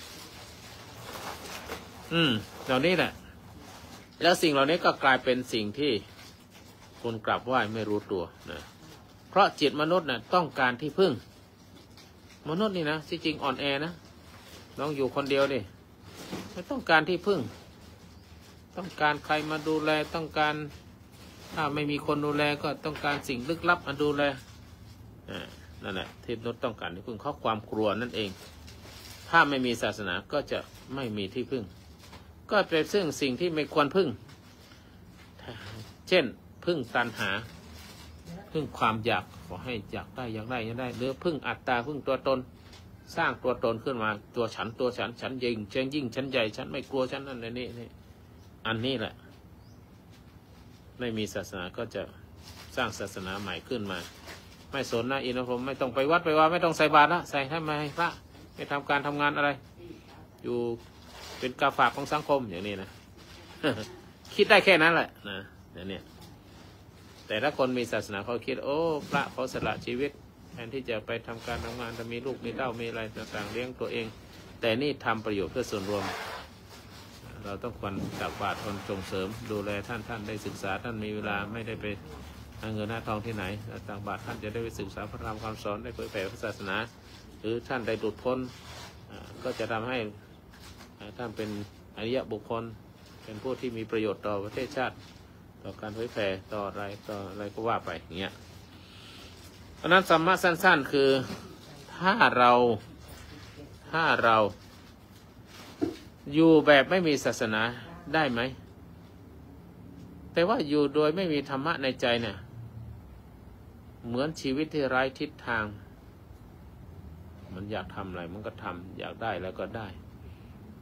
แล้วคนในสังคมถ้ามีคนแบบนี้ไม่มีศาสนาอยากจะทำอะไรมีกิเลสอยากกินก็กินอยากจะเที่ยวอยากจะนอนกับใครอยากจะได้เปจ่ายไปฉุดกล้ากระชากถูลูกใครเมียใครเนี่ยไม่สนใจความชั่วไม่สนใจบาปบุญกุศลโทษอะไรต่างๆจะเป็นอย่างนั้นหรือต้องการให้คนเป็นอย่างนั้นหรือถ้าคนเป็นอย่างนั้นหมดในโลกนี้ไม่มีข้อห้ามไม่มีจิตใจที่เป็นบุญเป็นกุศลจิตใจที่คิดในสิ่งที่ดีที่งามคือเขาไม่มีศาสนาเขาทำอะไรก็ได้เขาไม่ต้องเกรงกลัวอะไรต่อบาปต่ออะไรต่างๆอันนั้นสังคมจะเป็นอย่างไรนะคืออยู่ด้วยไม่มีธรรมะในใจชีวิตก็ไร้ทิศทางเพราะฉะนั้นศาสนาที่แท้ไม่ใช่แค่พิธีกรรมไม่ใช่พิธีกรรมตักบาตรหรือไหว้พระสวดมนต์อะไรต่างๆเนี่ยแต่ศาสนาที่แท้ก็คือธรรมะที่ช่วยให้พ้นจากความทุกข์ได้จริงมีทุกข์มีอะไรต่างๆใช้ธรรมะนั้นมาใช้ในการดำเนินชีวิตพ้นจากความทุกข์นั่นจึงจะเป็นศาสนาที่แท้เมื่อมีความทุกข์ก็สามารถที่พ้นจากความทุกข์ได้เพราะฉะนั้นศาสนากับชีวิตนะศาสนานี่ไม่ใช่เพียงคำสวดหรือคำอ้อนวอนแต่คือรั้วกันใจไม่ให้หลงไม่มีธรรมะใจย่อมเปล่าในพงแม้อยู่คงแต่ไม่รู้ว่าอยู่เพื่อใครสาธุคุณวาดจะว่าไงฉันจะฉันเข้าแล้วคุณวาดฟังแล้วเป็นไงสาธุเจ้าค่ะพระอาจารย์สาธุนั่นแหละคือที่มาของคำถามของโยมชัดเจนเลยเจ้าค่ะสาธุเนี่ยเชิญไม่มีศาสนาเดี๋ยวพอนั้นแล้วก็จะขึ้นฝั่งผิดชีวิตก็จะเปลี่ยนเลยทีนี้เนี่ยค่ะทำไมเราจึงต้องมีศาสนาเพราะอะไรแล้วก็เพราะอะไรจึงมีความศรัทธาในพระพุทธพระธรรมพระสงฆ์ซึ่งมีคุณมหาศาลมากๆเลยเจ้าค่ะถ้าหากไม่มีศาสนาคือหลักธรรมคำสอนเนี่ยอย่าว่าแต่ขึ้นฝั่งผิดเลยเจ้าค่ะอาจจะไม่มีโอกาสเข้าฝั่งด้วยซ้ำถ้าถูกเจ้าบ้านเมืองมีกฎหมายธรรมะมีกฎระเบียบวินัยศาสนาวัฒนธรรมเชื้อชาติบ่งบอกถึงภูมิสิ่งที่เป็นสิ่งที่เห็นสิ่งที่มีชีวิตของคนเรามีแสงสว่างนำทางคือทางพุทธที่เราศึกษาอยู่กันศาสนาพระศาสดาเป็นศาสดาของโลกการที่เรายึดเอาธรรมะของพระพุทธเจ้ามายึดเพื่อจะดำเนินชีวิตให้เห็นในธรรมมันกับว่าทำไมต้องถือศีลห้าทำไมทุกคนต้องลดการเบียดเบียนลดการลักทรัพย์ลดการประพฤติผิดสิ่งที่ไม่ดีสิ่งที่มอมเมาอบายมุขของมึนเมานะคะเนี่ยถ้าคนเรามั่วตัวกันไปหมดไม่รู้ว่าผิดไม่รู้ถูกแล้วเราอยู่สังคมแบบไหนที่จะเป็นสุขเหมือนนิทานเรื่องนึงเคยมีนิทานเรื่องนายละเลย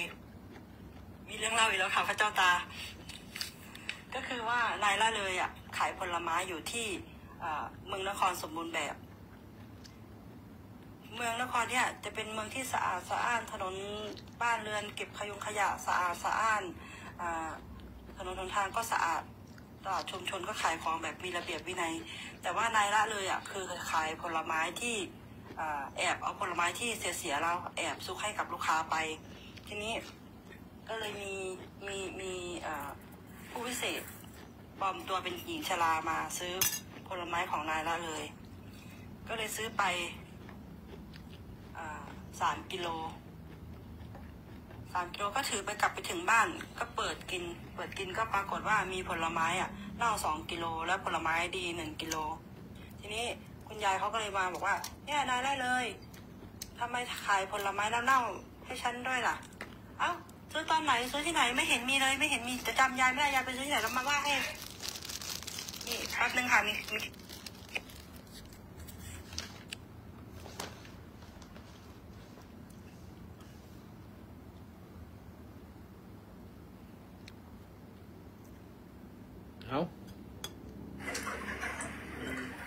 แม้ว่าจะผ่านการเรียนรู้ในด้านคุณธรรมจริยธรรมมาจากบิดามารดาจากการใช้ชีวิตอะไรเรียบร้อยแล้วเผอิญไปมองเห็นถึงเปลือกของศาสนาหรือความว้าวุ่นของศาสนิกในศาสนาแล้วก็ดูว่าโอ้มันวุ่นวายหมดเลยไม่เอาแล้วศาสนาก็ไม่ว่าอะไรแล้วเพราะว่าคุณถูกปลูกฝังคุณธรรมจริยธรรมจากบิดามารดาคุณเป็นที่เรียบร้อยแล้วคุณก็ถือไปไม่เอาศาสนาก็ได้ไม่เป็นไรหรอกไม่ว่าอะไรแต่ว่าถ้าหากว่าไม่ได้เริ่มต้นจากคุณธรรมจริยธรรมที่พ่อแม่ปลูกฝังมาเนี่ยคุณก็ไม่มาถึงจุดที่คุณไม่อยากมีศาสนาหรอกเพราะคุณอยากหนีความวุ่นวายแค่นั้นเองเพราะฉะนั้นคุณก็ควรจะไปอยู่ในเกาะกินคนสักพักหนึ่งคุณจะต้องไม่ใช้ศาสนาเพราะพวกนั้นไม่มีศาสนาคุณไปเกาะกินคนแล้วคุณก็ไม่วิ่งหนีมันแล้วสักพักหนึ่งพอเห็นคุณว่ามันจะแดกกูแล้วมันจะแดกกูแล้วพอมันจะแดกกูแล้วเนี่ยกูก็เลยต้องรีบบอกว่าหยุดก่อนเราควรจะมีศีลมีธรรมกันนะเพราะว่าเกาะของเราเริ่มวุ่นวายแล้วนะควรจะมีนะท่านผู้นำถ้าผู้นำเชื่อก็ใช้อำนาจผู้นำในยุคแรกเลยศาสนาเนี่ยมาช่วยเรียกว่าหล่อเลี้ยงกล่อมเกลาคนในหมู่เกาะนั้นน่ะแต่ถ้าว่าหน้าเผาไม่ยินดีบอกไม่เอากูจะแดกต่อกูจะแดกมือก็โดนแดกไปศาสนาจึงเกิดขึ้นคู่กับผู้ปกครองเพราะจะได้ใช้ทางด้านกฎหมู่กฎหมายกฎบังคับการปกครองแล้วก็ปลูกฝังคุณธรรมเขาก็จะอ่อนตามเลยกำเนิดศาสนามาเป็นอย่างนั้นแต่ถ้าไม่อยากมีศาสนาต้องไปอยู่เกาะกินคนสักพักหนึ่งก่อนจะได้เข้าใจธรรมชาติของการไม่มีศาสนาโดนแดกแน่นอนโดนแดกแน่สาธุเจ้าค่ะสาธุชัดเจนเลยเจ้าค่ะพระอาจารย์โอ้กินผักอยู่เกาะคนกินผักก็ไม่โดนแดกแล้ว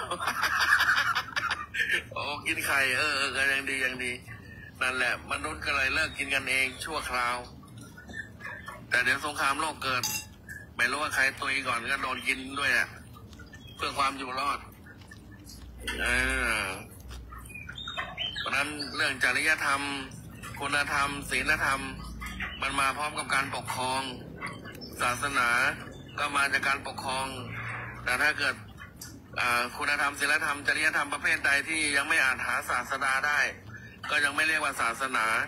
ก็เป็นเรื่องของศีลธรรมประจำเผ่าคุณธรรมประจำเผ่าจริยธรรมประจำเผ่าซึ่งเป็นเรื่องดีงามลดการเบียดเบียนลดการเห็นแก่ตัวเพราะฉะนั้นไอ้สิ่งเหล่านี้ไม่มีศาสนาแต่มาปรากฏชัดในใจก็ไม่เป็นไรถ้าเบื่อเซ็งเรื่องเปลือกกระพี้ศาสนาอื่นๆศาสนาพุทธศาสนาอะไรแล้วแต่ก็ไม่ต้องสนใจนะอยู่ในคุณงามความดีที่ตัวเองตั้งได้แต่ถ้าเกิดอยู่ในเรื่องของชั่วร้ายมันต้องมีศาสนาไม่เอากูไม่ทำกูทำไม่มีผิดกูกลัวไม่ต้องกลัวบาปทำอะไรก็ทำไป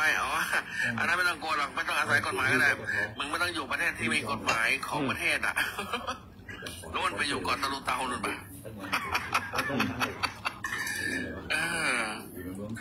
อุ๊ยดันไปกินเด็กท่านกายวาจาใจเขาห้ามพูดตรง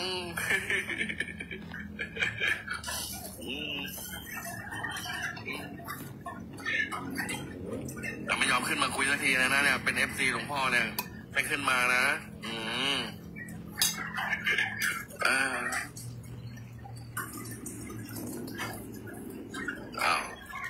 ฝนก็ตกฟ้าก็ร้อง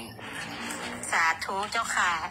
พระอาจารย์จริงๆแล้วเพื่อนๆที่อยู่ข้างล่างนะคะทุกท่านที่อยู่ข้างล่าง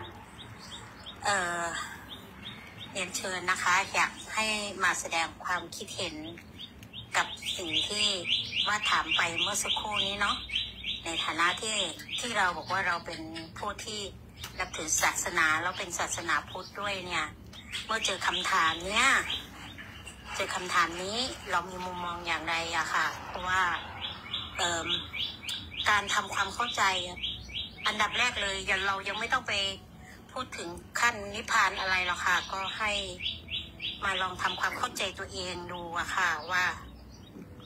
ในใจเราตั้งคำถามแบบนี้ไหมเคยไหมแล้วก็หรือถ้าสมมติว่าไม่เคยแล้วถ้าได้ยินจากตรงไหนก็แล้วแต่ซึ่งมันก็เกี่ยวเนื่องกันอยู่แล้วนะคะเนาะเกี่ยวเนื่องกันทั้งหมดแหละเราจะวางใจอย่างไรเนี่ยเป็นจุดสำคัญเลยนะคะในการที่เราที่บอกว่าเรานับถือพระพุทธศาสนาเนี่ยในหัวใจเราเมื่อเจอคำถามเนี้ยว่าไม่ต้องมีศาสนาก็ได้เนี่ยมุมมองเราเป็นยังไงวางใจอย่างไรเพราะเราก็รู้อยู่แล้วเนาะค่ะว่าในโลกนี้มีหลายๆศาสนามากเลยคนที่เป็นต่างศาสนาก็เยอะก็ล้วนเป็นจริงๆแล้วศาสนาพุทธเราก็จริงๆพระพุทธองค์ก็ไม่ได้ตั้งชื่อเนาะว่าเราเนี่ยศาสนาชื่อพุทธนะพุทธศาสนานะแต่หลักธรรมเนี่ยค่ะหลักธรรมคำสอนเนี่ยสำหรับตัวโยมนะคะสำหรับตัวโยมนะเจ้าค่ะพระอาจารย์รู้แล้วว่ารู้เลยว่าเป็นรู้แล้วว่าว่ารู้แล้วค่ะว่าหลักธรรมคำสอนพระพุทธศาสนาที่โยมเคารพนับถืออยู่เนี่ยนับถือนะคะเพราะว่ามันช่วยในเรื่องจิตใจให้เข้าใจแก้ไขใจได้แก้ไขใจซึ่งพระพุทธองค์ทำไมถึงสอนเนาะว่าทุกสิ่งล้วนเป็นทุกข์อะล้วนเป็นทุกข์อะทุกสิ่งมีแต่ทุกข์อะอะไรพระพุทธองค์จะสอนเรื่องทุกข์เนี่ยค่ะเป็นสิ่งที่สาธุเลยมันเป็นของดีเลยเอาทำไมดึงบอกว่าเป็นของดีต่างศาสนานี้ก็อาจจะศาสนาพุทธสอนอะไรสอนยังไงแล้วทำไมเราจึงบอกว่าเมื่อเราพิมพ์มารู้ทุกข์เนี่ยเราได้อะไรสาธุค่ะพระพุทธศาสนาพระศาสนาดีอีกครั้งเชิญโอ้ยมาแล้วนิมนต์สาธุ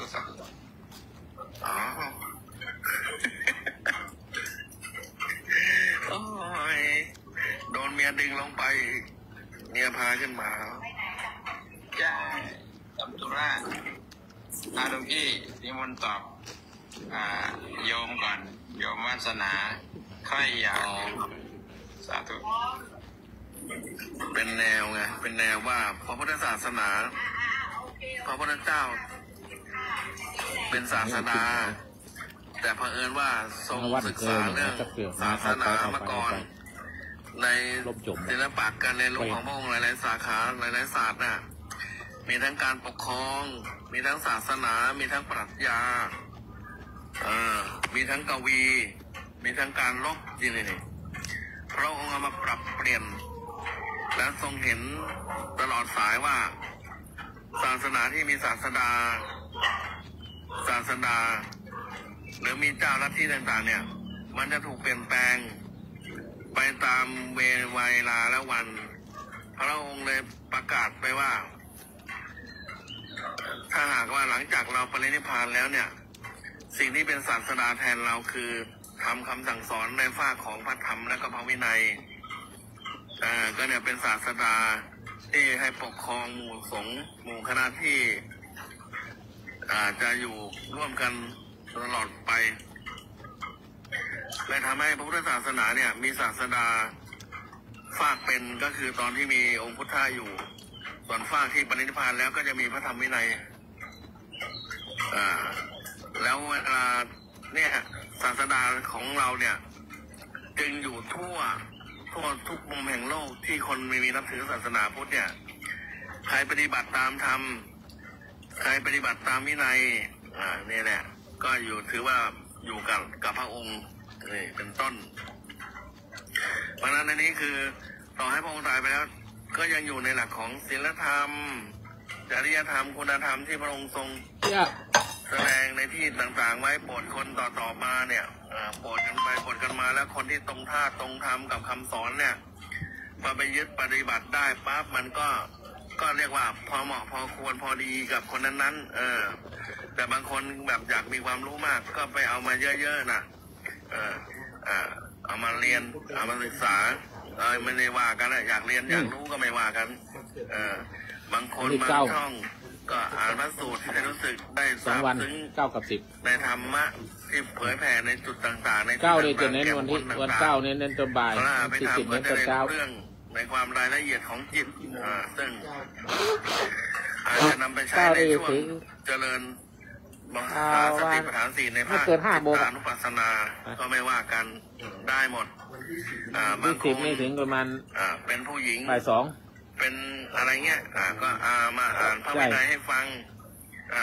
พระไม่ควรทำอย่างนั้นพระไม่ควรทำอย่างนี้ก็ประกาศกันไปต้องการที่จอดรถดีคือพระจะได้จำได้ด้วยต้องการว่าบางทีเขาก็ไม่ไปแต่ข้อเสียคือพูดเผื่อไว้เถอะรถวัดนั้นทำไมไม่ตรงตามอย่างนี้หลวงพี่วัดนั้นไม่ตรงตามนี้เอาเริ่มมาแล้วแต่แล้วแต่อัจฉริยะบางทีก็ไปจอดวัดนั้นวัดนี้เถอะนี่ก็ไม่ว่ากันไม่ว่ากันเพราะว่าช่วงสงครามไงก็ต้องอาศัยญาติโยมที่ศึกษาทั้งพระวินัยพระธรรมพระสูตรพระพิธรรมเนี่ยมารวมตัวกันขอบใจมากนะกันมาผูกมัตตะก้าใหม่เพราะช่วงนั้นไม่ว่าจะเป็นอุปกรณ์ใดที่บันทึกธรรมมันก็จะมีปัญหาหมดแหละคนที่ทรงจำก็ตายไปอุปกรณ์บันทึกต่างๆก็ถูกทำลายล้างได้ด้วยลัทธิอื่นก็ได้ไม่เป็นไรแต่พอจะมารวมตัวกันใหม่ในพุทธศาสนาแล้วก็อาศัยญาติโยมนี่แหละที่ทรงจำพระธรรมพระวินัยเนี่ยได้หมดก็ดีแล้วมาเทียบเคียงกันวันหลังจากว่าเราอยู่ในการปกคลุมของเขาเรียกว่าสารกัมมันตภาพรังสีที่มันลอยเกาะอยู่บนผิวโลกเราเนี่ยเราต้องอยู่ใต้ดินสักพักหนึ่งแล้วค่อยมารวมตัวกันใหม่แต่ก็มันต้องว่าหลวงพ่อครูบาลมีโคตรนั่นฉันจังหันไม่พิจารณาเป็นอาบัตินะหลวงพ่อบอกเขาไอ้บ้าเขาพิจารณาในใจใครก็จะไปพิจารณาข้างนอกเรามันมีท่านรู้จักไหมปฏิสังขโยเมื่อหมดแล้วท่านก็ไม่มีความสุขท่านรู้จักไหมปฏิสังขโยและอัจฉมยาท่านเคยนะผมทำวัดทุกเช้าทุกเย็นผมได้ว่าแล้วเลยครับตอนเช้าก็ว่าตอนเย็นก็ว่าอัจฉมยาตอนเช้าปฏิสังขโยวันนี้ฉันจะบริโภคอะไรทั้งหมดปฏิคือก่อนแล้วหลังจากนี้ก่อนทำวัดเย็นก็ว่าอัจฉมยาในวันนี้ให้ทำอะไรไปเอารวดเดียวเลยแต่คนที่ไม่สวดมนต์เย็นเนี่ยอะไรเมื่อกี้พยามารกระทบคนที่ไม่สวดมนต์เย็นเนี่ยระวังให้ดีนะพยามารพูดไม่ใช่พี่พิชิตพยามารบอกท่านพยามารบอกมาให้กระตุ้นแย่อะไรคำถามคืออะไรนะเมื่อกี้พุทธศาสนาสอนอะไรใช่ไหมคุณวาสนาไม่มีศาสนาได้ไหมได้มีศาสนาได้ไหมคุณวาสนาถามไม่มีศาสนาได้ไหมใช่ไหมใช่เข้ามาไว้ทันคำถามนายอยู่บนจอพอดีเลยอยู่บนจอ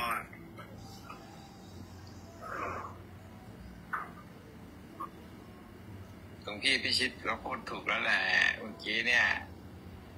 แต่เพิ่มเติมนิดนึงได้ไหมไม่ใช่เพิ่มจากหลวงพี่พิชิตนะเพิ่มเยอะๆเลยช่วงข้าวอาตมาพูดมั่วไปงั้นแหละพูดเติมไปเลยศาสนาพุทธสอนธรรมะความเป็นจริง4 ประการธรรมะเป็นสิ่งที่มีจริงเกิดขึ้นจริง บังคับบัญชาไม่ได้ด้วยนั่นคือธรรมะเราเนี่ยก็มาเรียนรู้ธรรมะตั้งแต่ข้อแล้วนะแต่ธรรมะจากชาวบ้านเรามันก็จะเป็นความเชื่อพ่อแม่พาเชื่อว่าพุทธพาไหว้จอมปลวกก็ไหว้พาไหว้ต้นไม้ตะเคียนก็ไหว้พาขอหวยก็ไปสุดท้ายแล้วก็พาใส่บาตรก็ไปนั่นแหละก็บอกว่าเป็นศาสนาพุทธแต่เขาไม่รู้มันก็เลยเป็นการสืบสันดานมาเรื่อยก็เพี้ยนไปเพี้ยนออกไปก็จะไปเป็นคืนสู่กับศาสนาผีมันมีผีอ้างผีอ้างโน่นอ้างนี่เพราะไม่รู้ก็ไม่รู้ก็มาศึกษาเรียนรู้เมื่อโตออกมา20 ขวบแล้วเกิดครั้งที่2มาตัดสินใจเองได้แล้วมาศึกษาศาสนาพุทธไม่เป็นไปอย่างที่เราสืบทอดมานี่แต่มันก็ยังออกไม่ได้ความสับสนของจิตใจใต้จิตสำนึกเราสิ่งที่เรารับจากเด็กมันเป็นการสืบสันดานจากผู้มีบุญคุณเป็นพ่อเป็นแม่นั่นแหละมันจะออกยากแต่การศึกษาใหม่ของเราเนี่ยเราก็เลยลังเลสงสัยวิจิกิจฉาเกิดขึ้นเยอะพระไปเรียนรู้มาเยอะๆก็พยายามบอกพยายามสอนยกแม่น้ำทั้ง5มาแต่มันก็ล้างออกยากเนาะอะไรคนที่มีบุญบารมีเดิมมาเนี่ยก็จะเข้าใจง่ายความวิจิกิจฉาหรือว่าความสงสัยมันก็จะลบเลือนไปได้เร็วแต่คนที่ได้ไม่เคยสัมผัสมาเลยอย่างเงี้ยมันก็ออกช้าเพราะฉะนั้นพระเจ้าสอนอะไรสอนสิ่งที่เป็นจริงธรรมะจริงๆท่านบอกว่าธรรมะทั่วโลกเนี่ยเยอะแยะไปหมดท่านรู้เยอะใบไม้ทั้งป่า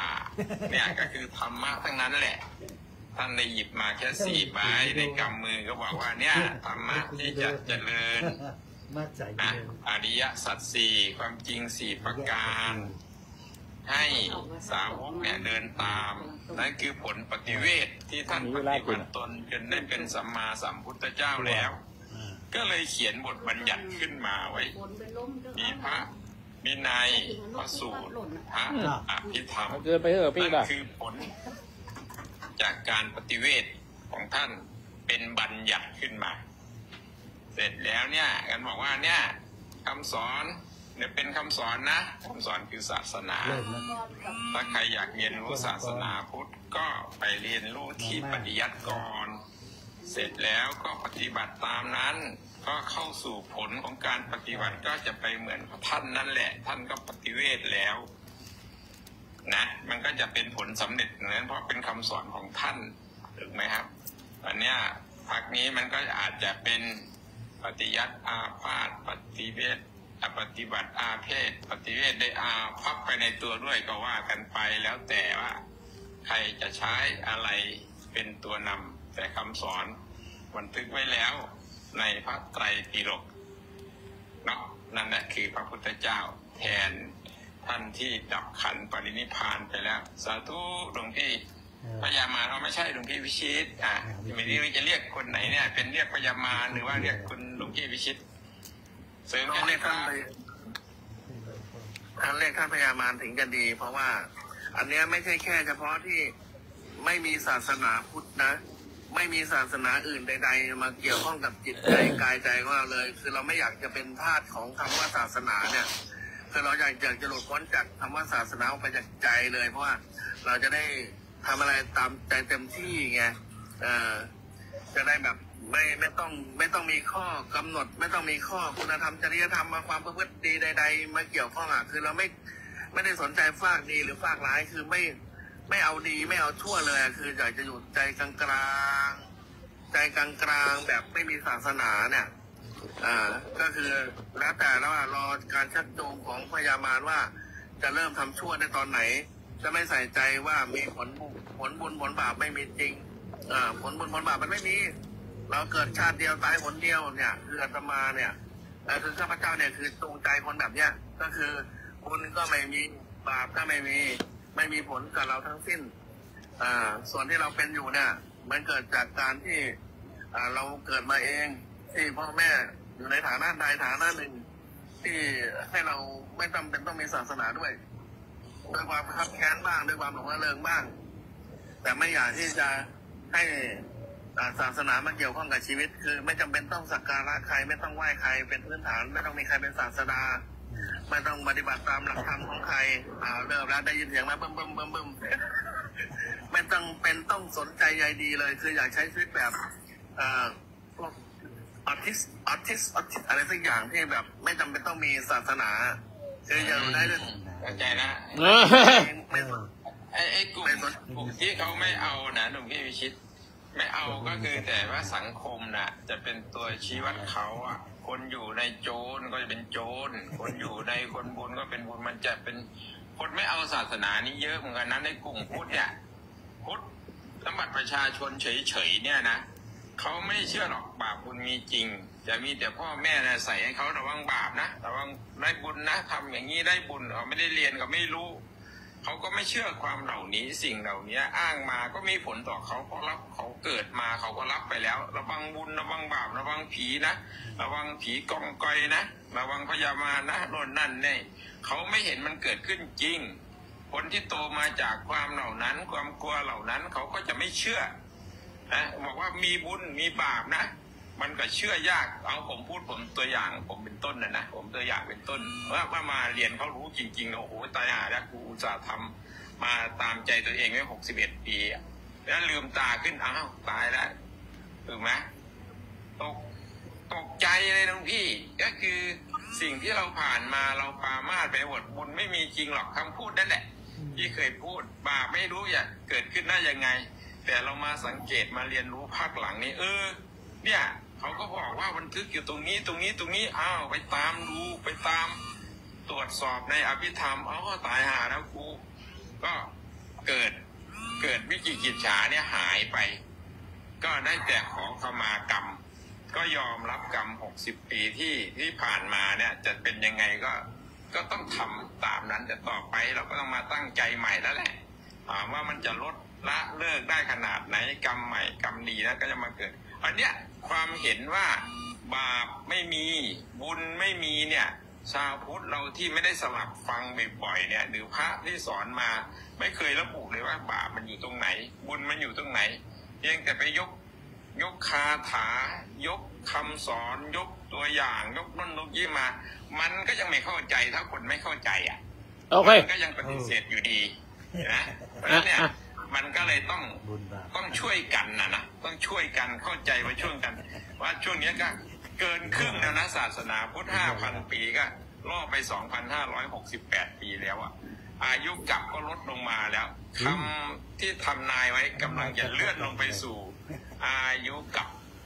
นะครับเพราะนั่นต้องสังวรตัวเองแล้วแหละพยามารหลวงพี่วิชิตสังวรแล้วแหละไม่รู้จะกลับมาเนี่ยอายุกลับมันจะเหลืออยู่เท่าไหร่สาธุอยากเหมือนทนกับความรู้สึกตัวเองไม่อยากมีศาสนาแล้วไม่เอาแล้วไม่เอา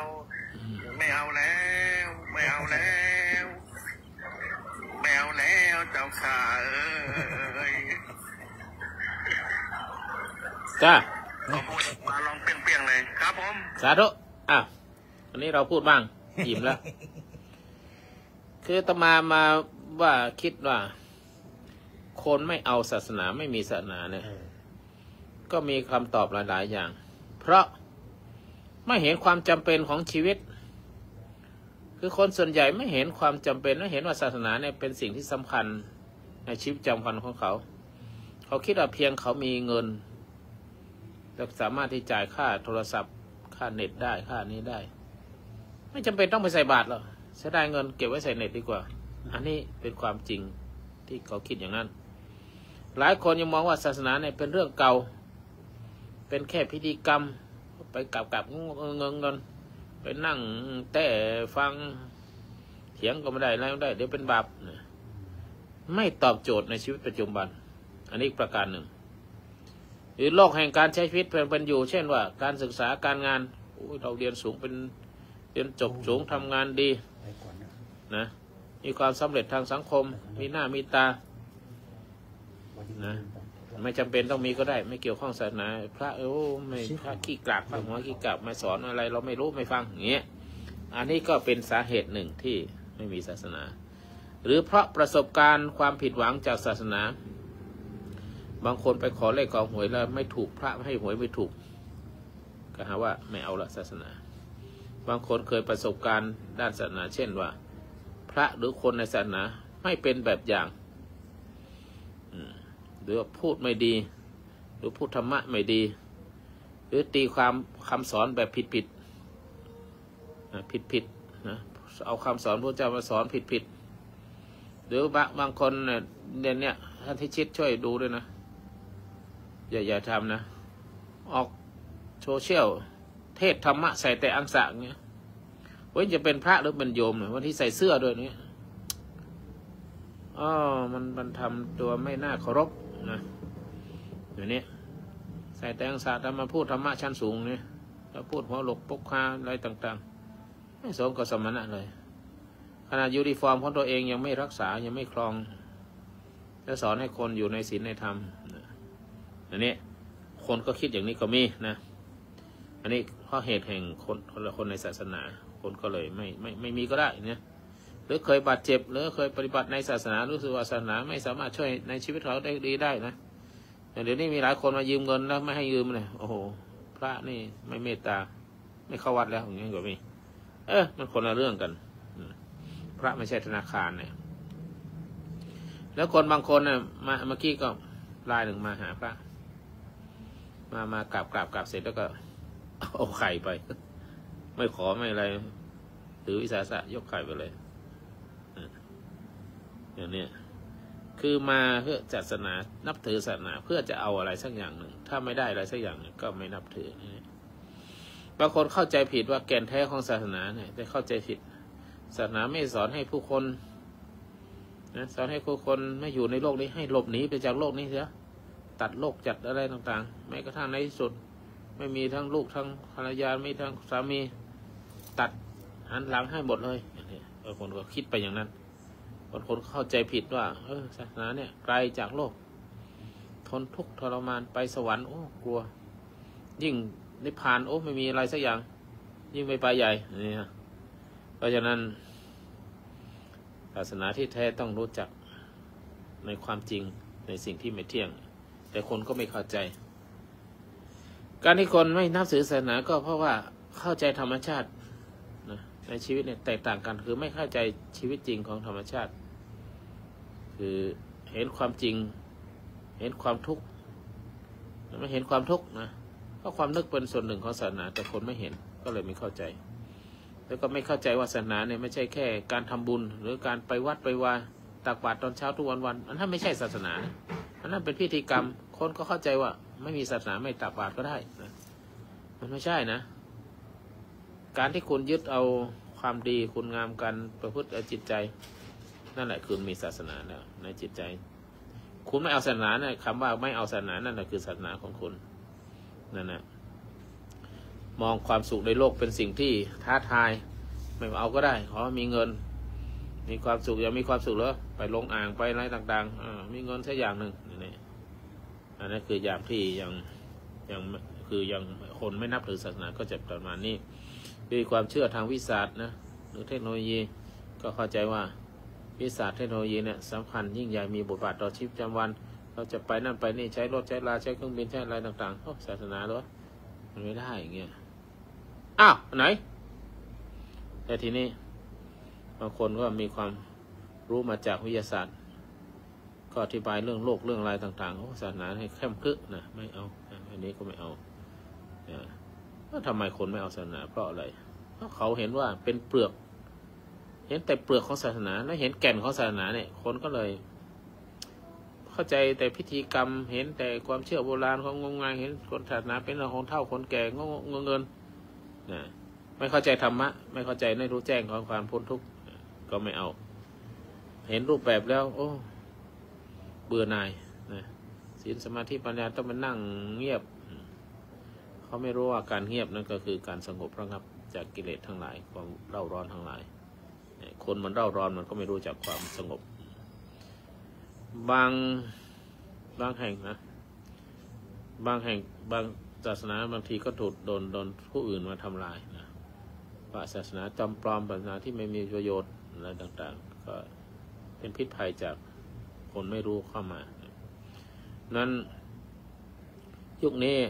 เป็นยุคที่คนเข้าถึงข้อมูลได้ง่ายมีเหตุมีผลตามวิทยาศาสตร์แต่ความรู้เหล่านั้นไม่ตอบความทุกข์ในใจได้นะอย่างรู้ธรรมะเหรอเดี๋ยวกดเอาได้กดได้แต่มันไม่ตอบความทุกข์ในใจไม่เหมือนกับการที่เข้าไปปฏิบัติธรรมนะแบบนี้เป็นต้นเพราะว่าเขายังไม่ถึงจุดที่ต้องใช้ธรรมะก็เลยไม่สนใจศาสนาอย่างวัยรุ่นหนุ่มสาวเนี่ยเขายังไม่ถึงจุดที่จะต้องใช้ธรรมะก็เลยไม่เอาธรรมะนะนั้นศาสนามันเป็นความเชื่อหมู่ความเชื่อของสังคมเช่นว่าเห็นศาสนาเท่ากับกราบพระเห็นบาปบุญเห็นภัยเห็นกรรมเห็นอะไรต่างๆเนี่ยแต่ธรรมะที่แท้เนี่ยไม่ได้สอนเรื่องเหล่านี้ไม่ได้เน้นตรงนี้แต่เน้นให้ดูจิตของตัวเองจิตตัวเองมันมีโลภโกรธหลงมีความทุกข์อย่างไรอันนั้นคือศาสนาที่แท้แต่เขาไม่เอาเขาไม่เห็นนะไม่เห็นศาสนาที่แท้ก็เลยไม่เข้าใจนะไม่เข้าใจในหลักธรรมคำสอนเนี่ยก็เป็นเหตุให้คนมนุษย์จึงไม่อยากไม่มีศาสนาแต่จริงๆแล้วคำตอบก็คือว่าชีวิตเราจะดำรงอยู่ได้เนี่ยก็อยู่ได้ด้วยศาสนานะคนจำนวนมากในโลกนี้เห็นว่าศาสนาไม่จำเป็นแต่จริงๆแล้วเมื่อมีความทุกข์เพราะศาสนาเป็นเครื่องนำทางทางด้านจิตใจทางด้านกายเราก็สามารถ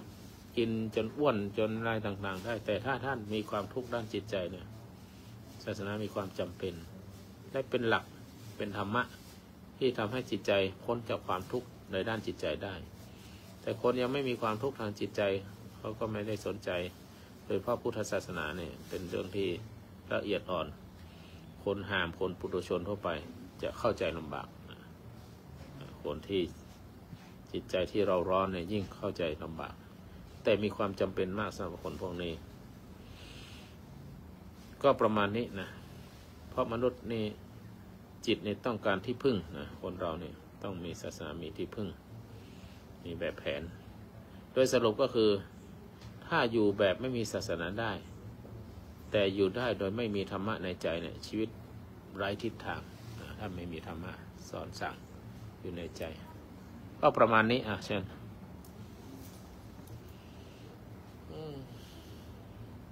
หายหมดแล้วพอเราแย่งพูดเราหายแล้วคนชุดคิดครับผมก็หลวงพี่พิชิตก็พูดเข้ามา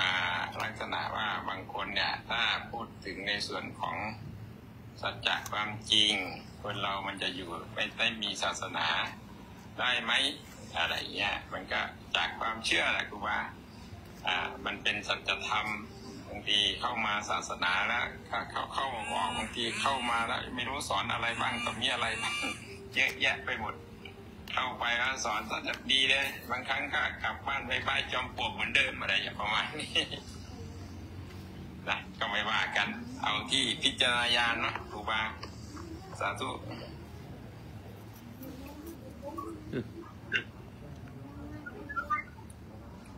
หายเลยพญามารเราเมื่อกี้ไม่มารพูดหรือหลวงพี่พิชิตพูดไม่รู้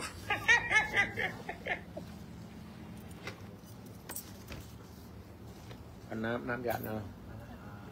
ยะถาวริวหาปุราปริเปรนสาคลังเอวะเมวะโตทินังเปตนังภะคะปะติสิตังปฏิตังตุมหังคิปะเมวะสมิสตุสเพปุเรตุสังกปาจันโทปนารโสยถามนิโชติรโสยถาดีและบัดนี้ไม่เคยครอบครัวของ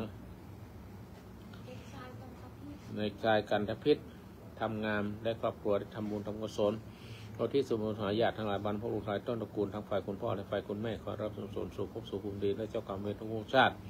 เจ้ากรรมเวรรับส่งสนพระภูมิเจ้าที่ไม่เท่าในทั้งสี่ขอรับส่งสนพญามิจุราชยมบาลอินทพรหมขอรับส่งสนได้มาทำบุญแล้วขอมีแต่ความสุขความเจริญสำราญพบกับเขาเจ้าทั้งหลายที่กล่าวนามาทั้งหมดตั้งใจที่นำไปก็ตามเพื่อได้สำเร็จจุยงทุกประการ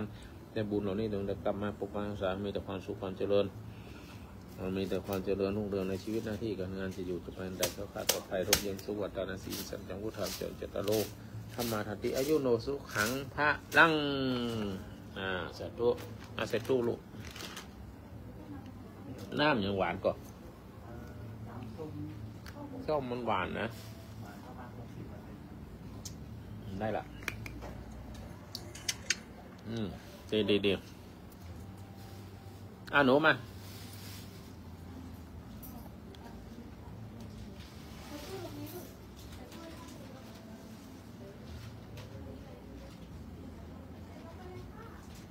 เอาไปไหนละเดี๋ยวให้พรก่อนกราบนมัสการพระคุณเจ้าทุกรูปครับผมสวัสดีทุกท่านนะครับผมเพิ่งเข้ามาครับผมเห็นห้องเงียบก็ยังเรียกว่าเครื่องผมเสียยะถามเรวหาปุราเรเปรตาพลังเอวเมวะตุทินังเปตันังกัปปิชิตังพิตังตุมหังทิปเมวะสมิสตุสเพปุเรนตุสังกปะจันโทปนรโสยะถามนิโชติรโสยะถาดีและวัดนี้ไม่มีตนตัวของคนโยมณลินรัตตาลำและลินดาพันตาลำได้พากันมาทำบุญทรงกุศลไปหาพ่อเกิดไม่เกิดของเธอทั้งสองและของครอบครัวพระมหาเจ้ากรรมเวรเธอทั้งสองและของครอบครัวขอเจ้ากรรมเวรรับส่งสนสู่ภพภูมิดีๆเจ้ากรรมเวรได้โหสิกรรมลดโทษอภัยทานอย่าได้เป็นเวรเป็นกรรมสิ่งของการเลิกยาตการกรรมเวรทั้งหลายคุยกันเรื่องอะไรครับไม่มีศาสนาบุญกุศลได้หายไปได้หาข่าวเจ้าทั้งหลายศาสนาได้ไหมบุญกุศลได้หายไปอยากทั้งหลายมันก็รู้หายต้นตระกูลขอรับส่งสนขอบุญกุศลได้หายไปเต่านั้นเป็นบุญของตนตัวครอบครัวเดินทั้งสองในครอบครัวมีแต่ความสุขความเจริญมาทุกมาสมโรคภัยอันตรายทั้งหลายทั้งปวงมาหายไปมีแต่ความสุขความเจริญเกิดคุณพูดเจ้าธรรมเจ้าทั้งเจ้าวัฏนาสีสันนิทานจำเจตาโลธนาทันติอายุวันโนสุขังพลังใส่ตู้ไม่มีศาสนาได้ไหมก็ตอบน่าจะได้นะครับมองคุณนะตอบเสียทีดิได้มีศาสนาก็ได้อยู่แต่มันก็อยู่แบบนั่นแหละก็แบบสังคมของสัตว์นะสังคมของสัตว์ใครมีกำลังใครมีความเข้มแข็งคนนั้นก็เป็นผู้ปกครองไงก็อยู่แบบอะไรนะแบบกดขี่ข่มเหงกันไปนะตามสัญชาตญาณนะครับผมกำลังใครเยอะกว่าคนนั้นก็ได้เป็นผู้นำไหม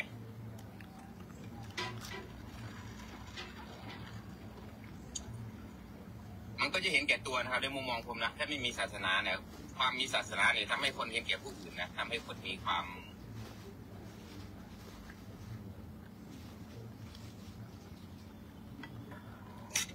เห็นใจซึ่งกันและกันแล้วก็รู้จักความดีรู้จักทำความดีเนี่ยครับ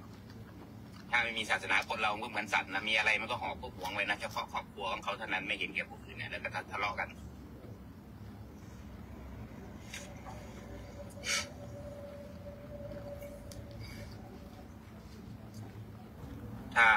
ถ้าคนไม่มีศาสนามันก็เหมือนสัตว์นั่นแหละเพื่อนฝูงปศุสัตว์อะไรแหละก็ไปตามผู้นำนะใครนำได้คนใดมีอันนี้นำได้ก็ไปกันเรื่อยๆนะอยู่ตัวใครตัวมันไม่ได้สนใจใครเนี่ยเอาชีวิตรอดมันก็อยู่ได้อยู่นะโลกใบนี้เขาก็เป็นอย่างนี้กันแหละก่อนจะมีศาสนามันก็เป็นอย่างนี้กันมาก่อนแล้วก่อนที่จะเกิดมีความเชื่อมีความกลัวมีอันนี้มาแต่จริงๆมันย้อนกลับมุมเดิมไม่ได้แล้วแหละมันก็จะเหลือแต่ว่ามันก็จะพัฒนาจุดสูงสุดเนี่ยคนเรามันเริ่มต้นจากไม่มีศาสนาทีนี้มันก็พัฒนาสูงสุดมีศาสนาสูงสุดว่าศาสนาเจริญรุ่งเรืองขึ้นคนก็ดีขึ้น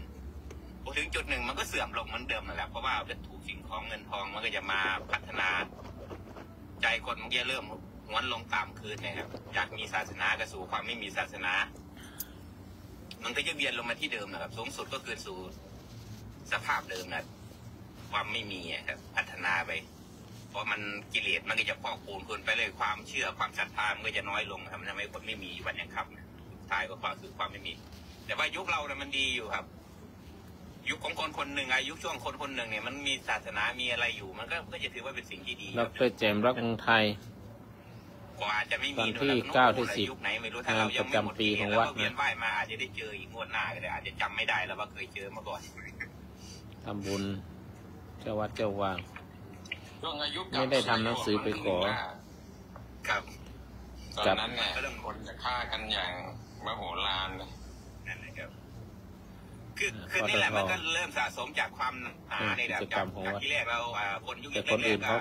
นสัตว์เนาะเหมือนกับสัตว์ป่าพัฒนาขึ้นมาเป็นคนใหม่ๆมันก็ยังมีความในละรักโลภกดหลงกันอยู่มากๆเนี่ยพอโตมาพอที่มาหน่อยก็เริ่มมีความกลัวไงมันทุกข์มากอะไรมากก็ความกลัว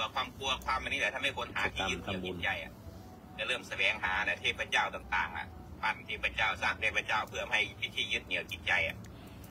พอมากขึ้นมันก็จะมีสิ่งเก่าๆเดิมๆคือเขาบอกว่าในโลกใบนี้มันไม่ได้เรียงของใหม่นะโลกใบนี้เมื่อเกิดขึ้นเวียนอยู่อย่างนี้แหละยุคสมัยหนึ่งคนมันก็เคยมาอยู่แล้วมันจะมีหัวคิดมันจะมีความมันนี้ทางจิตวิญญาณมันมาอยู่แล้วไง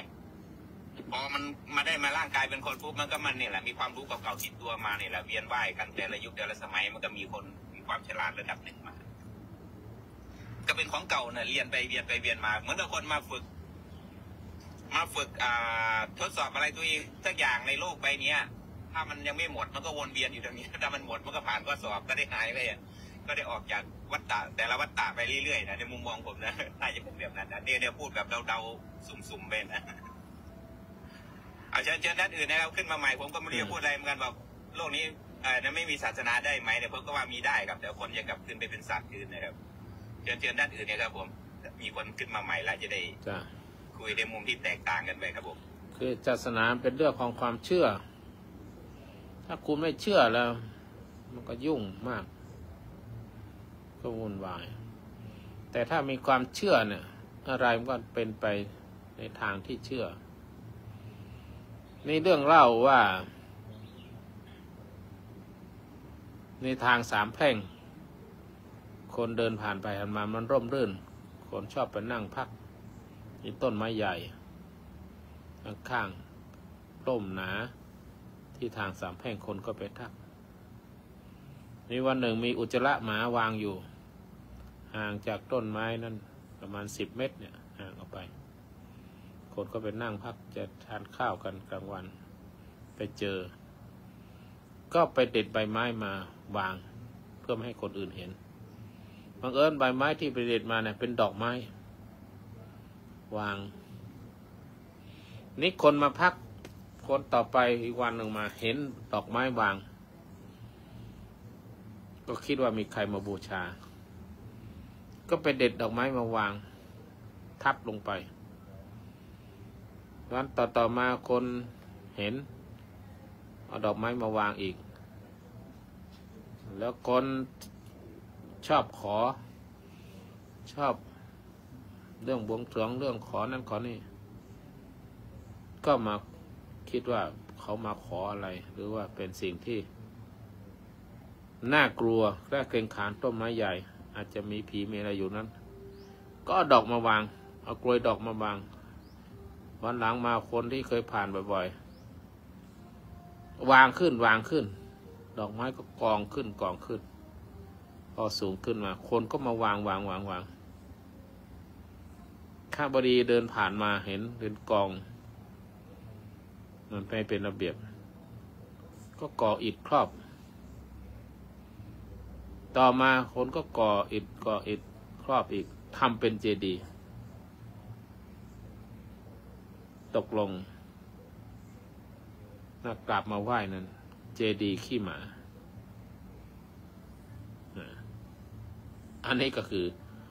ความเชื่อที่งมงายเขาเชื่อก็เชื่อเขาทำก็ท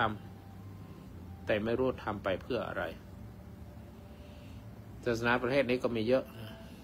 ไม่รู้เหตุรู้ผลให้เชื่อก็ต้องเชื่อก็คือเหมือนคนไปยึดมั่นถือมั่นในดอกไม้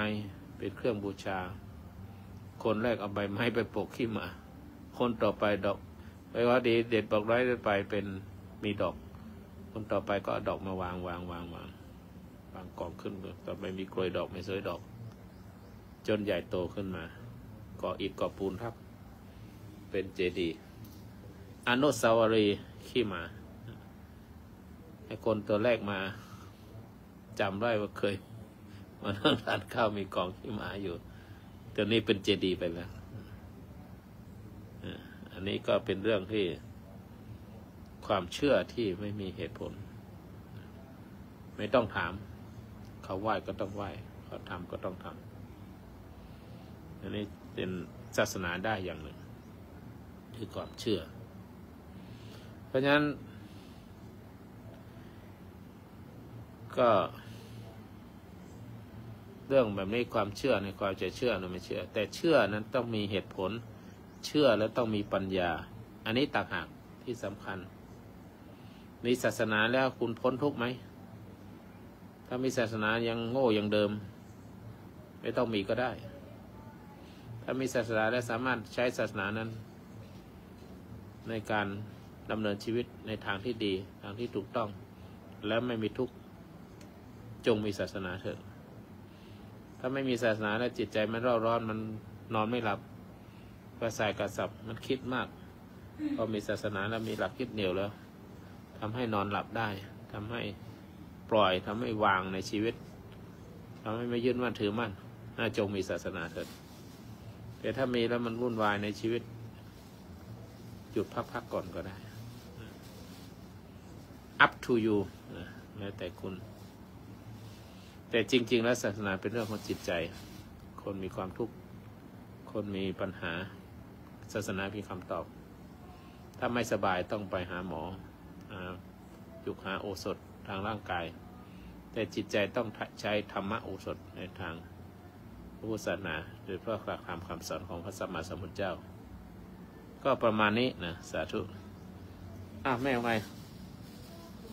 มันเขียมสีนี้ไอ้ยังเนี่ยตัวมันคืนหนังเนี่ยไอ้ยังไหวนะกันอ๋ออันนี้หอมให้หนังยังมันเกิดสาธุเขาจะเกิดร้องกันโมทนาสาธุอยู่ลมเย็นเป็นสุขมีความสุขความเจริญเศรษฐกิจนี่สุขภาพเราไม่สมบูรณ์อายุมั่นขวัญยืนลมเย็นเป็นสุขอายุวันโนสุขขังพลังแม่สีทองสู่ทรัพย์นะเดี๋ยวมาเต็มปล่อยวันนั้นมันบวมปุ่นแบบนี้อย่างนี้อันนี้ใครหมอกอะดีดี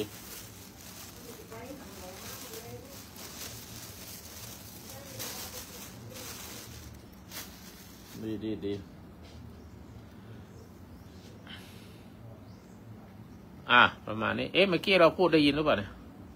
ได้ยินนะคุณตักสรุปหน่อยจะลงละไม่มีใครพูดอะไรพอลงมันพอมาจะขึ้นมาคุยอะไรไหมลงมันถ้าไม่มีศาสนาได้ไหมไม่ขึ้นไม่เป็นไรให้โยมสรุปก็ไม่มีศาสนาที่คุณตักศาสนาคำว่าศาสนานี่ก็เป็นบัญญัติที่มีความหมายมากๆเลยนะแต่ที่จริงแล้วศาสนาเนี่ยมันมีอยู่ในทุกคนอยู่แล้วนะแต่ว่าคำว่าศาสนาคือเป็นบัญญัติเพื่อให้รู้ว่าศาสนานี่คืออะไรเป็นอย่างไรแต่ความเชื่อเนี่ยความเชื่อไปในทิศทางไหนอันนี้ก็ต้องมีผู้นำก่อนทีนี้ตัวเราก็ต้องถ้าหากว่าเราไม่ได้เชื่อในศาสนาที่มีบัญญัติอยู่ในโลกนี้อย่างที่เราจะรู้จักกันไม่ว่าจะเป็นพุทธคริสต์อิสลามหรือแม้กระทั่งศาสนาอื่นที่มีอยู่นั่นนะท่านกำลังเชื่อในศาสนาของตนเองคือเชื่อในวิถีความคิดของตนเองว่ามันน่าจะเป็นอย่างนั้นมันน่าจะเป็นอย่างนี้แต่ทั้งหมดทั้งสิ้นนะคะถ้าหากว่าสิ่งที่ท่านเชื่อมั่นในความดีคุณธรรมศีลธรรมจริยธรรม ก็ถือว่าเป็นในทางออกที่ดีแต่ถ้าหากว่าเชื่อว่าบาปไม่มีบุญไม่มีอันนี้ก็ซึ่งจะทำให้เกิดความเสียหายเกิดขึ้นได้ตอนแรกก็คือความเสียหายที่เกิดขึ้นจากตนเองเพราะว่าไม่รู้บาปบุญคุณโทษทำให้เกิดความเสียหายแล้วก็ทำให้เกิดการทะเลาะเบาะแว้งกันได้นะคะจะทำงานใหญ่งานใดก็ทำไม่ได้เพราะว่าบางอย่างไม่สามารถทำได้ด้วยตนเองเราก็ต้องอาศัยเพื่อนฝูงหรือว่ามิตรสหายในการทำงานเป็นทีมได้การอารมณ์อร่วยซึ่งกันได้ซึ่งถ้าเราไม่ได้เรียนรู้เรื่องนี้ก็ทำให้เกิดความเสียหายอย่างเงี้ยค่ะก็ขึ้นก็เลือกทางเดินตามองค์สมเด็จพระสัมมาสัมพุทธเจ้าที่ตรัสรู้ในเรื่องของอริยสัจสี่ซึ่งเป็นความจริงอันประเสริฐ4ประการนะคะและเดินตามนี้แล้วว่าศาสนาพุทธที่ชื่นชอบมากที่สุดก็คือว่าไม่ควรยึดมั่นถือมั่นด้วยความเป็นไตรลักษณ์นะคะแม้กระทั่งความคิดเราความคิดเมื่อกี้กับความคิดตอนนี้ก็ไม่ได้อยู่แล้วก็หายไปเพราะฉะนั้นจะเอาอะไรมาเป็นสาระไม่ได้เลยนอกจากกดดวงใจที่ตั้งมั่นแล้วค่ะอาจารย์สาธุค่ะสาธุโยมสรุปได้แค่นี้สาธุดีจะได้คือธรรมะสำหรับคนไม่มีศาสนานะธรรมะสำหรับคนไม่มีศาสนานั่นก็จะมีศาสนาได้ไหมแต่ธรรมะของคนไม่มีศาสนาเนี่ยก็คือเป็นคำถามที่เพียงแต่เปิดใจให้คือเขาไม่เปิดใจให้ศาสนาเข้ามาอยู่ในชีวิตแต่ว่าจะให้ธรรมะเขาก็ยังย่อมได้นะแม้คนที่ไม่มีศาสนาคำตอบคือธรรมะสำหรับคนไม่มีศาสนาก็คือธรรมที่เป็นธรรมชาติคือไม่ต้องเชื่อนะไม่ต้องเชื่อแต่ดูให้เห็นได้ตนเองให้เห็นโดยชีวิตคือไม่ต้องไปเชื่อไม่ต้องเชื่อผู้พูดไม่ต้องเชื่ออะไรสักอย่างถึงคุณไม่มีศาสนาคุณก็ไม่ต้องเชื่อคำไม่ต้องไปเชื่อใครเพราะธรรมะไม่ใช่เรื่องของการเชื่อแต่คือการเห็นคุณเห็นอย่างไรล่ะคุณไม่จำเป็นจะต้องเชื่อพระพุทธเจ้าคุณไม่ต้องไปเชื่อเรื่องนรกสวรรค์บาปบุญแต่คุณสามารถเห็นได้ว่าความสุขชั่วคราวและจากไปเนี่ยจริงไหมความสุขเนี่ยคุณมีความสุขตลอดทุกวันไหมก็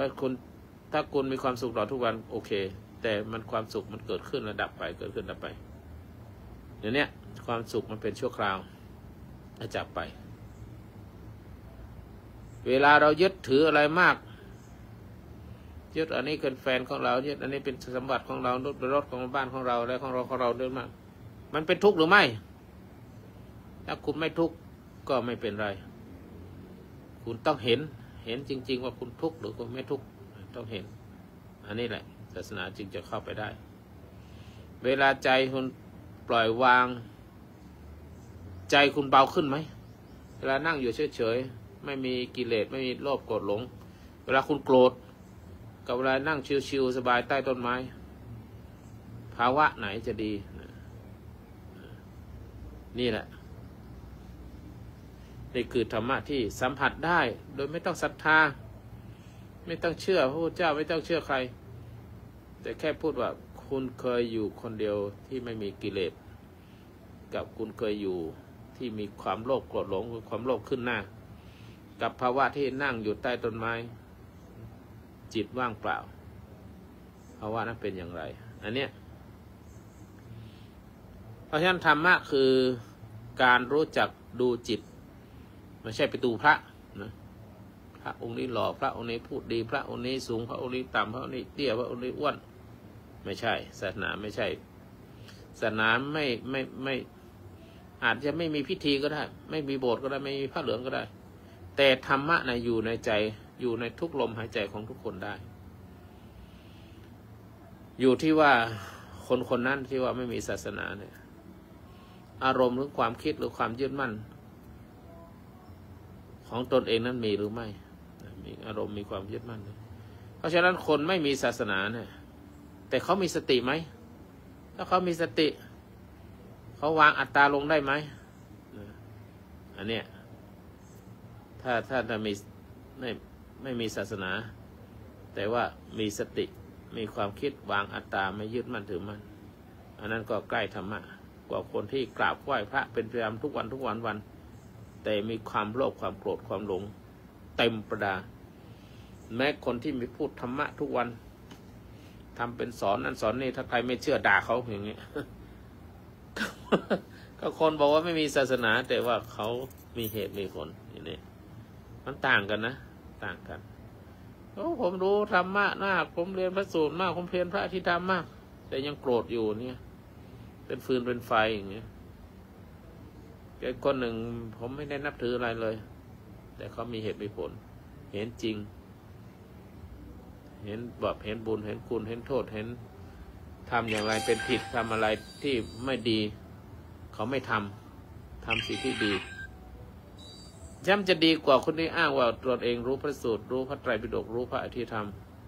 แต่โกรธเต็มประดาตัวเถียงกัน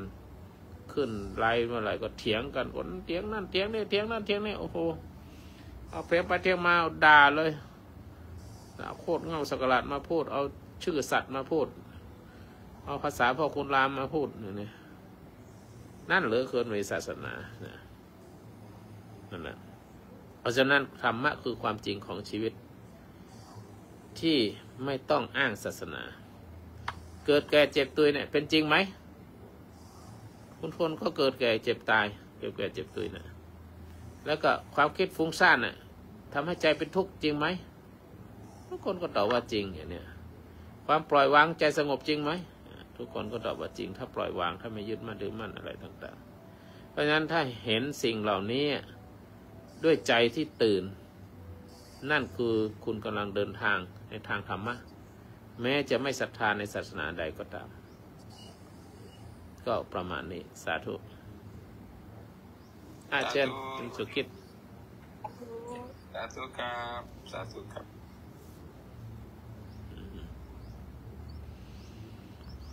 ถูกต้องนะครับเราได้แล้วเมื่อกี้น่าเครียดอยู่แต่ถ้าน่าเครียดปุ๊บระหว่างก็จะขึ้นพรุ่งนี้ก็จะเป็น140 150ถ้ายังเครียดต่ออีกขึ้น170 180นะถ้าหายเครียดปุ๊บลงปุ๊บเลยนะหนูครูบาสาธุสาธุไม่เคยเกิน200ถ้าวิชิตไปฉันข้าววิชิตไปฟอกไตแล้วท่านไปวัดนะคะไม่ใช่ไปโรงพยาบาลหรอคะอาจารย์ใช่ไปโรงพยาบาลเนี่ยเขียนไว้ไปฟอกไตแล้วหนีไปฟอกไตแล้วสงสัยโดนเอ็ด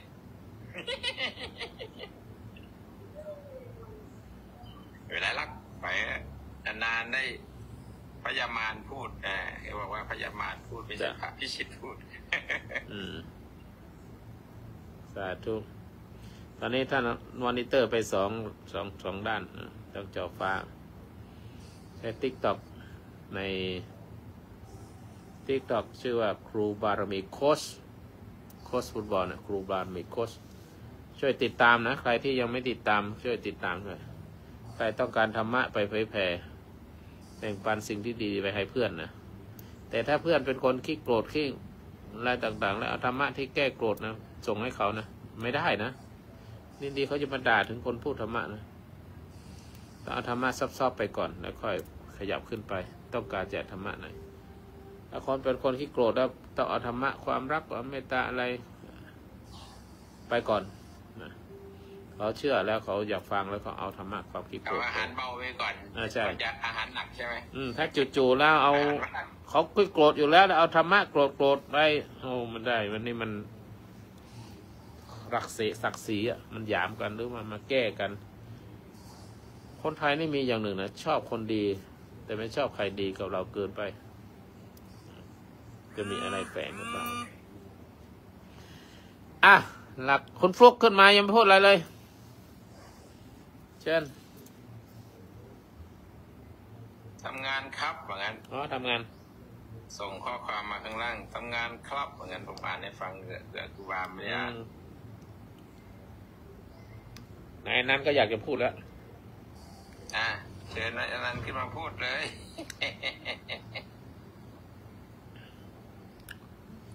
พอดีเวทีมาแล้ว สาธุครับผมคือเมื่อกี้ฟังแล้วนึกว่าไม่มีศาสนาได้ไหมอ๋อถ้าพูดอย่างอาจารย์พูดก็ไม่ยากเหมือนกันครับอย่างคนเกิดมาในยุคที่มันมีศาสนาอยู่แล้วแต่บอกว่าจะไม่นับถืออะไรเลยได้ไหมมันก็บ่งบอกถึงความมีสติปัญญาของแต่ละคนนะครับเพราะการที่มีศาสนาอยู่แล้วการที่เราไม่เชื่อไม่ศรัทธาไม่ถือเนี่ยก็แปลว่าเรามันก็มีสองอย่างครับศาสนาจริงๆมันทำให้คนจิตใจอ่อนน้อมหรือจิตใจอ่อนไม่แข็งนะครับศาสนาความดีทุกศาสนาก็สอนให้คนเอื้อเผื่อแผ่กันสอนให้คนเนี่ยมันพื้นฐานอยู่แล้วครับกับคนที่จะประกาศศาสนาส่วนมากศาสดาต่างๆให้ก็ประกาศมาเพื่อช่วยเหลือผู้คนเนี่ยให้คนมีจิตใจดีจิตใจเอื้อเผื่อแผ่กันนะครับผมขณะที่เกิดมาแล้วยังไม่เห็นความดีในศาสนานี่แปลว่าที่มีจิตใจคนที่มีจิตใจมีอัตตามานะตัวเองสูงนะครับวิธีลงที่เขาเลยครับหรอ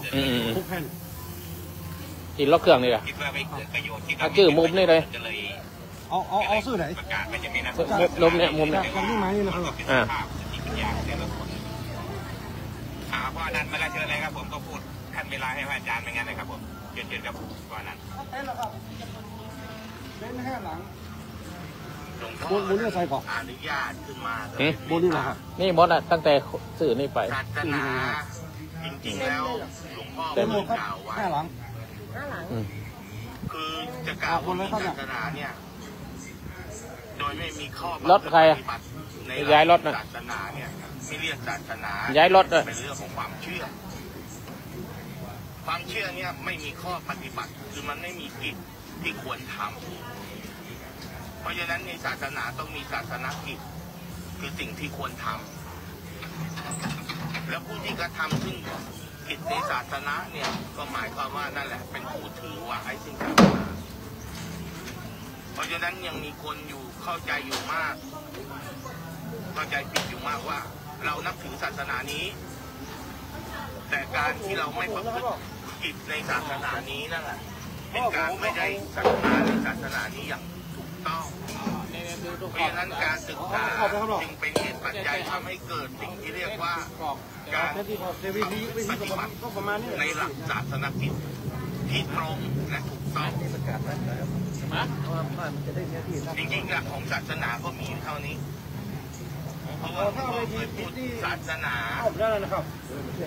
คือข้อประพฤติปฏิบัติประมาณนี้ครับ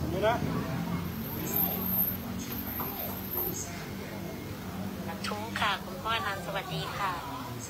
ไม่ให้จอดแล้วไม่ให้จอดแล้วประจำการติดการเต้นหลวงพ่อเคยพูดเนี่ยใช่เลยค่ะหลวงพ่อนะที่ว่าตั้งใจมาถามห้องหลวงพ่อเนี่ยเพราะว่าครั้งหนึ่งบ้านเคยตั้งแต่สมัยนู้นนะคะสมัยไหนสมัยเข้ามาในที่ต่างใหม่ๆแล้วก็ได้มาเห็นการสนทนาได้ยินการสนทนาเรื่องศาสนาเนี่ยแหละค่ะว่าคืออะไรเป็นยังไงเนี่ยค่ะแล้วก็มีการพูดขัดแย้งกันอยู่แต่ว่าตอนนั้นก็ตอนนั้นยังไม่ได้รู้อะไรมากมายยังไม่ทันอารมณ์ตัวเองอะค่ะคุณพ่อก็จำได้แล้วพอดีคำถามเนี้ยคำถามที่บอกว่าไม่มีศาสนาได้ไหมเนี่ยวัดเป็นคนเสนอเองค่ะแล้วหลวงพ่อท่านก็เมตตามากเลยเพราะว่าในห้องอะนะคะในห้องแอปเขียวอะก็มีกัลยาณมิตรท่านแชร์อย่างนี้แหละมาแล้วก็บ้านก็เห็นประโยชน์อะค่ะเห็นประโยชน์แล้วก็ต้องน้อมอนุโมทนาสาธุ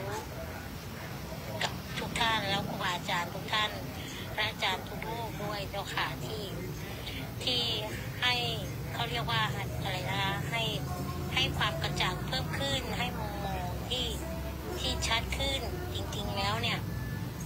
คำถามเนี้ยมันเหมือนไม่มีอะไรนะคะมันเหมือนไม่มีอะไรมันเหมือนเป็นเรื่องเฉพาะตัวจริงๆแล้วมันก็ยังประโยชน์ให้เห็นหลายมุมหลายแง่มากเลยค่ะว่าเพราะอะไรจึงมีหรือไม่มีทำไมจึงต้องมีศาสนาแล้วตัวศาสนาคืออะไรคือหลักธรรมคำสอนหลักธรรมคำสอนนี่ก็เป็นกลางๆเนาะอาจารย์ทุกท่านด้วยเป็นกลางไว้ที่ว่าหลักธรรมคำสอนของศาสนาใดๆก็แล้วแต่ มันก็คือเหมือนเข็มทิศ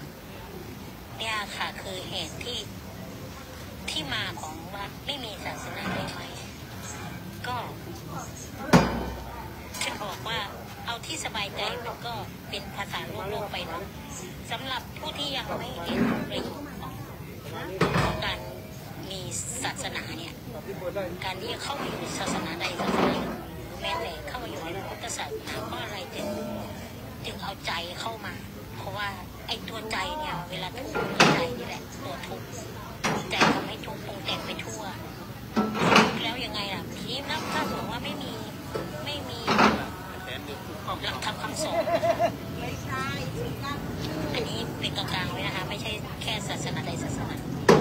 ถ้ามีหลักธรรมคำสอนในการที่จะนำพา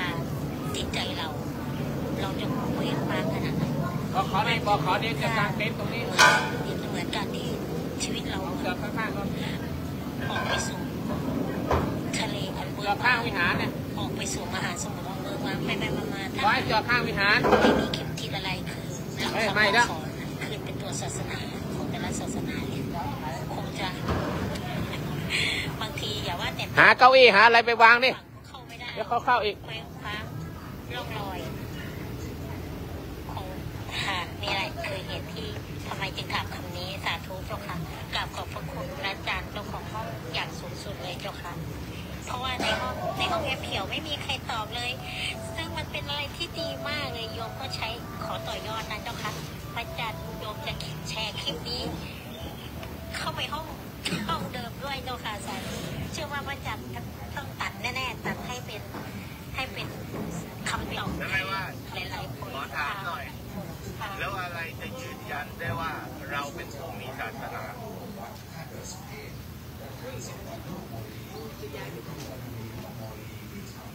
เพราะอะไรจะยืนยันได้ใช่ไหมคะ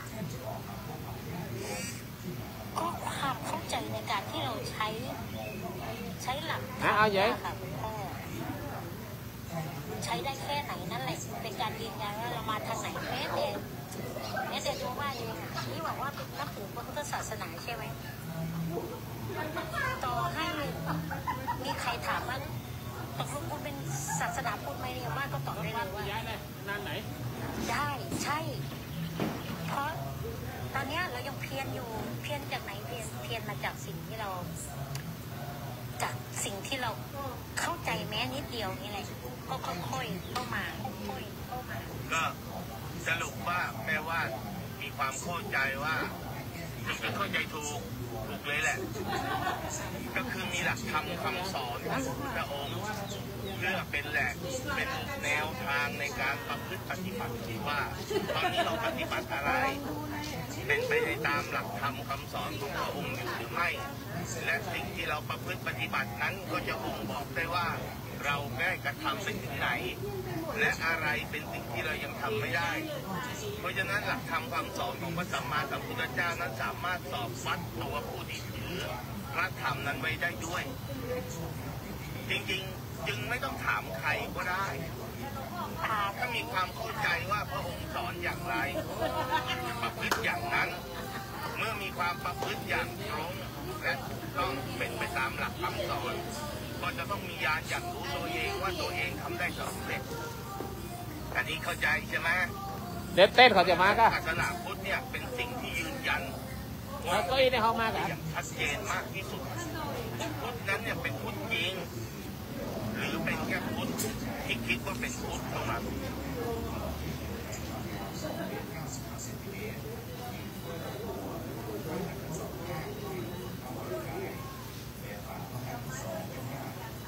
สาธุเลยค่ะคุณพ่อนั่นแหละค่ะคือสิ่งที่ว่าเป็นทำไมต้องเป็นด้วยใช่ไหมเนี่ยแหละค่ะตอบได้อย่างนี้แหละค่ะตอบได้เท่านี้เลยแล้วก็มันได้แค่นี้จริงๆค่ะก็โชคดีว่าโชคดีอย่างมากไม่รู้ว่าจะบอกว่าตัวโชคดีไหมเดี๋ยวจะถามว่าโชคดีมันพูดแล้วติดป้ายติดเนี่ยจะมาแล้วนี่ของหลวงพ่อคือผมเก็บเต็นท์วันไหนเป็นที่10ครับ วันที่10 บ่าย 3ครับช่วงบ่ายนะครับเนาะวันที่10ช่วงบ่ายจะแจกข้าวมันเป็นสติ วันที่10นะแล้วก็เป็นวัน11ดีกว่าแจกข้าวบ่ายโมงกับสักชั่วโมงเดียวมันระลึกถึงสิ่งที่ยังทำไม่ได้มาเอาข้าวเลยทำแล้วตายแล้วยังรักษาไม่ได้มันก็เป็นเหตุปัจจัยทำให้กลับไปทำได้อีกแล้วก็มีความเพียรที่ไม่ย่อหย่อนที่จะทำให้สำเร็จมาเจ้าน้อยจะเอาเข้าก่อนไม่มีคำสอนพระองค์บัญญัติว่าสิ่งนี้ควรทำสิ่งนี้ไม่ควรทำสิ่งนี้ควรเจริญสิ่งนี้ควรละสิ่งนี้ควรทำให้แจ้งใช่ไหมเราจะไม่รู้หลักธรรมเพราะฉะนั้นนิโรธอย่างเดียวเนี่ยไม่ใช่คำสอนแต่มรรคปฏิปทาพ่อประพฤติปฏิบัติให้ถึงนิโรธนั่นแหละเป็นสิ่งที่ควรเจริญเป็นกิจในอริยสัจ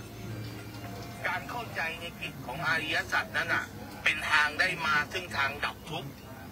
เป็นของจริงเป็นสัจธรรมจริง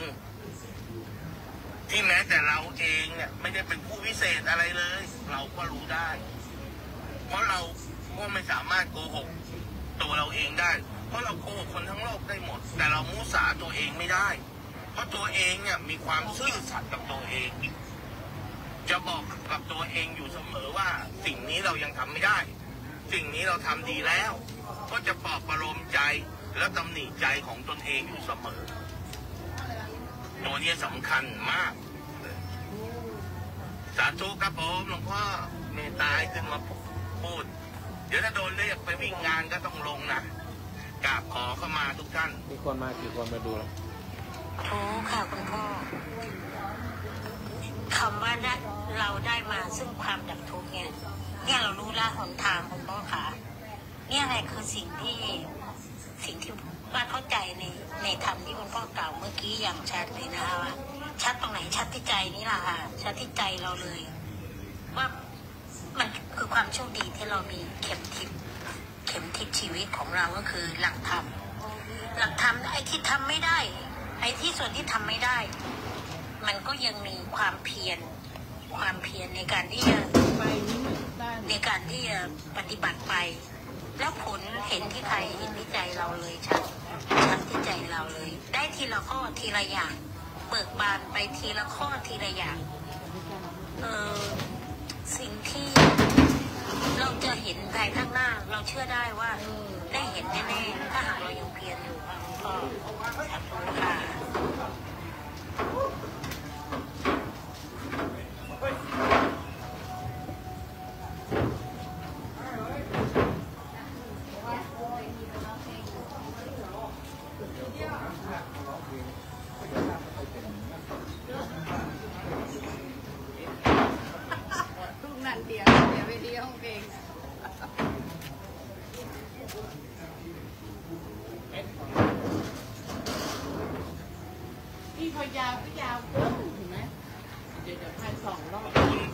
คุณสวยขึ้นมาเชิญครับแม้ว่าอาจจะติดธุระช่องของพ่อจะได้มีเงียบคนฟังหลายคน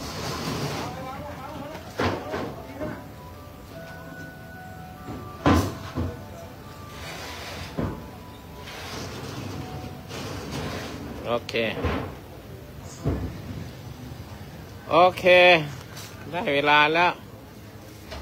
จะเดี๋ยวมีงานทำขอยุติถ่ายทอดไว้เพียงเท่านี้ก่อน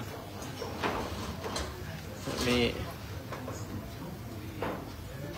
46มีใครจะกล่าวอะไรไหม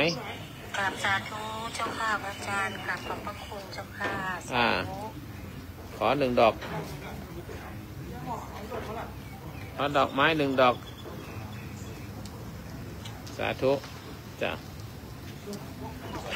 โอเคก็พอสมควรแก่เวลาได้คุยธรรมะหลายเรื่องวันนี้คุณนินทรช่วยตัดให้ด้วยนะส่วนที่ดีๆใครพูดดีๆก็ตัดมาแต่ไม่ได้ขออนุญาตเขานะคงเอาของตมาออกก็ได้นะขอความเจริญในธรรมจงมีแด่ท่านทั้งหลายและขอบุญกุศลที่เกิดจากการพูดธรรมะการสนทนาธรรมะนี้จงถวายเป็นพระราชกุศลให้ล้นเกล้ารัชกาลที่ 9ของพระองค์ท่านเสด็จทรงสวรรคาลัย ได้ถวายพระราชสนพรเกล้าราชการที่10อะไรคือทำดีหลวงนี่แต่พระชนมายุยิ่งยืนนานเป็นโรคโพร่มใสสนกรตราบนานเท่านานให้ถวายเป็นพระราชสมเด็จเจ้าฝ่ายหญิงพระเจ้ากิติยาภาพระองค์ผ่านจงหายจากพระประชวรขอให้ท่านทั้งหลายมีแต่ความสุขความเจริญอยู่ร่มเย็นเป็นสุขได้เข้าถึงธรรมสูงสุดยิ่งขึ้นไปเหมือนกันทุกท่านทุกคนได้เทินสาธุสาธุสาธุล่ำลากันตรงนี้ก่อนเดี๋ยวจะจัดเวทีแล้วเดี๋ยวต้องคุยกับเขาให้สะดวกเวทีแจกข้าวสารใครจะมาร่วมแจกข้าวสารก็มานะที่9 ที่ 10สาธุ